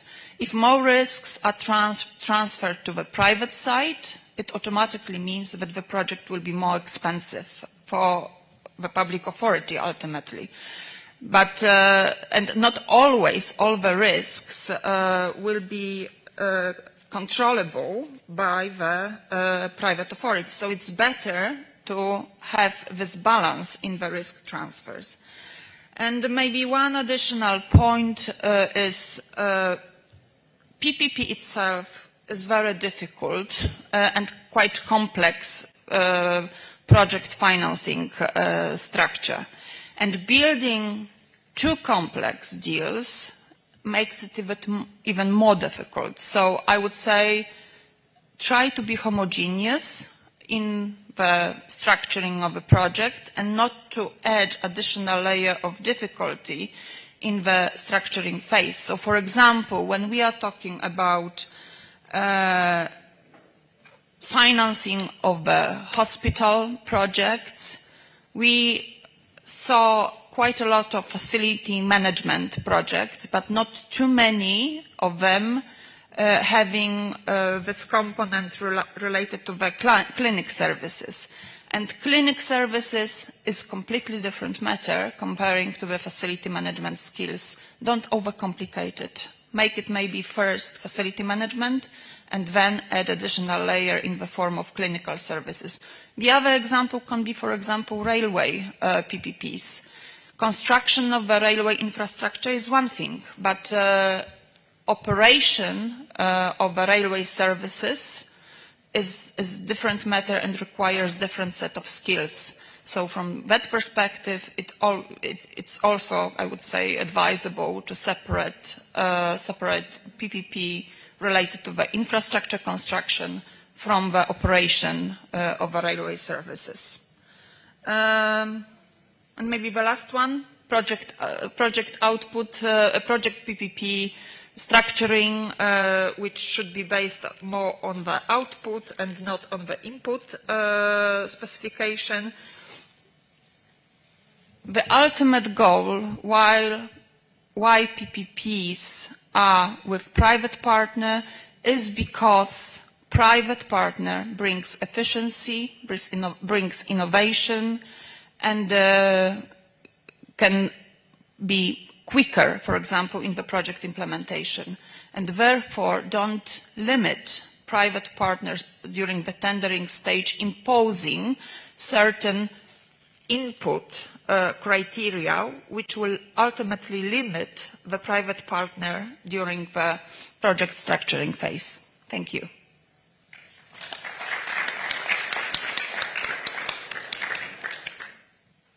Thank you very much. That was very insightful. So without further ado, I will give you, sorry?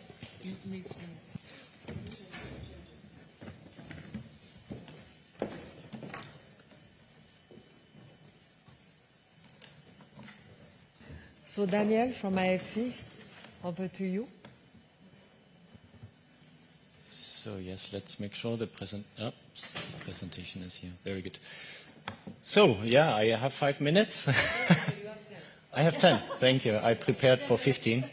But quickly, my name is Daniel Kokisch. I'm from the investment side of IFC. Not to mix up with the advisory side. So Mehita is not my boss. So when we are in action, we operate, of course, under Chinese walls. But what is interesting is when we are, as IFC, looking into the development perspective and look at markets where in the pre-feasibility stage we want to think about PPP with the governments and make this as a recommendation. So in this case also bankability opinions are requested from the investment side, which is highly exciting. So was the case for pre-feasibility study of Ukrainian roads, which I had the pleasure to be part of. Because many bankers only see the outcome of a PPA contract or concession agreement, but there is much more work to be done. So what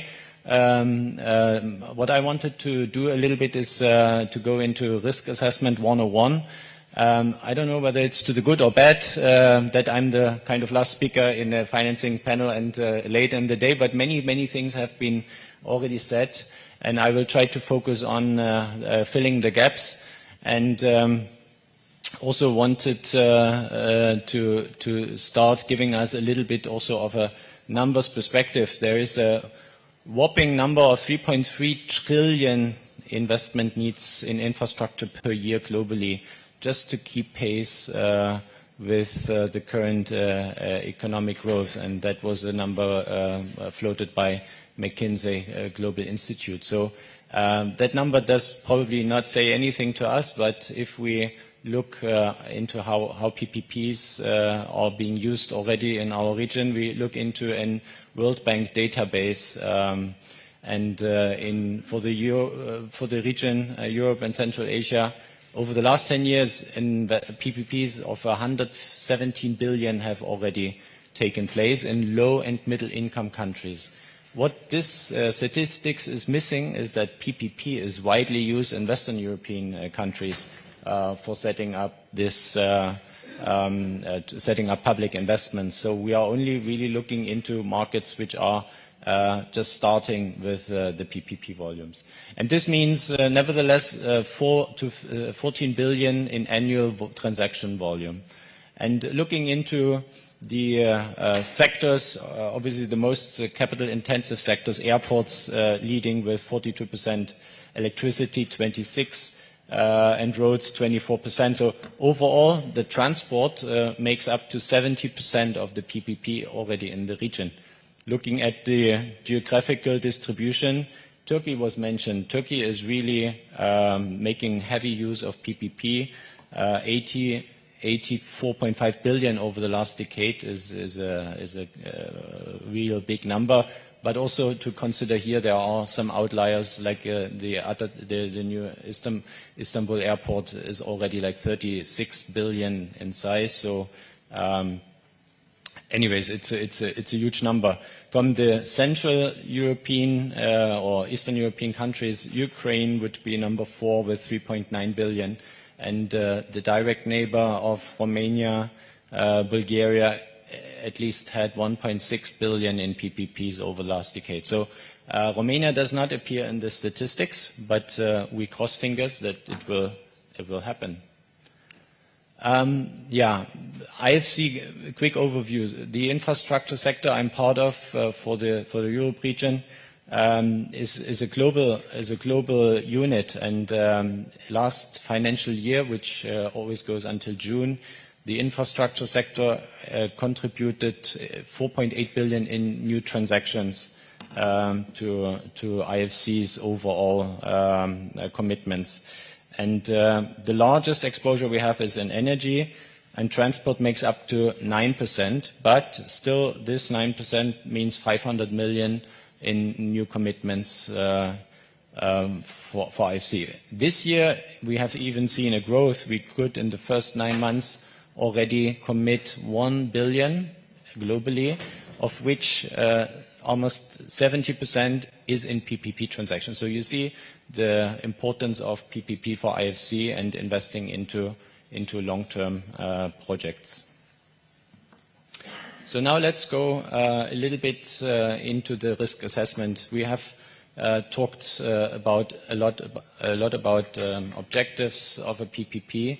I don't want to go into that much detail, but what really counts is the expertise of the private sector here, which the government wants to make use of, in the sense that technologically and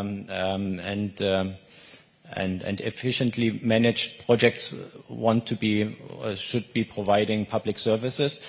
But in case, for instance, airports or ports, which are brownfield assets, are being tendered for private participation as a PPP, a long-term PPP with the investments that the private investor is taking allows the government to preserve the value of the asset and even get a certain return in terms of variable concession fees back. So it's not only an investment by the government. At the same time, the private sector, apart from getting a return when managing the PPP, they have an upside, and this is very important for the later part. Sponsors may be, or investors may be, engaging higher risks than lenders would necessarily do. But we'll come to that later. And that was mentioned. I think the long-term perspective is really important, also for lenders. The private sector investors in PPP, they have a long-term perspective, and that allows lenders to also provide long-term debt. So now looking at, I'm starting merging slides here, but let's look at the lenders. I mean, lenders are in the business of lending money with a return at a reasonable time frame. That was banking 50 years ago. Now there is a sustainability angle, and particularly IFC and IFIs generally. We have environmental and social standards that are part of our objective to be implemented in our investment. Also, climate change related topics are to be more and more considered into investments, which could make those investments a little more expensive. But as an example, IFC, we have committed to have 100% of our investments, and if we invest in PPP, that applies to those projects as well, being Paris aligned until 2025. So within this 1.5 degree increase maximum. And last but not least, the development impact of an IFI is important. However, if we lenders, including IFIs, invest into these projects, we are bankers. We don't have any ability to manage the project. We don't control the project. We don't control the risks. This is why it's important to have experienced investors here. But also, we are providing debt at a fixed rate, and we don't benefit from any upside. From that perspective, our core focus is really on the cash flows that are generated by the project to limit the downside risk for those cash flows, because they are in a project finance structure essential to repay the debt. So bankability actually means, from a lender's perspective, making sure that the risk is limited, because we are not willing to take this risk. There is no upside for us, and we cannot manage them. Proper risk allocation is a keyword I will probably repeat many times, which I try to avoid anyway.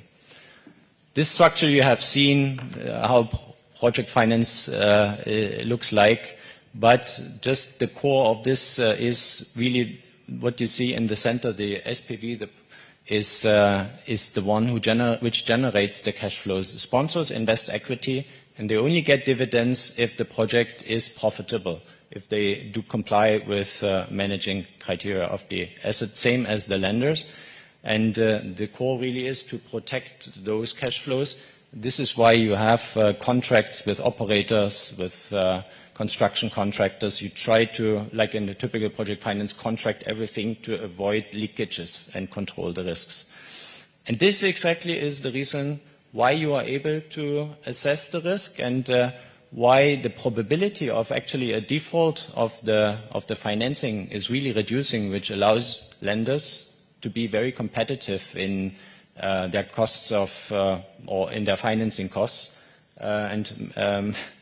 Julia, you mentioned it. In the end, the difference in project finance compared to a sovereign lending may be not existing, or it may be even have better conditions. And just for also for the public authority here, in case of a refinancing for better conditions, in often cases in concessions, the public side would even benefit from some upsides here.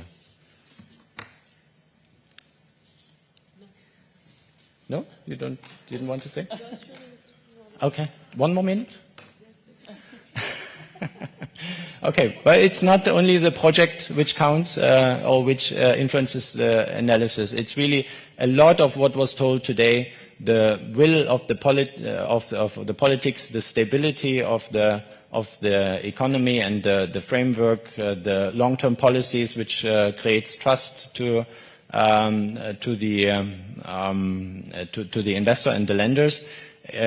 Because as you really said, PPP is also an international business, and investors can be flexible to go where there are better conditions. So I think I will skip most of this, but I wanted to say that in terms of Romania, I see the country well placed with the statements that I heard this morning.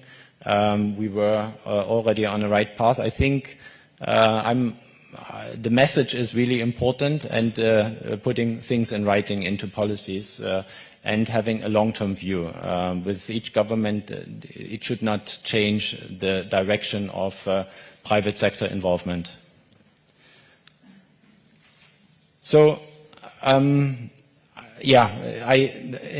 principle, I wanted to go into a little more detailed analysis, but lenders are essentially looking at project financing like all the risks related, like construction risk, building within budget, building within time, and so on and so forth. I wanted to say that apart from this risk assessment for a project, the real important topic is the contract bankability, the concession agreement, and the various aspects also that relate to lenders. But what this risk assessment also is saying that lenders do their own risk analysis. It's not only the investor who looks at a project from its perspective, but we are also looking into our own risk assessment with own advisors. But what they need for this risk analysis is a sound and strong information basis. And this is where a well-prepared, professionally prepared PPP transactions comes into play, with international reputable advisors which look into technical aspects, which look into environmental and social impacts. If investors are presented with this type of deep analysis and a very strong assessment, this is the fundamental basis for the risk assessment of lenders as well. So any shortage here will fire back. That was supposed to, I think we don't have much time. I will not go into what we require from a concession agreement, but one important aspect is a termination, or is generally, actually two important aspects. Lenders are not party of the PPP agreement, of the concession agreement, so, but we, at the same time, we want to make sure that the project is going well. So this is why lenders' rights are procured in a direct agreement, which allows us, lenders, to take over a project and avoid any default, even if termination payments would be the consequence of a termination. Termination payments are good as a protection, but lenders try by all means to avoid a default because it's also complicated and a long process to get these termination payments. So this is why there is usually step-in rights where lenders can replace the investor, even if that's not good, but only in case of non-performance. And that's, let's say, one of the key messages to the concession agreement. And I think we heard from Meridian already a very good case study of Sofia Airport. I'm looking at it from the lender's perspective. IFC advised as a lead advisor. EBRD was also involved, as we know. And I think the real key from this was really a balanced concession agreement, which even allowed the project to succeed in the midst of the COVID times, where there was a heavy impact on the traffic numbers, which was essentially the basis for the project. So with the rebalancing mechanism, which is part of a concession agreement, if it's internationally standard, this could be avoided through some agreements to shift cash flows, and the project finally succeeded with the investment of commercial banks, IFIs, and EBRD, IFC, EIB. I will not call them all, but also here interesting to see that the government benefited from a very high concession upfront payment, which was paid by the lenders and the investor, and it will be benefiting from annual returns depending on the revenue. So there is also a positive aspect from the government side. I will stop here. Thank you very much. I hope the message. Thank you very much, Daniel. I'm very sorry to the speakers, the fact that I had to shorten your intervention. They are very interesting, and organizer, please next time give us a longer time for financiers. So thank you very much. And as you can, what we can keep in take away from this session is that financing are available. Technical assistance is available. The only thing where we think we need, maybe at the conclusion, is commitment. We need to hear from the grantor, we need to hear from the public sector that they are committed, and they should know that all these tools, these assistance, these financings are available for PPP. The bad experience in the past is not a reason to give up on PPP, because in any case there's a need to develop infrastructure, there's a financing gap that has been mentioned. And so there's enough lesson learned also from the past that can help progress with the PPP agenda of the country. Thank you very much for your patience.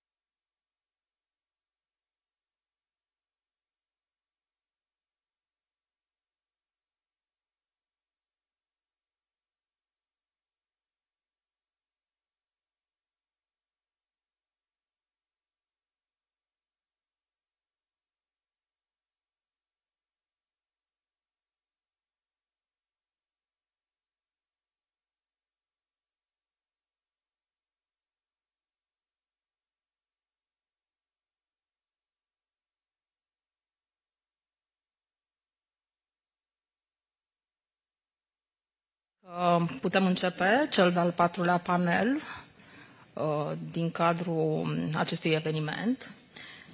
Un eveniment foarte fericit, să zic așa, pentru că după multe încercări, unele mai puțin reușite, să spunem, discutăm din nou de parteneriate publice-private și chiar dacă este ultimul panel, discutăm despre o temă foarte actuală, discutăm de cadru legal și cerințe contractuale pe proiecte de PPP. Nu știu dacă cunoașteți, eu sunt Dana Galben, sunt șeful unității PPP din cadrul Ministerului Finanțelor. Nu se numește chiar așa, se numește Unitatea de Management a Investițiilor Publice. O structură care deja există de ceva ani, dar inițial a fost, să zic așa, mai slab reprezentată. Cred că vreme de câțiva ani a fost doar 2 oameni în această unitate. Acum suntem 5 persoane în această unitate și avem în derulare mai multe activități, da, pentru a sprijini autoritățile de a iniția și pregăti proiecte PPP. Scurt de tot, aș vrea să menționez o asistență tehnică pe care o derulăm în prezent prin DigiReform, în care pregătim ghiduri și metodologii de pregătire a proiectelor și sperăm că la sfârșitul anului să avem pe website-ul Ministerului Finanțelor aceste ghiduri și metodologii adaptate cadrului legal din România și chiar un model de contract. Deci, tema este foarte actuală. Totodată, tema este actuală și din perspectiva faptului că sunt inițiate anumite modificări ale cadrului legislativ actual. Vorbim aici de modificări pe Ordonanța 39, legea PPP, să spunem așa, cu titlu general, și modificări pe hotărârea de guvern 907, care stabilește forma și informațiile care se cuprind în genere la proiectele de investiții în cazul studiului de prefezabilitate și fezabilitate. Pe ambele modificări legislative intenționăm adaptarea la bunele practici internaționale. Dorim un cadru flexibil, un cadru care să încurajeze autoritățile să inițieze astfel de proiecte. Pot spune că în demersurile noastre inițiate acum ceva timp am fost foarte sprijiniți de către IFC și ne-au pus la dispoziție puncte de vedere ale unor specialiști internaționali reputați în domeniu și le mulțumim foarte mult, inclusiv mulțumim Casei de Avocatură, Tucas Bârcea și asociații care ne-au susținut foarte mult în ultimul timp. Panelul nostru aliniază, să zic așa, experți internaționali de la care avem ce învăța, da. Sper să vi se pare interesant, da, și sper să adresați și întrebări. Ca prim speaker o invit pe Iuliana Leon de la Tucas Bârcea și asociații să prezinte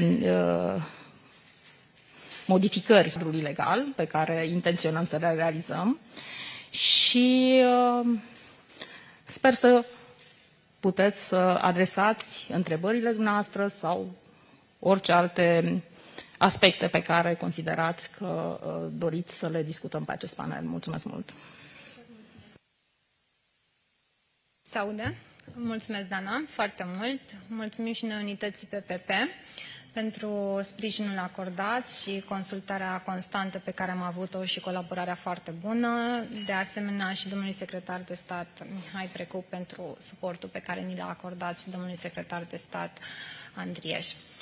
Așa cum a spus și Dana, într-adevăr, cu ocazia structurării câtorva proiecte în domeniul infrastructurii de transport și infrastructurii sociale, și mă refer la spitale, am avut ocazia să testăm legislația, să vedem ce funcționează și ce nu funcționează.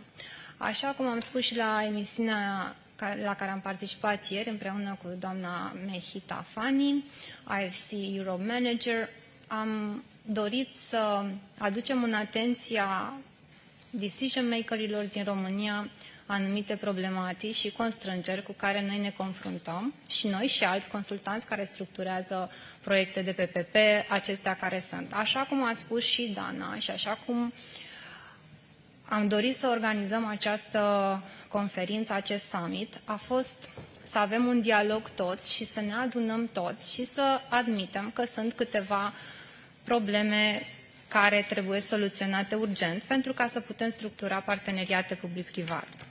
Prima problemă evidentă și nerezolvată de atâta timp a fost problema pregătirii documentațiilor tehnico-economice prealabile inițierii unui proiect de parteneriat public-privat. Și cu această ocazie, în cadrul unor proiecte vizând construirea și operarea unor spitale de către municipalități, am observat și s-a dovedit a fi insurmontabilă situația în care hotărârea de guvern 907 pe 2016 nu este adaptată pentru proiecte de PPP, ci este un act normativ destinat achizițiilor publice. Absolut incompatibil cu conceptul de PPP, în sensul că avea prevederi mult prea detaliate la nivel de legislație secundară, ca atare trebuiau respectate.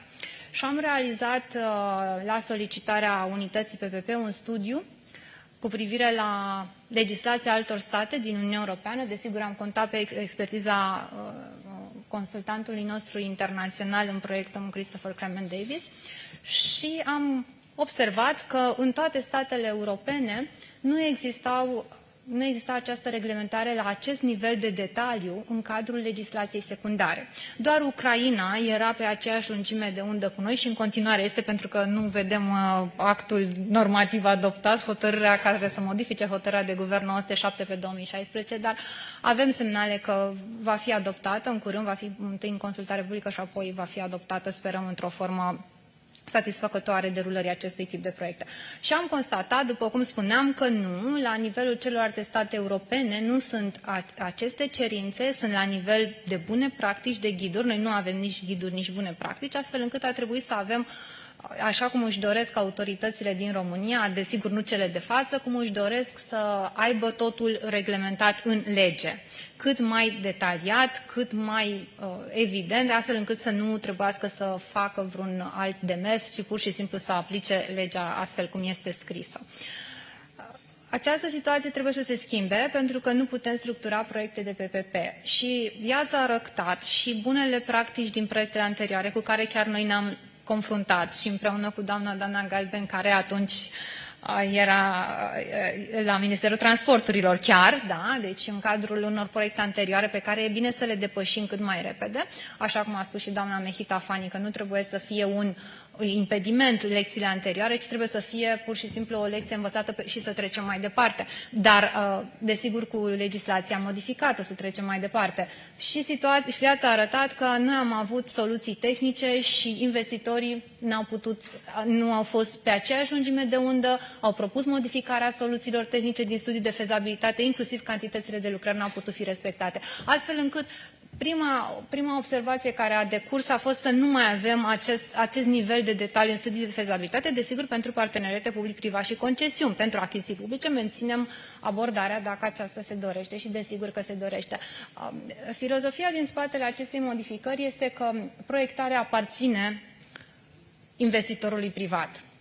Proiectarea nu poate să facă parte dintr-un studiu de fezabilitate. De aceea, o altă modificare vizează ca în cazul proiectelor de parteneriat public-privat să ne limităm la o notă conceptuală și la o soluție conceptuală atât, nu mai mult de atât. Și partea de proiectare este foarte importantă pentru că este o parte esențială a value for money, da? A etapei de value for money. Ori în momentul în care noi îi spunem investitorului privat și cum să construiască și ce cantități de lucrări va avea, deja nu mai suntem constructivi, deja ne depășim, deja îi limităm lui libertatea de a propune o soluție care este inovativă. Ori în cadrul parteneriatului public-privat trebuie să ne concentrăm pe rezultate. Nu trebuie să limităm și să-i spunem partenerului privat ce să facă. Noi trebuie să-i spunem ce așteptăm de la el. Desigur, îi spunem ce să facă cât cât mai puțin, posibil minimal intervenim în soluție și modului de a-și redacta oferta tehnică. Însă tocmai de aceea lansăm o procedură publică și competitivă și transparentă, ca să vină mai mulți investitori și fiecare să fie cât mai creativ, iar partenerul public să obțină cât mai multe avantaje. Ori dacă noi spunem de la început ce așteptăm cu exactitate, vor fi mult mai creativi partenerii privați. Deci aceasta a fost o modificare, sperăm să fie adoptată și o modificare de esență a legislației pentru a adapta legislația parteneriatelor public-privat. O altă modificare evidentă și ne bucurăm, dar într-un fel ne bucurăm pe jumătate, așa, pentru că nu putem să avansăm cu alte proiecte, în domeniul infrastructurii sociale și anume spitale, este faptul că prin ordonanța de urgență a Guvernului 39 pe 2018 privind parteneriatul public-privat este limitată contribuția partenerului public la 25% din valoarea investițiilor. Această opțiune legislativă nu este cea mai fericită și ar trebui să fie eliminată pentru că nu există nicio rațiune pentru care ea să fie menținută, în sensul că fiecare stat, și aici am redactat o analiză comparativă mai multe state europene și am ajuns la concluzia că numai în legislația noastră se întâlnește, probabil că avem mai puține venituri colectate și cheltuim mai mult la bugetul de stat, aceasta ar putea fi una dintre explicații, însă ceea ce dorim este să trezim o conștientizare la nivelul partenerilor publici și la nivelul factorilor de decizie din ministere, voi spune în general din ministere, nu un anumit minister, în sensul de a conștientiza că, de fapt, problema nu este că impunem o cotă de 25% sau 50%. Problema este alta. A României, mă refer la România. Dana, mă refer la România, da? Problema nu este aceasta. Problema este că noi trebuie să alegem cu grijă proiectele. Da? Deci noi trebuie să avem o viziune. De aceea și tema se numește viziune și strategie. Se pare că vom avea o strategie, așa este, să vedem dacă avem și o viziune. Pentru că viziunea aceasta ar trebui să fie: ne alegem câteva proiecte prioritare și ne asumăm că s-ar putea să, poate unele să fie clasificate on balance, mă rog, și nu voi intra în discuții foarte tehnice, putem să ne asumăm. Faptul că un proiect este clasificat on balance, teama cea mai mare a Ministerului Finanțelor, este că nu este aceasta că va fi clasificat on balance. Teama cea mai mare, și pentru că proiectele pot performa chiar dacă sunt on balance. Ideea este să ne alegem proiectele foarte bine. În sensul că dacă România are nevoie de anumite proiecte, să ni le asumăm. Dacă nu ni le vom asuma, noi vom face doar încercări, tentative de a avea parteneriate public-privat. Pentru că noi ne vom irosi resursele în mai multe direcții. Ori dacă guvernul, la nivel de unitate PPP, la nivel de Minister al Finanțelor sau Transporturilor sau Ministerul Sănătății, toate ministerele implicate vor avea o viziune comună și vor decide asupra proiectelor prioritare, înseamnă că facem un pas înainte. Dacă nu, ne vom întâlni, sper că nu peste 10 ani, să reluăm aceeași discuție. Gata. Sunteți de acord? Mulțumim foarte mult. Într-adevăr, foarte bine punctat, să zic așa, necesitatea schimbării cadrului legal, dar stăteam să mă gândesc și îți adresez cu ocazia asta și o întrebare. Stăteam să mă gândesc la situația în care se vor găsi autoritățile publice care sunt obișnuite pe actualul cadru legal, în care studiul de fezabilitate este unul deosebit de detaliat, unde se dă o soluție tehnică, unde ai evaluare estimată, unde ai termene de implementare și totul calculat. De altfel, este practică în România să se liciteze proiectele de investiții pe baza studiilor de fezabilitate. Și cred că acest lucru spune destul de mult cât de detaliat este un astfel de studiu de fezabilitate pe legislația noastră. Și atunci, întrebare, discuție așa deschisă, să zic așa.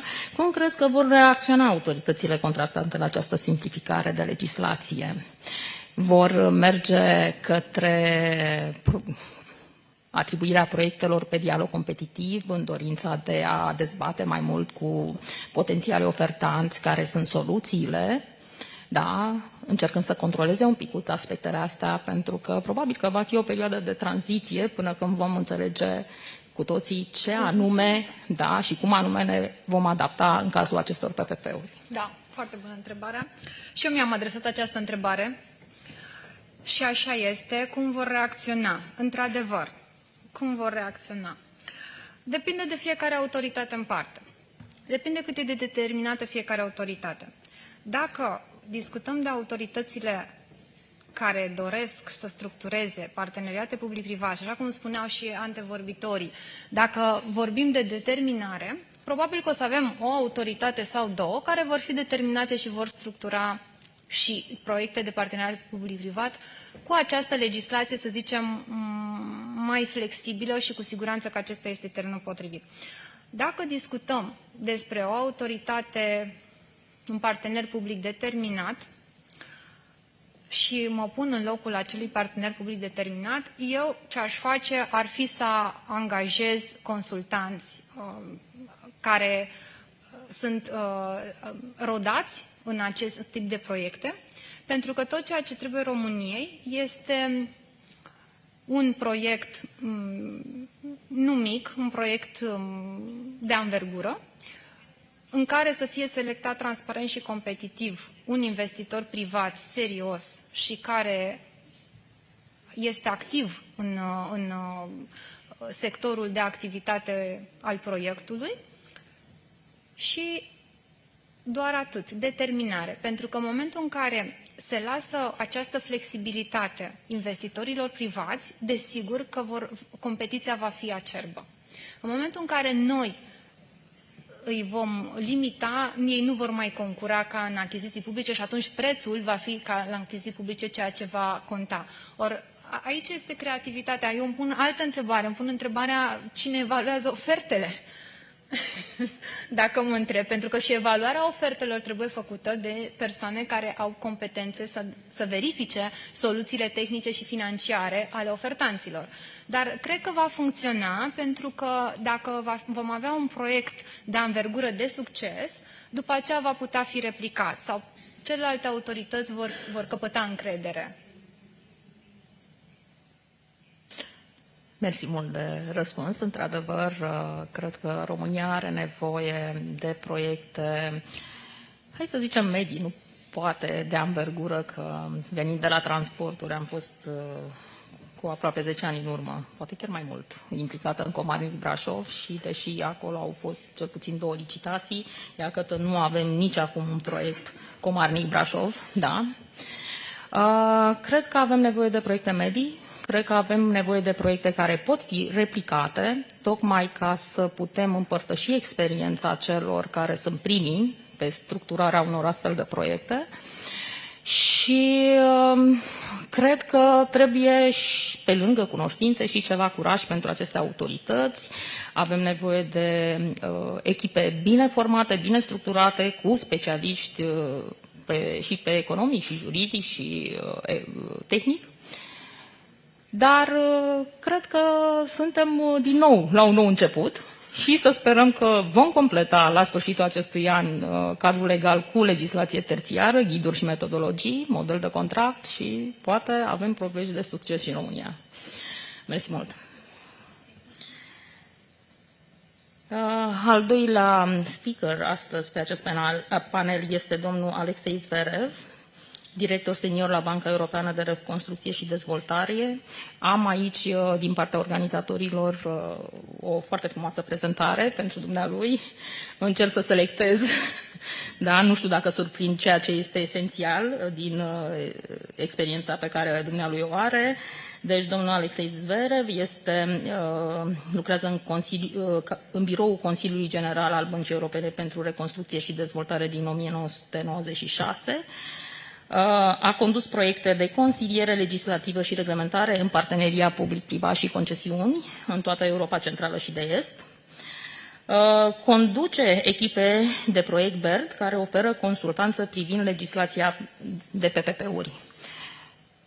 Nu știu dacă am surprins tot. Mulțumesc mult!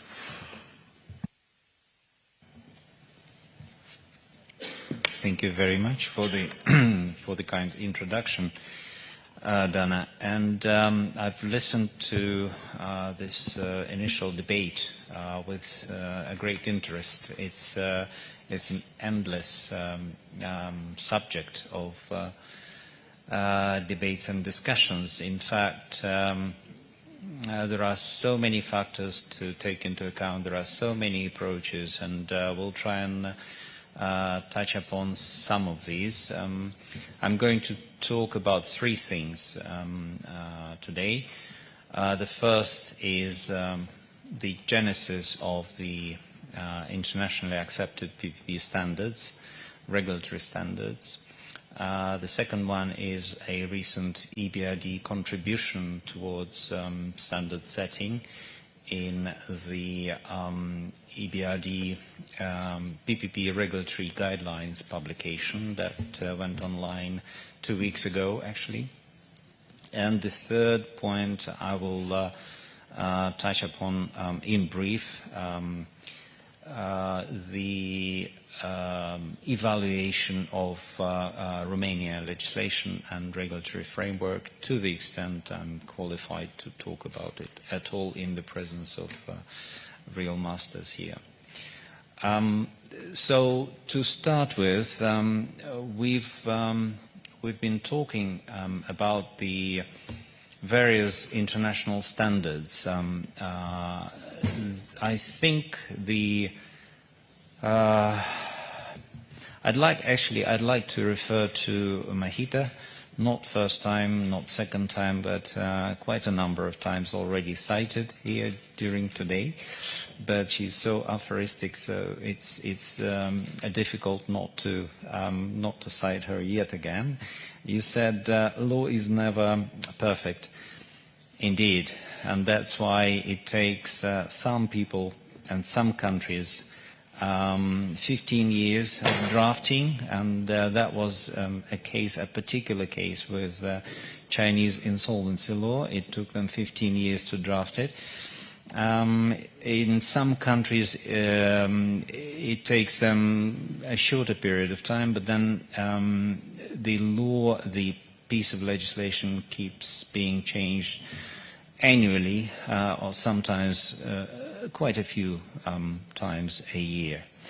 There is no recipe for drafting a law, and yet let's look at the genesis of the international standard setting development in PPPs. I would probably refer to the perhaps very first document in the area of PPP that was available in 1996 by UNIDO. It's a UNIDO BOT guide. Why it was developed at that stage? Very simple. Back in 1989 to 1992, there were huge and formidable efforts by Australians and British to introduce a modern era PPP in our everyday life. Australians and British were the pioneers here, and yet it was first on a large scale introduced by the Conservative government in 1992, and actually was quite blossoming, this program. Back in 1996, when the Tony Blair Labour government went to power, the Labours introduced the concept of value for money, which was never heard of before within the Conservative government, and then the world and the social governments around Europe primarily, and then around the globe, started following this concept, and this is omnipresent at this moment, with the exception that lately we've been talking not only about value for money, but also value for people, following the SDGs. So after the UNIDO BOT guide, we came to putting together the UNCITRAL texts, the model provisions, and the legislative guide for privately financed infrastructure projects, PFIP, in 2000, in the year 2000, and in the year 2003, the model legislative provisions.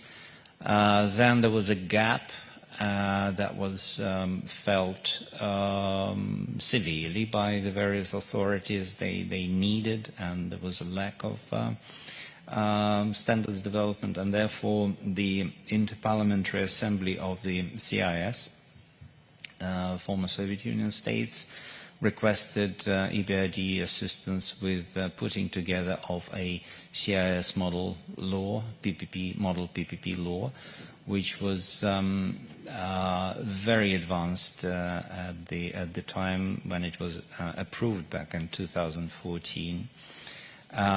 It was put together by a group of experts representing nearly all FSU countries, and was quite advanced at that stage, even still now cited, and implemented and followed by quite a number of countries beyond the CIS.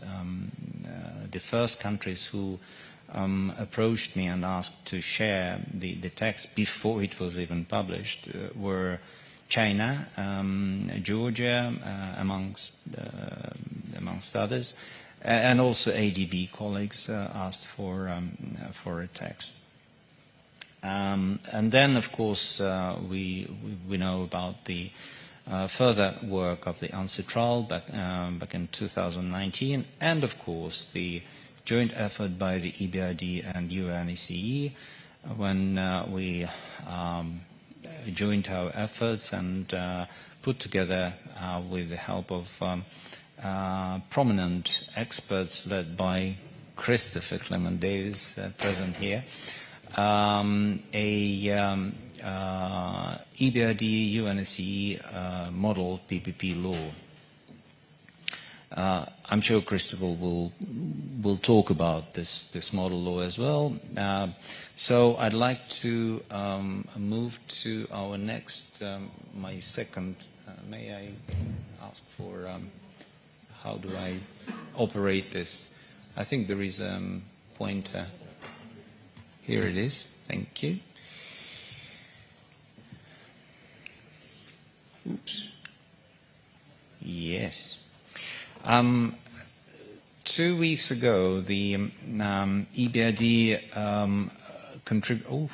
before this, I have to remind myself and you as well that back in 2005, the EBRD published core principles of a modern concessions law, a collection of 10 principles.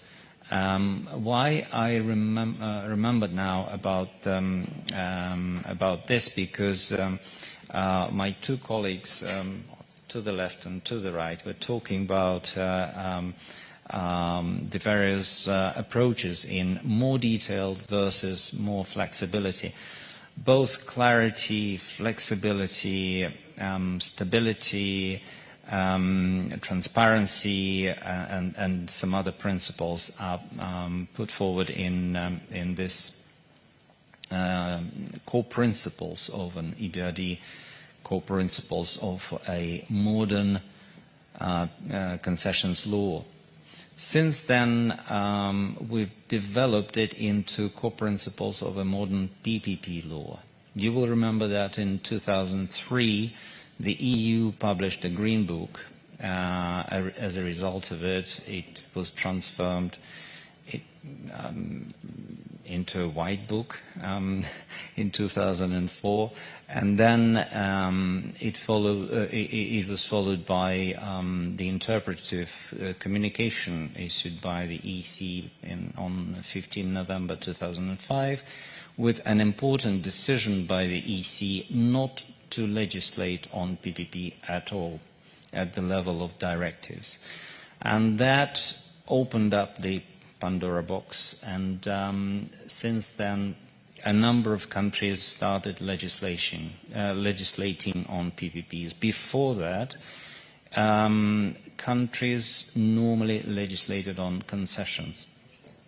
After that, PPP legislation started flourishing and blossoming. So the recent contribution by the EBRD towards international standard setting is here presented to you now, and I'll show you later how to look at it, how to play around with it, how to download it. It's a 3-volume publication. It took almost 5 years to put this together. It's quite an effort. The reason for doing this was that when we interviewed a number of authorities in the 39 EBRD countries of operations, we've got feedback from them that what they would love to see is the various level of guidelines, including sometimes samples of binding regulations, but also guiding principles and commentaries. And therefore, we've come up with this idea, then we've implemented this idea into something tangible. The first volume, volume 1, is now available online. It was published, and I think the next what we'll be doing is Volume 3 for various reasons, probably in the course of this summer. And then towards the end of the year, maybe this autumn, I'd like to have Volume 2 published as well. How we group them is presented here. So it's in addition to model laws, the EBRD UNSCE model law plus the CIS model law, there will be also model regulations presented. That's one sort of group of subjects. The second is principles and commentaries. We thought that it would be really useful to provide the authorities with the opportunity to read through the thoughts and narrative about why things are done in a certain way, what to do if there are more than one choice of the opportunities, including policy decisions, and what sort of consequence it may bring about if the authorities take this or that decision. So these are commentaries. Finally, it's model agreements, and we've done the model agreements on the basis that will cover the universal agreement on the direct agreement, and then we'll do a sample of concession agreement, and that one relates to seaports, and non-concession PPP agreement relates to healthcare.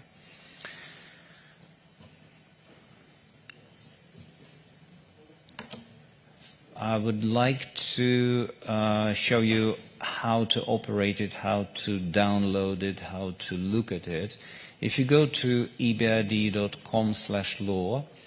and choose infrastructure and natural resources, you will see a top-down menu. The PPP regulatory guidelines collection is what you need. Then if you click on that, you may be able to download each particular chapter of Volume 1. We are also planning to publish it separately on a different microsite, which is ppp-ebrd.com, where where I publish assessments of PPP laws throughout the EBRD countries of operation. The latest of such assessment was done in 2017-2018. You can find information about Romania there. It's outdated, obviously, because you heard about the Ordinance 39 and of 2018. Which was not taken into account for this assessment. And also you heard about the current efforts to upgrade the Romanian legislation even further. However, 2 words about the previous assessment. The single area where I found Romanian regime needed badly room for improvement, actually 2 areas.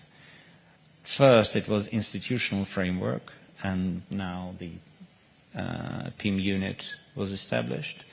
And the second one was the implementation regime, in implementing the business environment for implementation of PPP was nowhere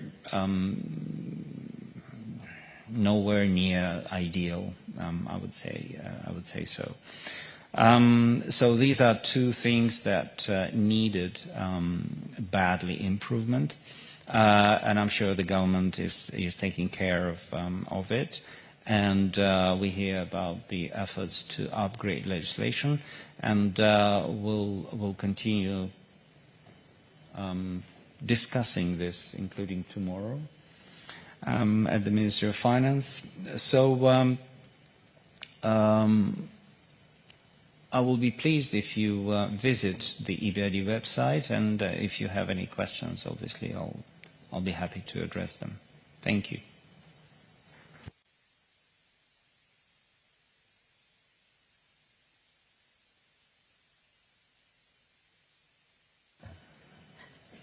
Dacă nu există o întrebare neapărat din sală, aș adresa eu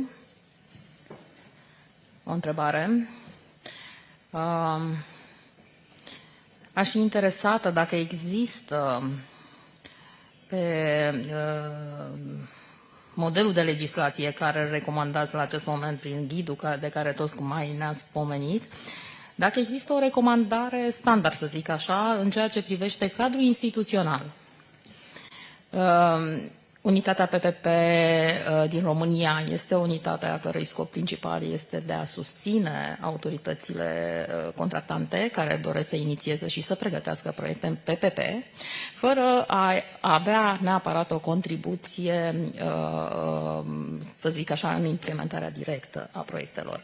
Există recomandări în sensul acesta în materialele pe care le-ați pomenit anterior?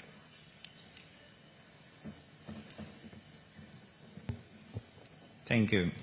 Very interesting, and directly follows the comment about the institutional framework. The generic recommendation is well known.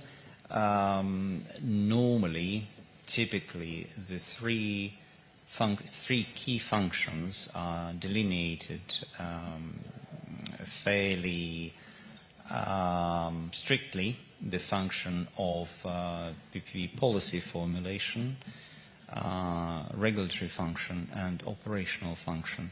2 of the 3 could be combined, but never 3 of them. So that's the generic recommendation.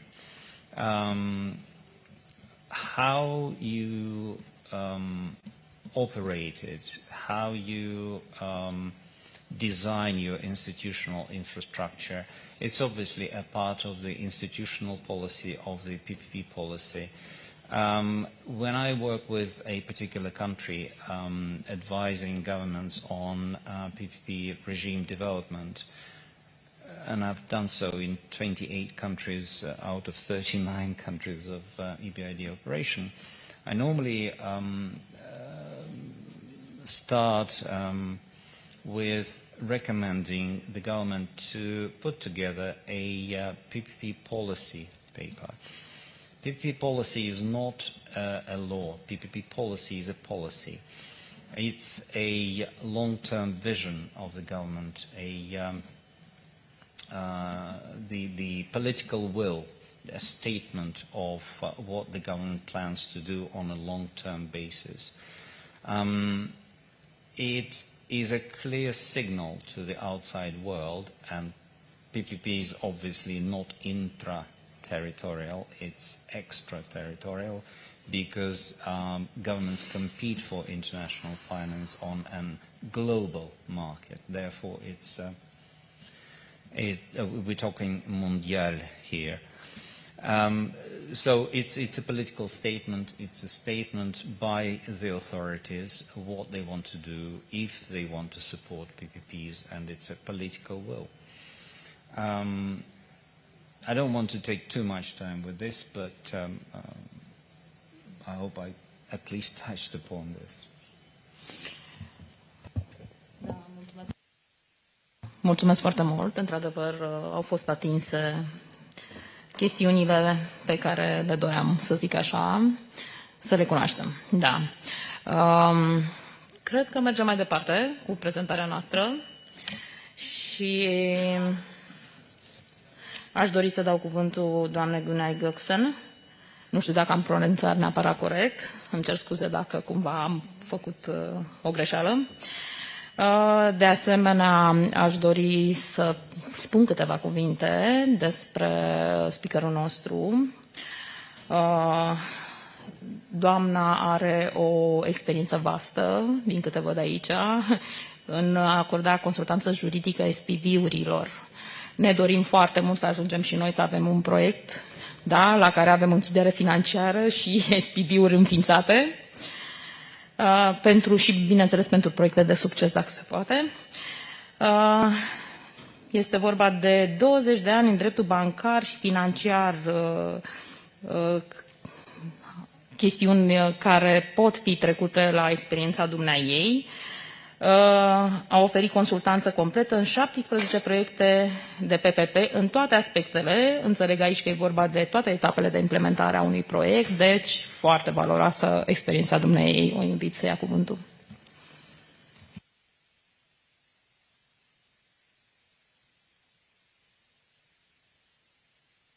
I think it's okay, now, perfect. First of all, thank you very much for your patience to listen to us as the last panel and mostly related to the legal, but I will try to make as much as I can interested for you. But before starting presenting our Turkish success story, I would like to mention that I was very impressed in the morning.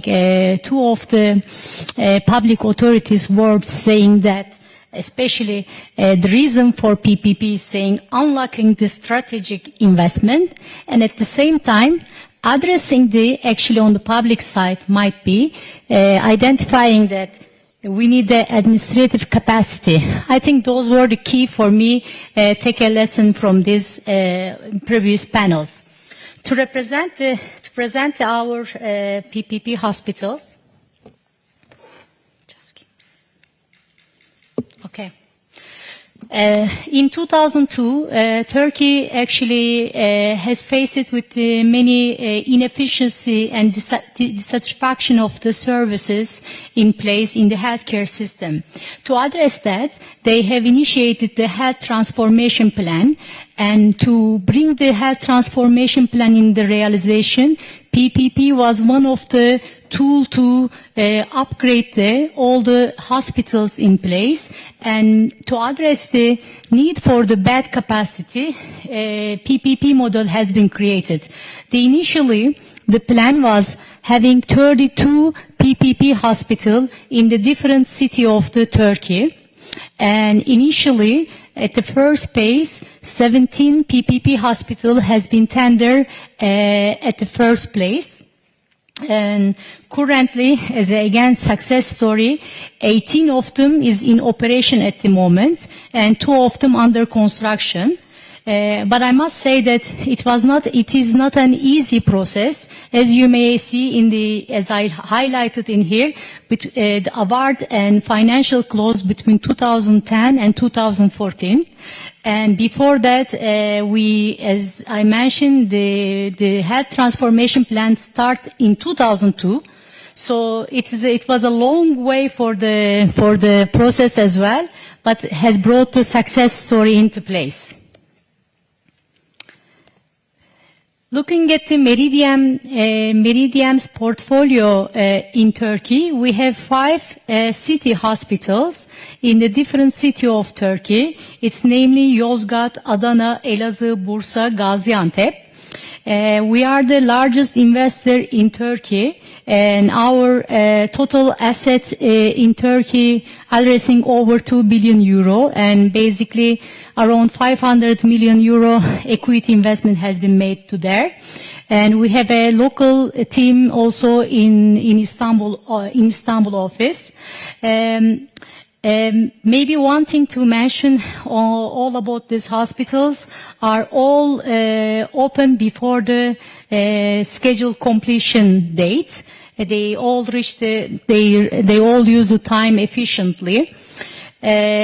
Yozgat was the first one that, as the small one among the hospitals, small one, with the 475 beds, reached the financial close in June 2015 and start operation in 2017. 4 months early completion is reached. So when we look at the Adana, the one that I will be giving case study on that, it's reached on financial close in 2014 and operation September 2017. Again, 6 months early completion. And Elazığ Hospital is a first and only green and social bond for infrastructure project in Turkey, and with a capacity of 1,038 beds, again reached the early completion. And we also have Bursa, the one that lastly opened, serving over 3 million people in the city since 2019. And we currently have Gaziantep, which we recently has actually occurred the project. It is the 5th largest PPP hospital in Turkey with a capacity of 1,875 beds, and we are planning to also complete these hospitals before the scheduled date as well. As you may see, these hospitals has the involvement of many banks, especially during the development of or structuring of the project. There have been big involvement of the EBRD as well as the IFC. And beside these banks, we have other commercial banks that involve with the projects as well. The projects are mostly 20% is equity, consists of 20% equity, 80% of the debt. So on the overview of the Turkish hospital, as I mentioned, achieved early completion with cost overrun and claims, are innovative, modern and eco-responsible, provide access to high quality and essential healthcare services, score highest in third-party sustainable rating by Vigeo Eiris, are awarded internationally recognized certification LEED, Gold, ISO, and environmental management system. In terms of the ESG SDG, as it's well known, ESG SDG is the main core approach of Meridian for all projects, and Turkish hospitals currently addressing the few of the SDGs, And by having a local impact, while I say local impact, these hospitals during the construction create a lot of job opportunity for the local, and as well as during the operation through the recruitment. And also we have the accessibility. The accessibility actually gives a free and full access to the highest quality healthcare services in a low income region to all members. And as I mentioned, sustainability and responsibility is the compliance with the EBRD, EIB, such as IFC requirements in the procedure of our SPVs and all our subcontractors.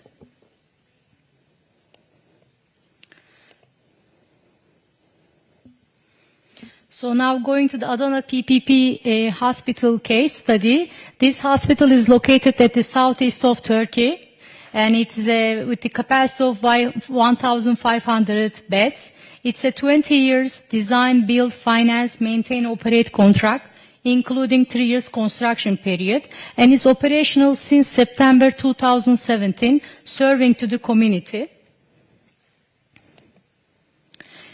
It seems to be complex. It seems to be complex structure in here. Sorry. Maybe I should move more. I think it's not. Okay, just give me. I didn't move that. Okay. Yeah. Okay. So thank you. Okay. It seems to be a quite complex structure, but it has been well worked since we created in Turkey. It is clearly the SPV, the special purpose companies that consist of the shareholders in our project. It's the Renaissance, Meridian, and other minority partner. We have the SPV in the middle of it. SPV is these shareholders are regulated between the shareholders agreement, and we have we have the project agreement with the grantor of Ministry of Health. I must say that it's not an easy one. It's one schedule is a 1,000 page. So it is SPV has for the construction work EPC contractor, and also for the operational work FM contractor. And we have the finance agreements, and we also have, as the unique one for Turkey, as Meridian we created other than the projects, we have a management service company together with our partner Renaissance, created provide a service to all the SPVs from one channel on the administrative, on the financial, on the legal and technical side of the project.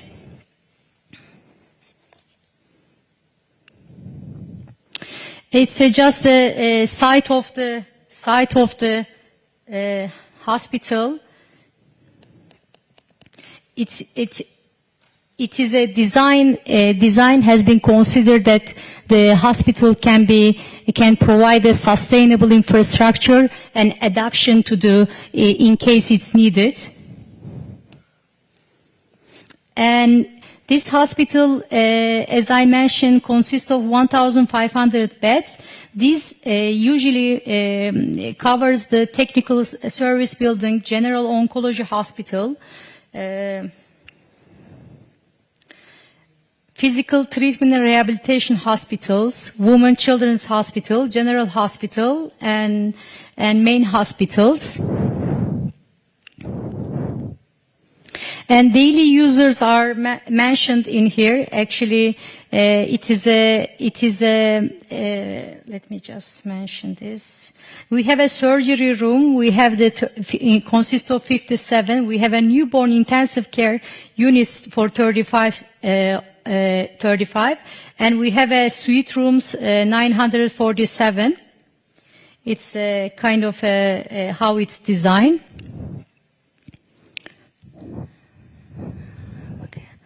Yeah, and in terms of operational assumption, Okay. Because I cannot remember the numbers. Total 41,000 daily users usually visit our hospital. And the numbers that you see is that shows how well functioning the hospitals. And we have the only medical staff is 2,250, service staff 2,400, and administrative staff 450. You may understand how the well function in the hospital while serving to the community.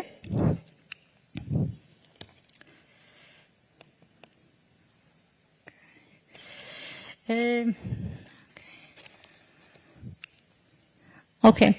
In these hospitals, there are 17 services that is providing by the private sector.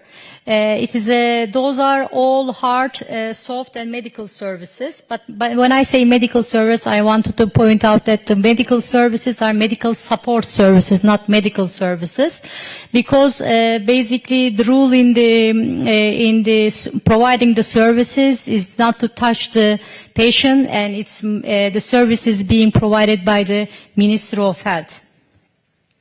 But we have basically covering all the building and all the support, laboratory, imaging services, and rehabilitation services provided by the private sector.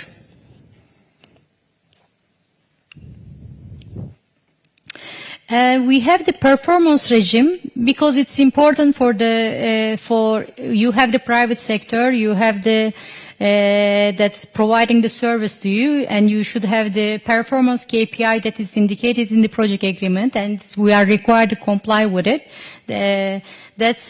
Key performance indicators are listed in there, and deductions. There are deductions on the services that we provided, and there is a cap for that, and also. For the performance we calculate the penalty if there is anything, and every month we provide the summary of the penalties to the administrative to have the communication and see where we are doing well and where if there is anything is missing.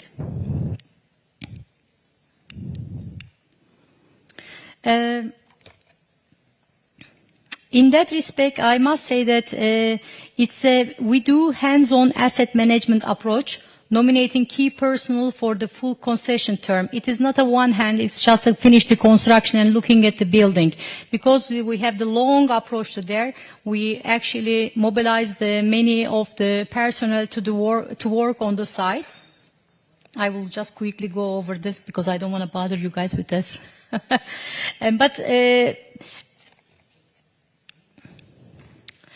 One of the key things for success, what I believe, and I mentioned in the beginning as well, it's a open dialogue with the Ministry of Health. That dialogue actually is not only for the starting or developing of the project, but on the operation period as well.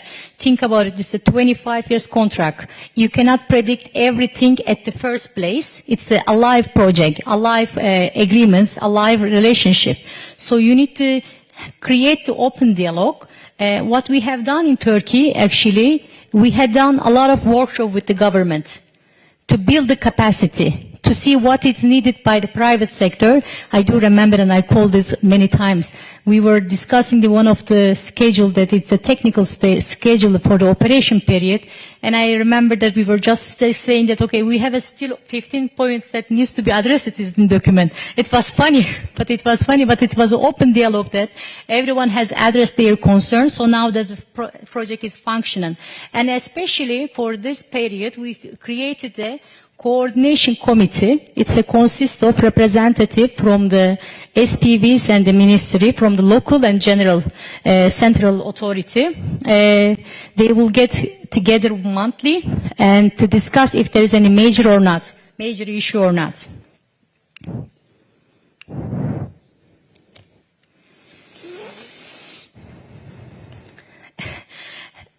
Actually, as I mentioned in this hospital project, PPP is not new for Turkey. Turkey actually, with the different type of the PPP, starting 1990 in different sector, had the PPP and work on the different sector and provided different realize the different infrastructure. In PPP model, finance improves the healthcare sector, both in terms of facility operational efficiency. Finally created its specific law for health sector, but there was no umbrella law. We have the kind of a provision which are required for project agreements, state-owned properties, because I must mention that I think it's important to mention that the land is given by the government. So we hand back to the government while the concession term is finished.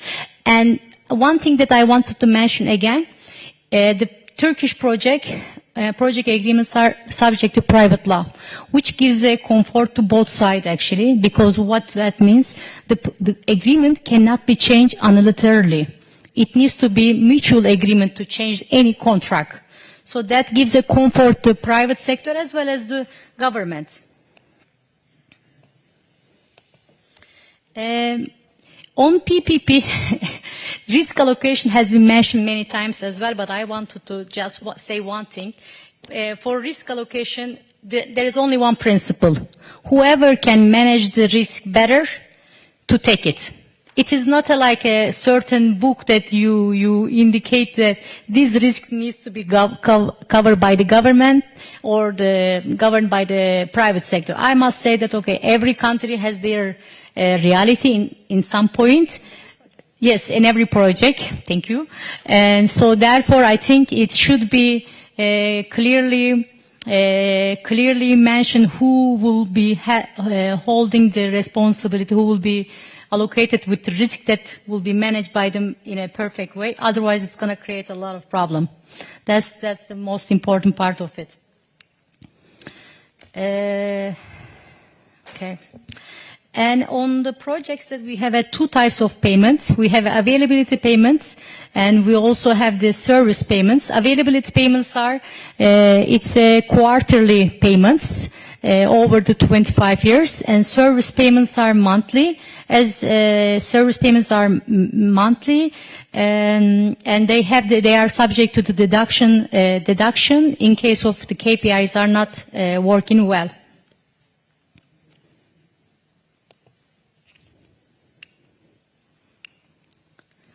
Okay, so I'm coming to the final. So the key message that actually I wanted to give it, maybe it has been mentioned with many of the other experts as well, but as I mentioned earlier, the government support is a precondition for success. That's for sure. If you see the willingness coming from the governments, there is nothing to prevent you to create a robust investment framework and robust investment framework to work for everyone. Beside that, of course, robust contractual framework with well-defined revenue payment mechanism, risk allocation, as I mentioned, and favorable termination regime is fundamental to attract new classes of private investment. I must say that mitigated construction and all the picking up the private sector key player, it's also most important part because they will bring it to the last stage of the success. And also key bankability points of the banks should be addressed. And as I always say, there should be an open dialogue actually. In terms of financial part of it, it is important to mention that having long-term PPP contracts such as 25, so has maximized the whole life cost efficiency and value for money, enabled the lower availability payments, motivated the SPV for long-term maintenance and supply, having inflation indexation exchange rate risk such as country like Turkey, mitigation, allow more investment to the project. That's the last slide that I'm having. Okay, in terms of sustainability, as I mentioned, I wanted to point out, I want to finish up with this message actually. We as Meridian, as I said, it's a core for us to SDG and ESG approach in the project. When we evaluate the project at the early stage, we have a 45 criteria to evaluate and to see how that can be implemented to the project, and how it works through the project actually.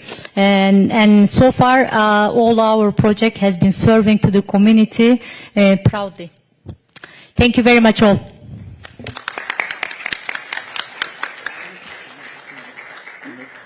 Yep, sure. Înțeleg că în sală este cineva care dorește să adreseze o întrebare domnului Alexei Zverev. Dacă... Da. Internațional. Gata, acum merge. Consultant în accesări fonduri europene și guvernamentale. Mi-aș dori să adresez o întrebare ținând cont de ceea ce ne-a specificat înainte doamna Leon. Și vorbim aici vis-a-vis de HG907, cel care stabilește standardele de cost, modalitatea de proiectare și completarea devizului general.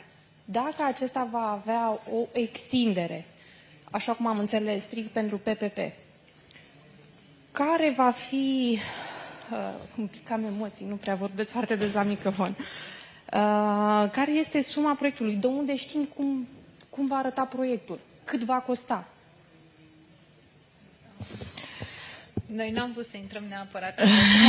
Sunt detalii foarte tehnice. Sunt detalii foarte tehnice. Nu știu în ce măsură domnul Zverev poate răspunde la o astfel de întrebare. Da.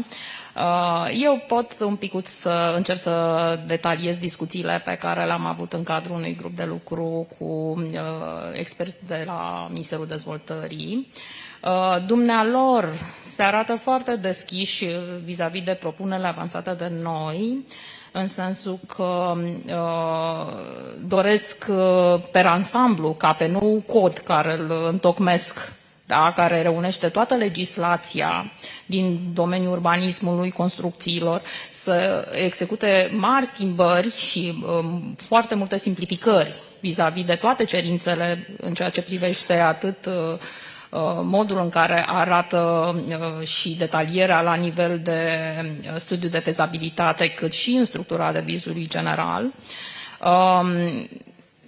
Doresc, să zic așa, să vină cu propuneri, să zic, vis-a-vis de acest studiu de fezabilitate, care să nu mai meargă atât de mult în detaliu, da,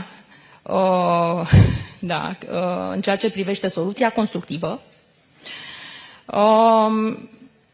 Cred că este bine să vedem ce vor propune ei pe site-ul lor, ca și versiune finală pentru acest cod, dar în ceea ce privește PPP-urile, am discutat cu dumnealor și am ajuns la concluzia că cel mai bine ar fi ca cerințele din punct de vedere tehnic să se raporteze la funcționalitatea obiectivului de investiții.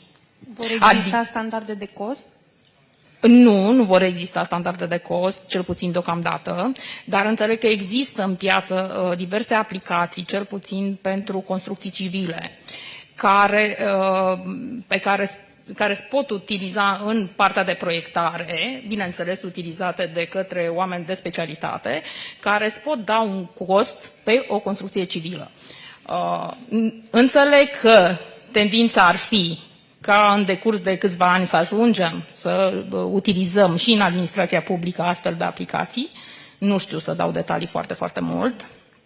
Dar în ceea ce privește PPP-ul, apropo de deviz general, ceea ce am propus noi este ca devizul general, în cazul unui PPP, să aibă 3 linii, să zic așa, costuri de construcție, costuri de operare și cost total, da? Iar în ceea ce privește suma care se aprobă ca indicator tehnico-economic, da, acel indicator care, de exemplu, în cazul unor achiziții clasice, era luat în considerare ca și fundament pentru bugetarea sumelor, da, de achiziție, de fapt este valoarea totală.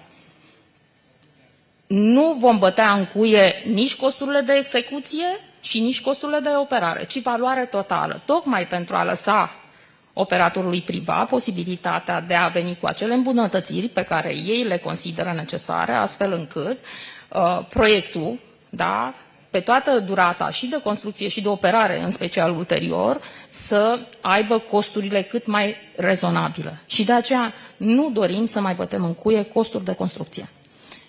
Ar fi foarte pe scurt ceea ce am discutat la Ministerul Dezvoltării.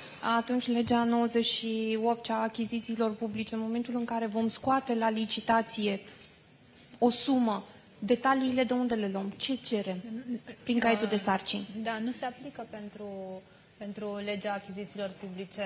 Trebuie să existe transparență și se aplică legea veche, 1200. Deci pentru liniștea tuturora, legea achizițiilor publice și modul în care se vor calcula și se vor derula procedurile de achiziții publice finanțate din fonduri publice va rămâne neafectată. Deci asta este clar. Ceea ce dorim, noi nu am dorit să intrăm în foarte multe detalii pentru că sigur, astea sunt discuții prealabile adoptării actului normativ care va modifica HG 907 pe 2016, dar putem să precizăm faptul că se dorește introducerea a două noi anexe particularizate pentru parteneriate public-privat. Adică preocuparea dumneavoastră cât privește achizițiile publice și cantitățile de lucrări și detalierea pentru proiecte de achiziții publice va rămâne neschimbată. Deci acesta este mesajul pentru dumneavoastră. Noi ceea ce dorim și care este scopul pentru care intenționăm să adoptăm aceste modificări legislative este să particularizăm HG 907 pentru proiecte de parteneriat public-privat și concesiune. Atât dorim. Ceea ce, într-adevăr, și după cum știți, valoarea estimată a unei concesiuni, asta aplică în legea 100 pe 2016 pentru confortul dumneavoastră, rezultă din cifra de afaceri a concesionarului care va fi derulată pe întregul proiectul de concesiune. Da? Deci aceea va fi valoarea estimată, dacă ne uităm în legea 100 pe 2016. Noi ceea ce dorim prin modificările aduse HG 907 pe 2016 este să nu mai cuprindă, cum a spus foarte bine și doamna Galben, să nu mai avem toate cerințele intermediare, toate detalierile, de exemplu, organizarea de șantier, valoare, etapa de construire, etapa de management și așa mai departe. Acestea să fie cumva cumulate, să le avem ca o valoare totală. Desigur că vom avea o valoare a costului construcției, vom avea o valoare a operării acelei construcții pe care o vom construi. Numai că nu dorim să mai, potrivit bunelor practici, nu pentru că spunem noi, nu dorim să mai existe acest grad de detaliere care nu folosește nimănui într-un final. Pentru că valoarea ofertată nu va fi valoarea din studiul de fezabilitate. Și atunci la ce ne folosește că avem o valoare a organizării de șantier, de exemplu? Aceasta era preocuparea noastră și nu afectăm legislația achizițiilor publice.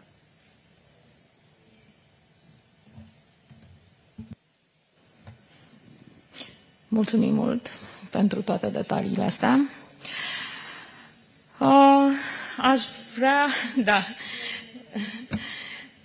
Aș vrea să adresez mulțumiri speakerului nostru care ne-a prezentat acel program extraordinar din Turcia. Foarte multe informații, foarte multe detalii. Cred că aș fi pus întrebări pe fiecare slide, dar mă rezum la 2, maxim 3 întrebări și răspunsuri scurte ca să nu ținem prea mult audiența.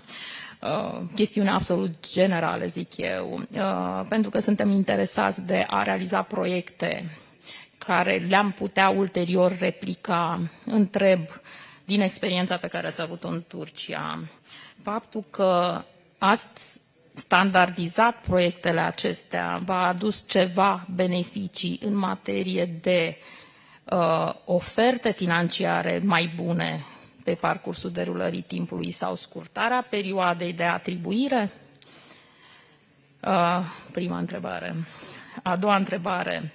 Care a fost momentul implicării BERD ca finanțator în proiectele dumneavoastră? Și a treia întrebare. Cum ați reușit să acomodați servicii medicale de top? Am luat din exemplu dumneavoastră de la Spitalul din Adana, unor proiecte de PPP ați luat în considerare, ați făcut calcule de value for money acolo? Cum ați reușit să acomodați cerințe atât de high level, să zic așa, da, în materie de servicii ce urmează a fi asigurate pe un proiect PPP?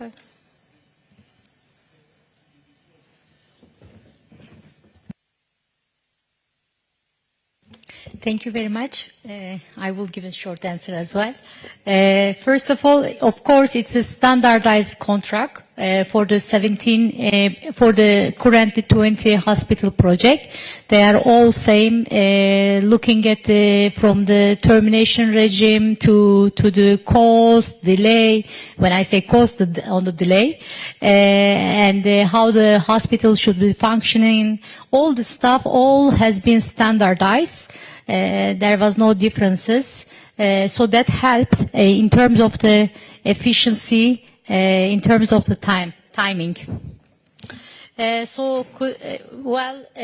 EBRD has involved with our project at the early stage as well as IFC, and there have been value for money conducted for Turkish health care program as well. So it was addressed in the program.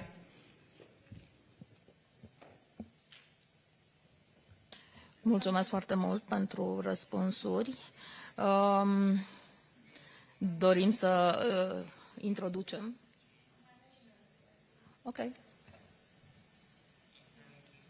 Hi, good night. Thank you very much for the presentation. So, we were just wondering for.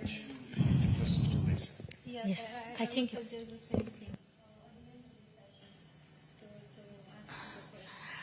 Avem un program și suntem foarte strânși. Se poate după.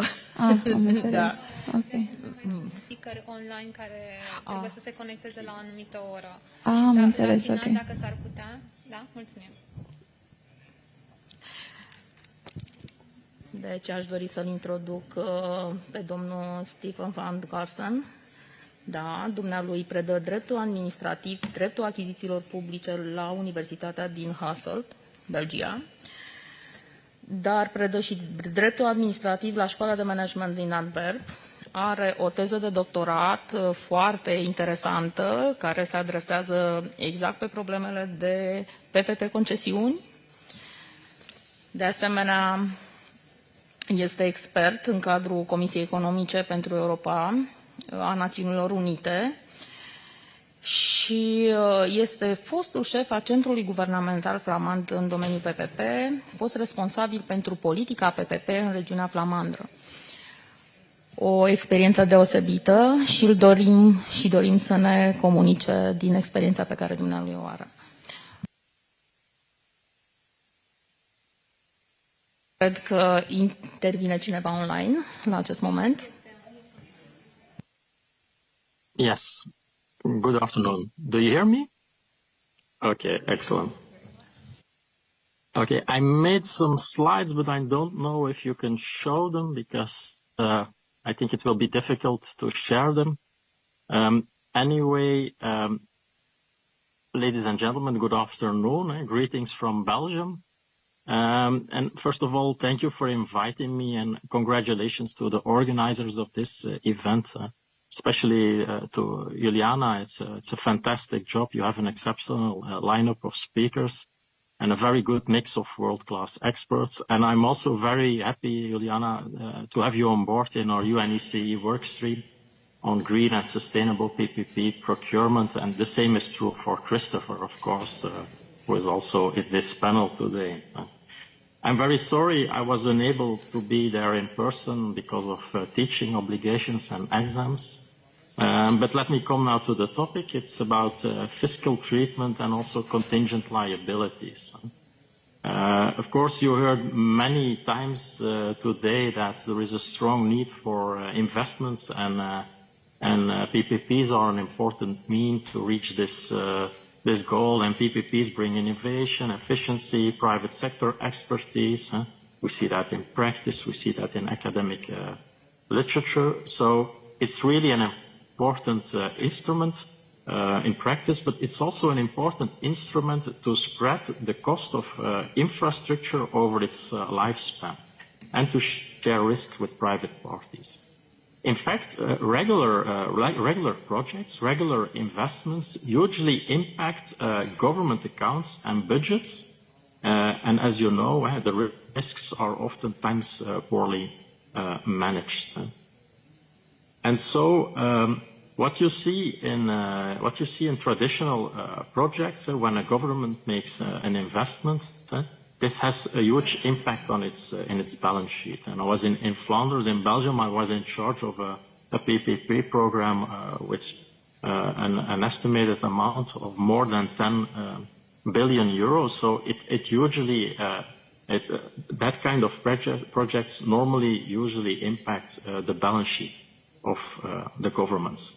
And so governments, like private companies, are always looking for ways to deconsolidate investments and to finance infrastructure off balance sheet. So meaning that it does not affect regular spending.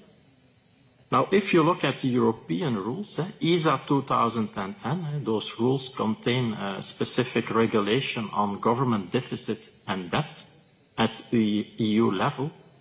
You will see that investments using PPPs can be off balance. And this is, of course, very interesting. This means that there will be no impact on government debt and a low impact on the national deficit each year.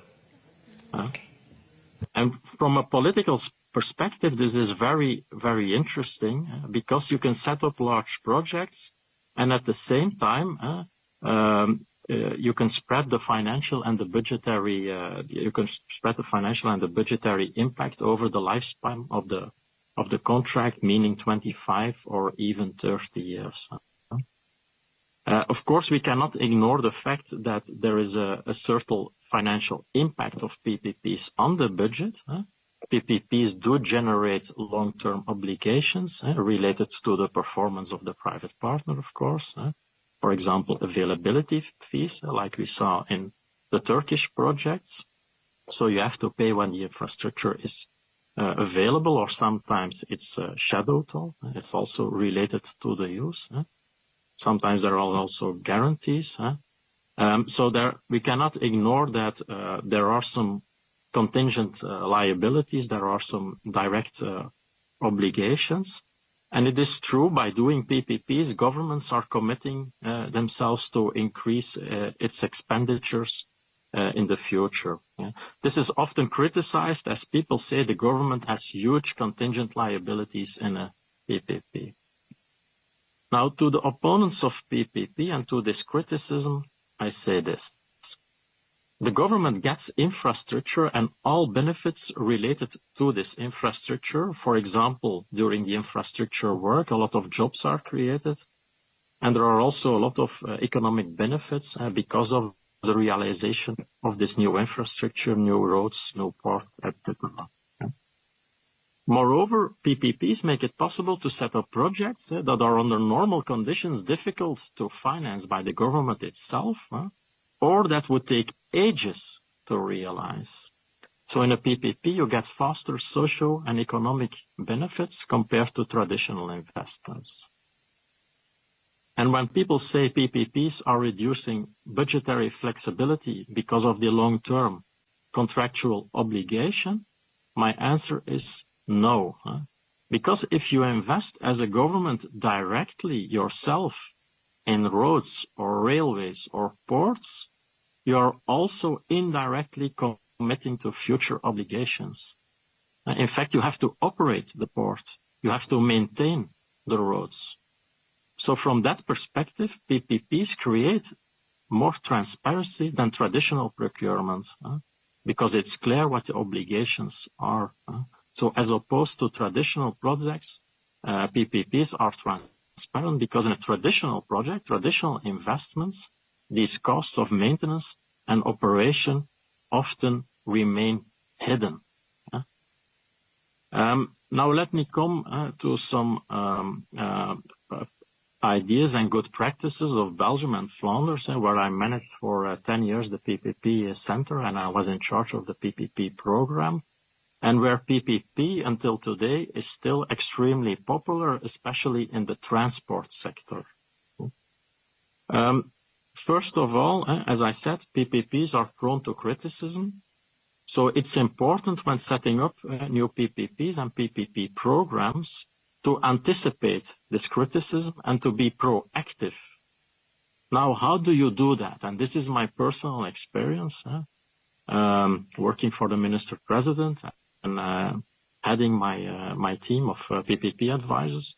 Well, first of all, be clear and transparent in multi-annual budgeting on PPP payments. Hiding the real cost of a project never solves a problem. So that's the first. Second, avoid guarantees in PPPs. Guarantees seem to be very attractive. They can lower the cost of finance, but they do reduce the risk transfer, and they can lead to moral hazard. So guarantees are quite dangerous. And furthermore, of course, they can lead to consolidation and therefore to on-balance sheet treatment, so to consolidation of the investments on the government accounts. And the third one, monitor the long-term affordability and risks. This also means it's a good idea to prioritize projects, PPP projects. Focus on those projects with high socio-economic value, so you can illustrate the added value of a PPP. And this works to convince the parliament, to convince politicians, and to convince civil servants and also the general public. And then my last point, consider introducing a safeguard ceiling for PPP so excessive spending can be avoided. Let me give you the example of the Flemish decree on major projects and programs that I wrote, and that was commissioned by the Flemish Parliament. This decree established a framework for all major projects and programs. It focused mainly on PFI-style PPPs, but its scope was much broader. It included all major projects with a value over 100 million euro. In that decree, in that law, I included the safeguard ceiling for PPPs in order to avoid excessive spending. And so to safeguard the policy space of the areas concerned and the consolidated Flemish budget, and also I introduced safeguards to monitor PPPs and to enhance the spreading of lessons learned in those mega projects. According to this decree, the Flemish government may initiate and implement new major PPP projects or programs if the following conditions are met. First, the implementation of the project or program will not lead to the payment of availability fees in excess of 60% of the budget for the policy area concerned for at least 5 consecutive years. The second, the implementation of the project or program will not lead to the payment of availability fees in excess of 10% of the Flemish government's budget for at least 5 years. Now you say, basically what you did, you kept the PPPs or the PPP projects, but on the contrary, it is believed that this framework did not limit the number of PPPs. On the contrary, the government could double its PPP investments as the limits of the ceiling are were far from reached.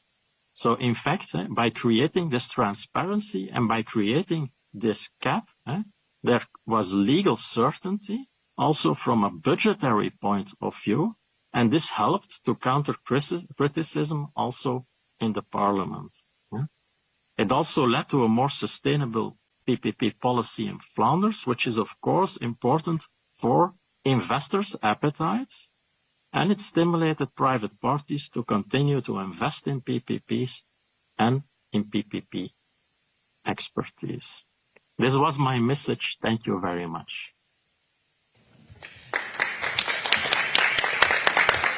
Thank you very much, Ivan, for accepting our invitation to participate as a speaker. Thank you very much. See you next year. Bye. Mergem mai departe la următorul speaker. domnul Christopher Clement Davis, avocat și consultant internațional, specializat în PPP concesiuni, a lucrat în case de avocatură la nivel mondial, timp de 25 de ani, și are ca și tranzacții încheiate, multiple tranzacții de o valoare impresionantă, 75 de miliarde de dolari. De asemenea, este fost președinte al grupului de lucru al Organizației Națiunilor Unite pentru PPP-uri. Mulțumim că a acceptat invitația și îl invităm să ia cuvântul.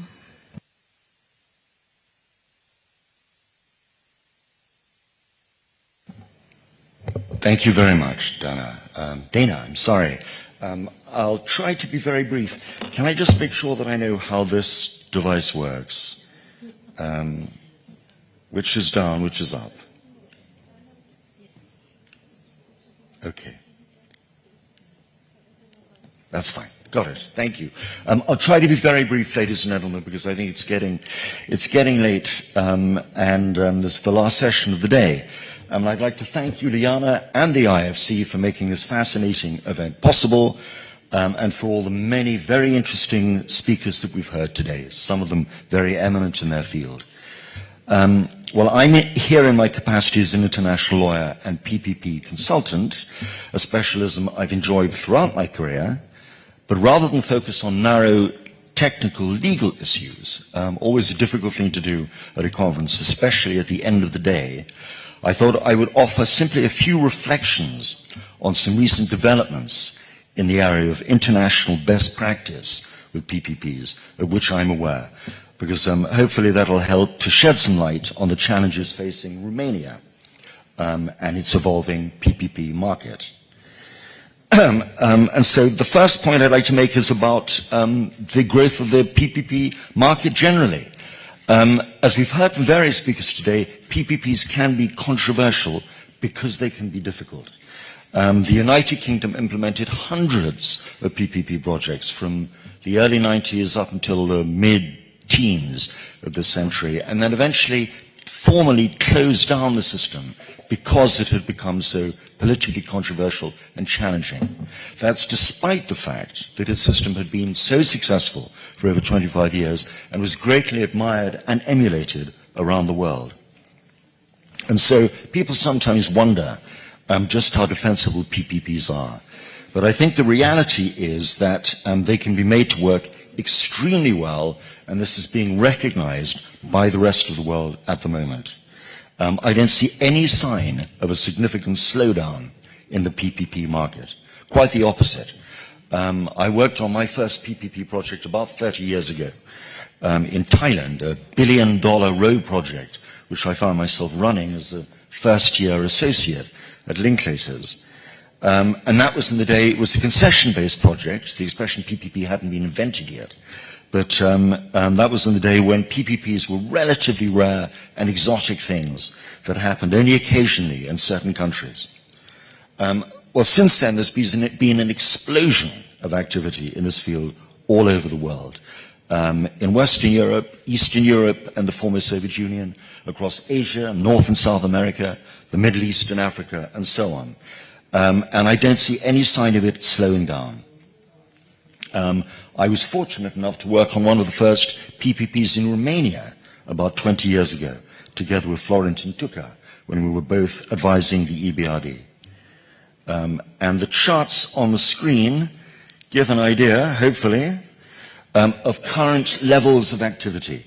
This is a United Nations chart from 2019-2020, giving you an idea of infrastructure investment levels around the world. And the next one shows levels of activity in this area during the first quarter of this year. And as you can see, it's all very busy. And I suspect that what has been a 45-degree angle of development growth in PPPs over the past 20 years, I was looking at an IMF chart a couple of days ago, which showed exactly that, steady, regular increase. I suspect this is about to turn into more of a hockey stick shape as PPPs become more indispensable than ever to closing the financing gap. And that brings me on to my second point. I think the primary underlying reason for this is the well-recognized mismatch between demand for infrastructure development and available funding, the famous infrastructure funding gap, which we heard about from both Meridian and the IFC today. As the next chart shows, public infrastructure investment in most G7 countries, just to take one example, one set of jurisdictions, has actually been declining for years as a percentage of GDP, whilst demand for better, greener, more efficient infrastructure has surged, spurred on now by the challenge of climate change. Investment in clean energy alone needs to triple, notwithstanding the dramatic growth of renewables we've seen over the past decade. The world needs some $3.5 trillion of annual investment altogether, as this next slide, another United Nations slide, shows, especially if it is to achieve net zero by 2050, whilst the actual figure is somewhere around 2.8 trillion, so a discrepancy of around $700 billion, heading for $1 trillion a year. That's the size of the infrastructure funding gap, and it far exceeds government spending levels. Only private finance and PPPs can close this gap. And for that reason, the G20 group of leading economies has now repeatedly recognized the vital role of PPPs in infrastructure development in its recent communiques and official statements. The next point I'd like to make is about the guidance that's now available on this subject. And many speakers and many participants from the floor have asked about this during the course of today. But a flood of helpful, sophisticated know-how has accompanied this growth in the PPP markets to help governments to harness and canalize it.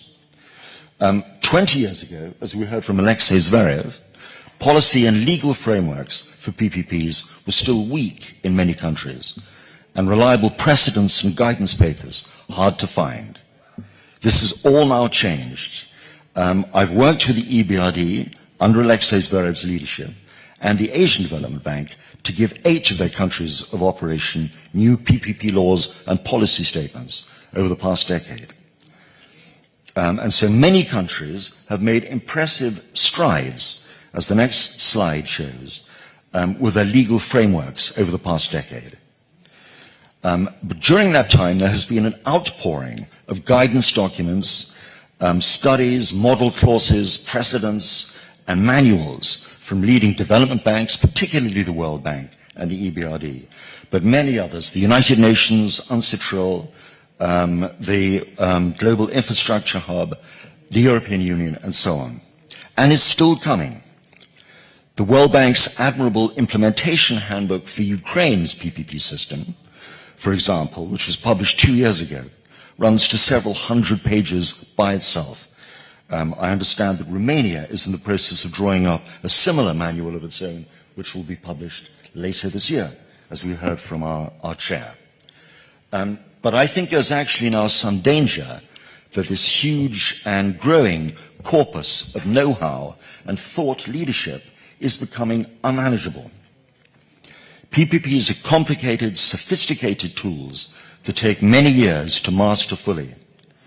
The poor civil servants who have to apply them may be finding it even more intimidating than before, with all the complex processes, tests, and standards that have to be applied as new projects are structured and launched. And so I think there's a need, there's a need, an urgent need now, to compress and distill all this know-how into accessible, readily usable form, with civil servants trained as effectively as possible in its core elements, so that it can be applied with greater speed, efficiency, and confidence all over the world. This would strengthen capacity building and accelerate the pipeline of good quality, well-defined projects, which we've heard so much about today. These two things, capacity building and a pipeline of well-defined projects, are actually two cliches of the modern PPP world. But there's no doubt about their importance. They're more pressing now than ever. And the EBRD has now sought to do precisely this with its new 3-volume regulatory guidelines publication, which you just heard about from Alexei Zverev, and which I was proud to be closely involved with. The next point is about ESG, which we've heard from the speaker on my left. It's been another striking development in the PPP world in recent years, the arrival of ESG values, ESG standing for Environment, Society and Governance. This acronym only surfaced a few years ago, but is now very much center stage. It's become a central preoccupation with many government bodies, financial institutions, investment funds, and corporates. It sits at the heart of the financial markets. And so the critical question with PPPs is how you make them sufficiently well-structured in this context, how you make them ESG compliant. What touchstones and standards should you apply to them? How do you measure ESG effectiveness? Many decision makers struggle with this question because there are so many different ways of approaching it. But one possible approach is to see how effectively those standards give effect to the United Nations Sustainable Development Goals, as we heard earlier on from the speaker on my left. The SDGs are in some ways almost an ideal set of standards for this purpose, because they're all about the environment, society, governance, development, and climate change. The UN body which promotes an understanding of PPPs around the world, the so-called Working Party on PPPs, of which I was the vice chair a couple of years ago, has done a formidable amount of work in this area in recent years, with which, again, I've been privileged to be closely involved. Indeed, it claims to have devised a new paradigm, a new generation of PPPs, as they've called it, which makes them truly fit for purpose by putting people on the planet at their heart. Perhaps that is an overstatement, but it's been an immensely helpful endeavor nevertheless. And in summary, this approach attempts to show how PPPs can be designed to help advance the Sustainable Development Goals by concentrating on 5 desirable outcomes which embody them. And you see them on the slide here: access and equity, economic effectiveness and fiscal sustainability, resilience and environmental sustainability, replicability, which again we've heard about from several speakers, and shareholder engagement. Yet another objective emphasized during many speeches today. And so the UN has now reflected this approach in a range of different documents and work streams which seek to develop them, to flesh them out, if I can put it that way, in detail. And these include the 10 guiding principles summarized in this slide, the evaluation methodology to assess and score PPP projects against the SDGs, by breaking down the 5 outcomes into 22 specific criteria and many more supporting indicators. And then finally, the model PPP concessions law, which Alexei Zverev touched on during his speech. I was going to talk a little bit about the model law and what it aims to achieve, but I'll try to do so in very summary terms because we've already heard about it from Alexei Zverev, and time is running short. But the project was conceived a few years ago. It quickly became an important joint project for the United Nations and the EBRD. I was asked to become its team leader and its principal draftsman, and so I formed a group of about 60 lawyers from around the world and a subgroup, a drafting subgroup of 15 eminent professionals with great experience in this area. It took a bottom-up approach to drafting a precedent of this kind. We argued and debated about every single provision, trying to work out what each of them should say to be most effective. And it was finally completed after a long saga, a long passage of debate and discussion, and was adopted by the United Nations last year. It's nothing more than a helpful precedent. It's designed to assist governments to refine their legal frameworks for their PPP systems and to improve the legislation and the regulations which apply to them. It's not a cut and paste document. Each country has to adapt it as it thinks best to its own traditions and the idiosyncrasies of its PPP system. All of them will have to work out what the supporting regulations and guidelines should say, but hopefully it will stand as a valuable document for the many countries, including Romania, that are still seeking to strengthen their legal frameworks in this area. So, in conclusion, ladies and gentlemen, very quickly, PPPs are here to stay. Their growth has been remarkable and I think is set to increase dramatically. That's driven primarily by funding needs, but of course PPPs are all about harnessing the private sector's skills and capacity for innovation as effectively as possible on a long-term basis. I think I'm going to leave it there. If anyone has any questions, I'd be happy to ask them. Happy to answer them. But thank you very much for listening.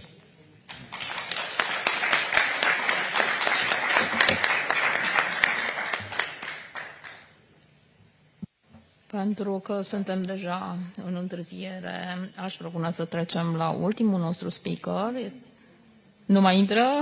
Iată, da, din păcate ne-am depășit timpul și se pare că nu mai intrăm online cu ultimul nostru speaker. Dacă mai aveți întrebări de adresat.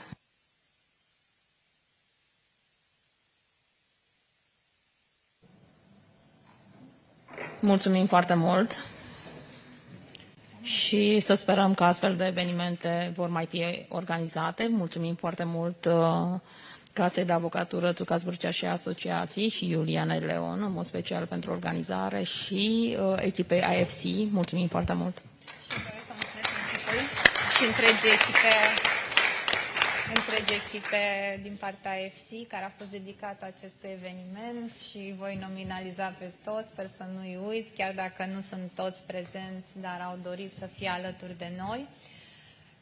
Și aș dori să încep cu doamna Mehita Fani, care îi mulțumesc în mod special și sunt onorată pentru că a acceptat invitația să organizăm împreună acest eveniment. Era nevoie de acest eveniment pentru ca să existe un dialog și să fim toți împreună, să conștientizăm că este nevoie să facem pași și să lucrăm pentru dezvoltarea pieței de parteneriate public-privat. Este doar primul pas. Sperăm să mai colaborăm.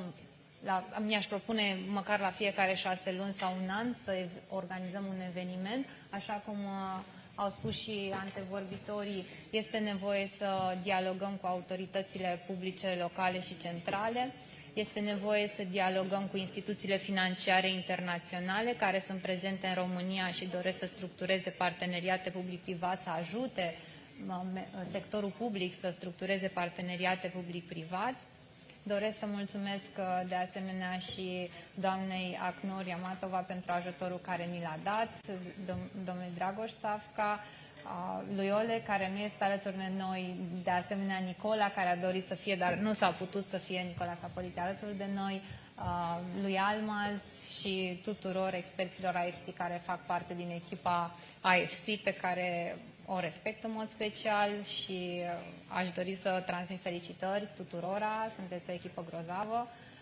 Vă rugăm să continuați să sprijiniți proiectele din România, pentru că este nevoie din România și din Europa și dorim să vă mulțumim pentru prezență, pentru faptul că ați crezut în acest summit. Dorim să devină un summit anual și vă lansăm această invitație de a deveni un summit anual, pentru ca anul viitor să discutăm de proiecte semnate, să vedem proiectele inițiate anul acesta, în ce stadiu sunt la anul, să discutăm dacă au fost remediate deficiențele, pentru că deși am început de anul trecut din noiembrie, se pare că încă durează. Și atunci este un mesaj puternic și pentru autoritățile publice din România să începem să colaborăm, pentru că dacă noi vom colabora, se va dezvolta mediul investițional și atunci și constructorii, și proiectanții, și investitorii, și fondurile de investiții vor putea să structureze împreună cu noi proiecte și să participe la aceste proiecte, pentru că despre acest lucru este vorba, să participăm toți la proiect ca să aducem fiecare din expertiza noastră și să obținem rezultatul dorit, și anume să implementăm proiecte de PPP. Vă mulțumesc tuturora pentru participare și să ne vedem la anul cu drag. Mehita?